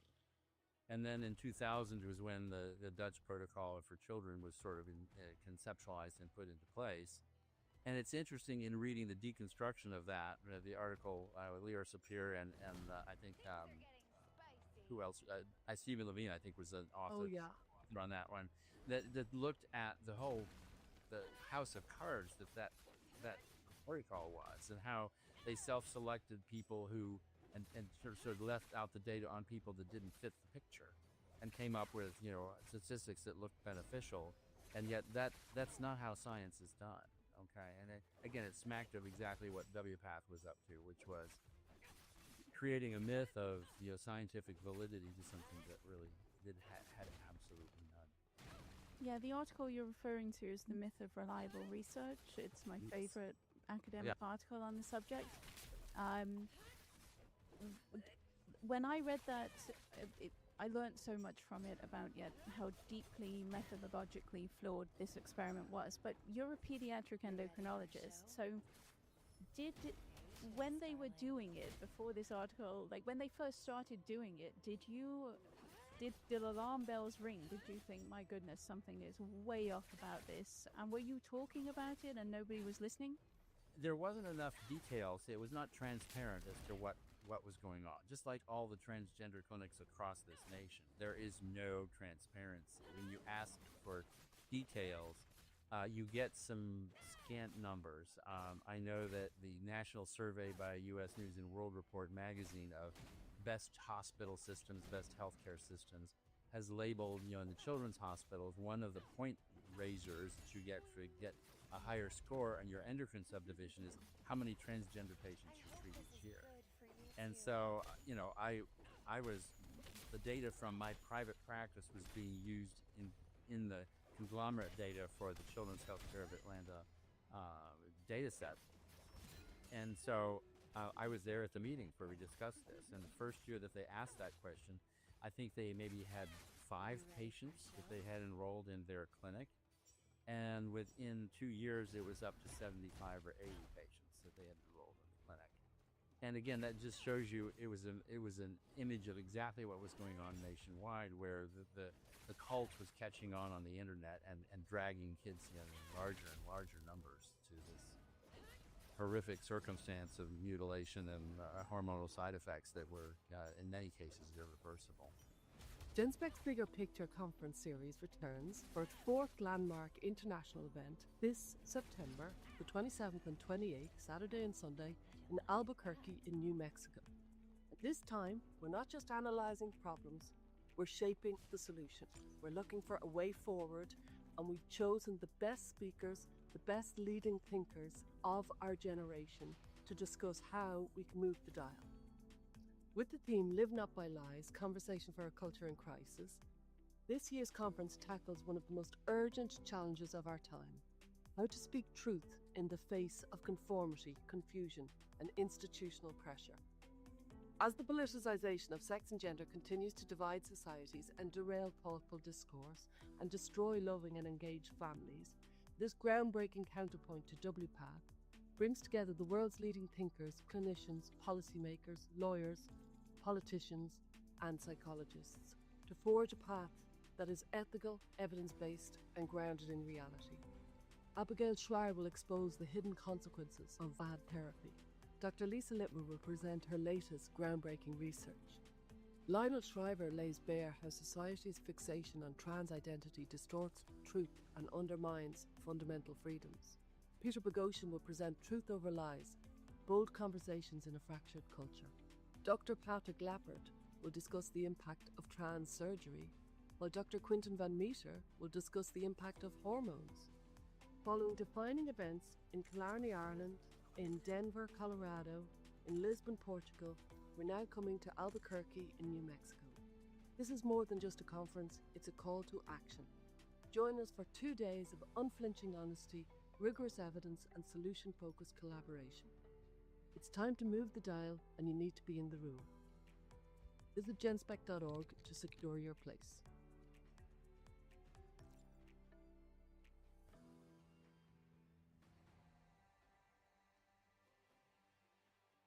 Right, but instinctively, did the use of those drugs combined with the hormones to treat a psychiatric disorder, vaguely poorly defined psychiatric disorder, did anything strike you as being completely mad? Well, all of it just struck me as being completely mad because, here in the endocrine world, endocrinology's been around, as a subspecialty for a long time. And what we learn in endocrinology is that when the hormones are off balance, if they're the wrong hormones, okay, if there are excessive androgens, which are classified as a male hormone, but it's the adrenal gland in the female that can produce those. And the testosterone comes from the testicle, and adrenal hormones come from the adrenal gland in males. Those virilize the body, okay? And if it's a female body, it starts doing damage. It increases the risk of heart disease significantly, okay? It also gives the appearance of facial hair. It makes menses irregular. It ends up setting up the endometrium for cancers because of irregular menses and overstimulation with the hormones that don't really physiologically belong to that body. And so we have disease states that we've known about for 100 years that we've been treating so that those things don't happen, so that the women don't have to be at health risk for these things. So these are natural phenomenon where the hormone levels that we're talking about are probably a tenth of what they're creating with the so-called replacement hormones that are recommended by the transgender advocates to treat these kids with. So we know it causes diseases. We know that estrogen significantly increases stroke risk. So in males who are overproducing estrogen, you go find the source and get rid of it because that increases prostate cancer, it increases breast cancer, and it increases stroke risk in males. So why would we, if we know that we have moderately elevated levels of these hormones that don't belong physiologically to that body, why would we even consider as an option throwing in gigantic tenfold increases over those amounts into the wrong body and expect that we're going to have something beneficial happen? And it's just absolutely unconscionable. And combined with puberty blockers, which are also just massively powerful drugs. I know we want to talk about we want to go back to John Money, I think, but can I just ask, you are a pediatric endocrinologist and you treat precocious puberty, am I correct? You've done research in that area. Because I'm in Canada and we have the mainstream media refuses to let go of the puberty blockers are fully reversible. It's a fully reversible pause. And I was just curious, in precocious puberty, in the pediatric endocrinology world outside of gender medicine, are puberty blockers considered reversible for precocious puberty?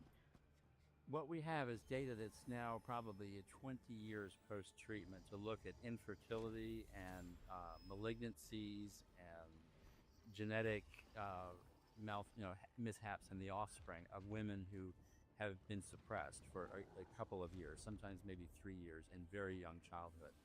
And it basically comes away with no sustainable signals, but it's a small population.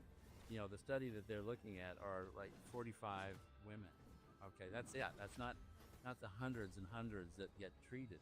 And so, as happens a lot in clinical research, to look at the safety and efficacy of an intervention, it was very effective in stopping puberty from progressing for two reasons that were valid. One, it preserved height potential, because if a girl starts into puberty at age 6, her final height outcome is going to be drastically different, perhaps not even reach anything close to 5 feet or 410 or 47, okay, and she'll be menstruating in the first grade, which is a social disaster. I mean, so yes, there's some social aspects of it, but the idea was let us, if we can safely pause that, put it in for a little while, and then plan to take it away so that the natural process of returning to the normal physiologic function occurs, and the girl begins her periods right around 12 and a half years of age, like everybody else around her would normally.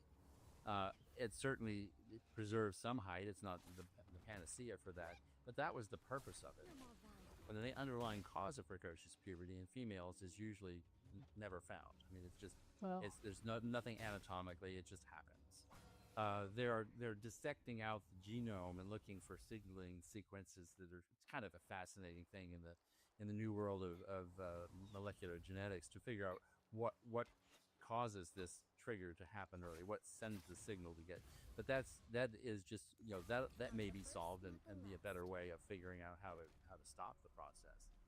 But in males, it more often is due to a central nervous system tumor or some disruption of the anatomy in the area of the pituitary gland. So although it's not all that common, it's much more common in males than females. So it's you want to stop the puberty, you want to get the kid back into the fold, but you don't want to continue that, because if you do that during the adolescent years, when the brain is expecting to see puberty, when the body is expecting to bring calcium into the skeleton from dietary intake and natural vitamin D production, that if you block it, then you have irreversible damage. And that's admitted. Yeah, okay, bone density, schmone density, who cares?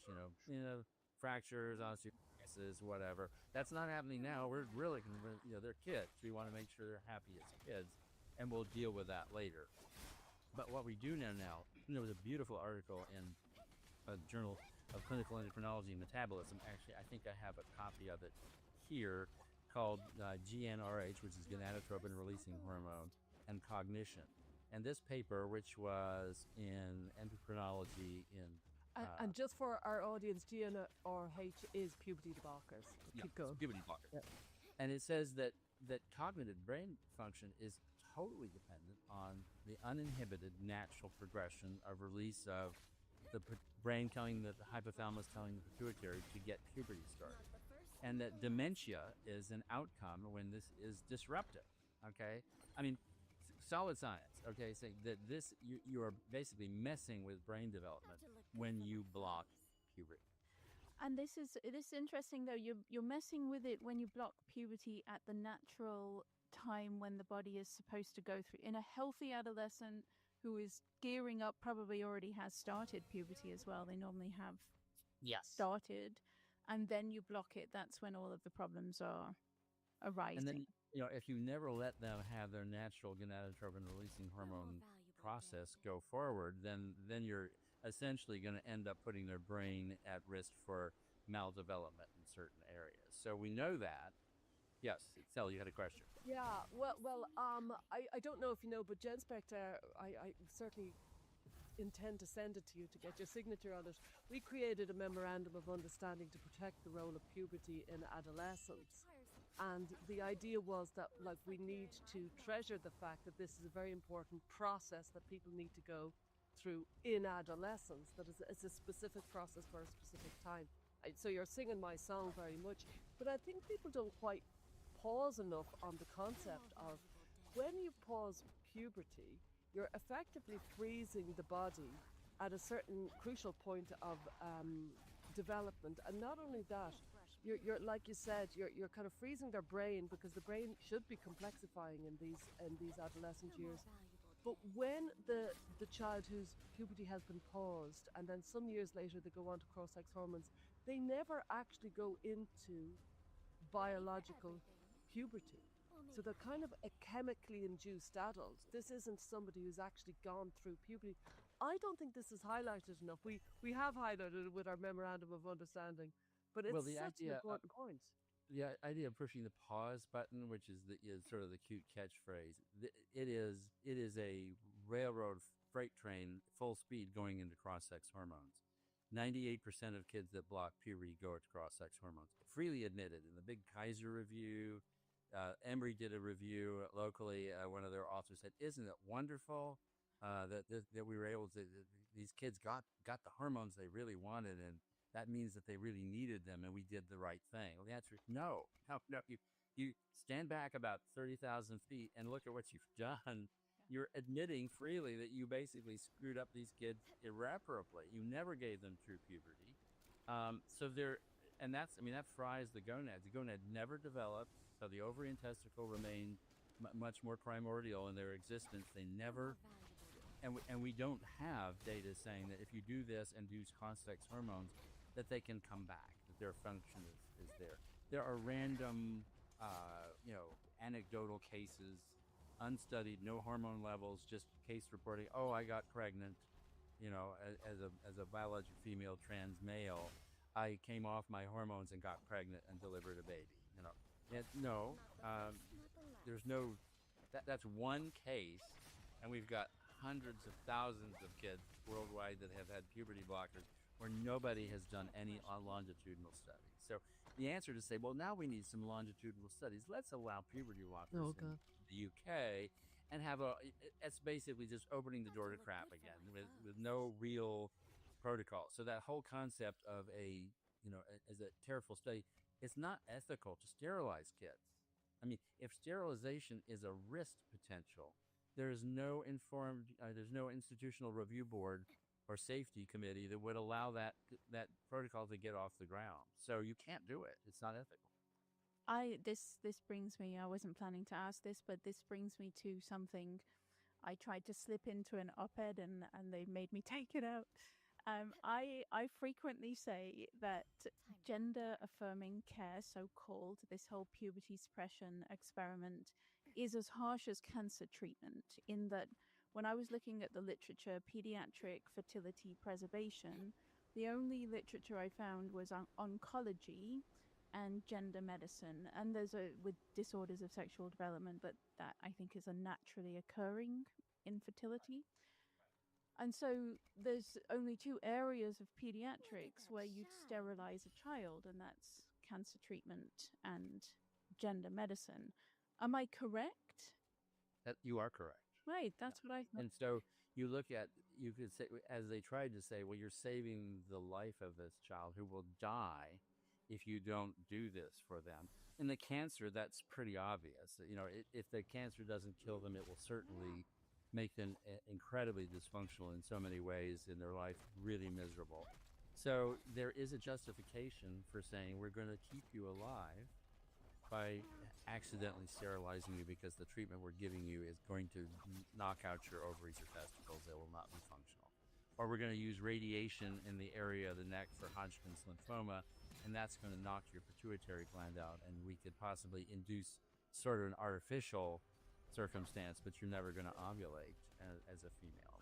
We may be able to do a workaround on those cases, but when the ovary or testicle is destroyed by the chemotherapy, it saves the life of the child, and that's a whole vastly because the myth of saving a child's life from suicide has been busted so wide open irreparably that if somebody says that, you just need to shake your head and say, I think you need to go back and basically look at reality. Well, that's precisely what I was writing about. I was saying the collapse of the transitional suicide narrative has removed all the medical justification for this experiment, because the only medical justification they ever had was transitional suicide. It's life-saving care. We now don't have that, so how can you justify it? But I didn't have the medical literature to back it up, so they made me take it out. Oh.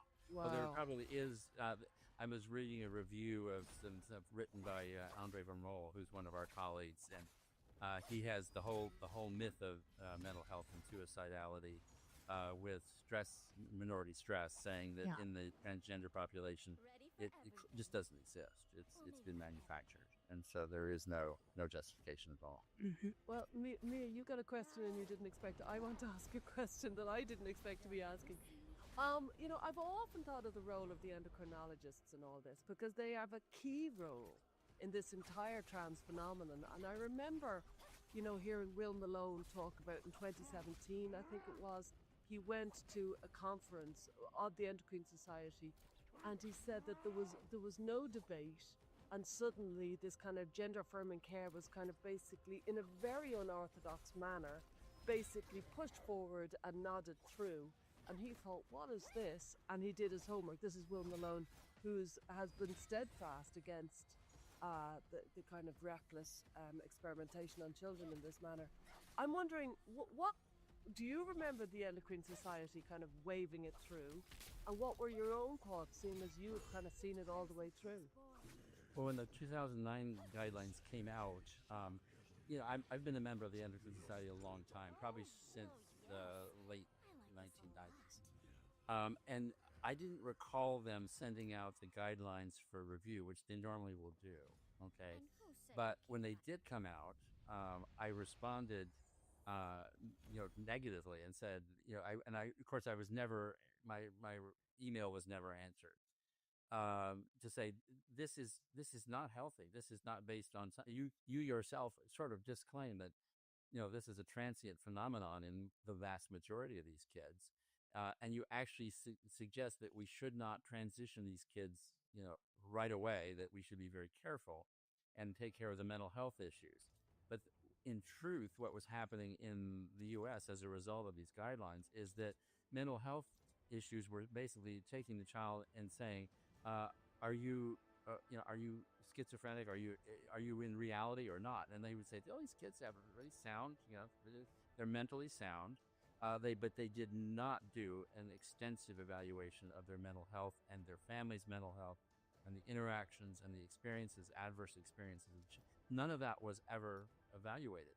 So they kind of bypassed what the Endocrine Society guidelines actually said to do and went right into the social and medical transition in the clinics. And that's when I began to really get super vocal about it, saying, wait a minute, you're not even following your own guidelines. And then when the 2017 revision was sent out, I actually critiqued that and sent my concerns in. I think Paul Roos from St. Louis did the same thing, and they actually answered his email and said, thank you for your input, we will consider it. But I as an underling non-academic, they just didn't bother to talk to me. I have approached the Endocrine Society, the American Association of Clinical Endocrinology, and the Pediatric Endocrine Society every single year for the past now 7 years. Wow. When they're putting together their meetings, that they give us input about what you'd like to have us discuss, or workshops, or give us names of individuals. I have presented them with everything under the sun, and I don't even get a response. The first time, I'll take it back. The first time with the Pediatric Endocrine.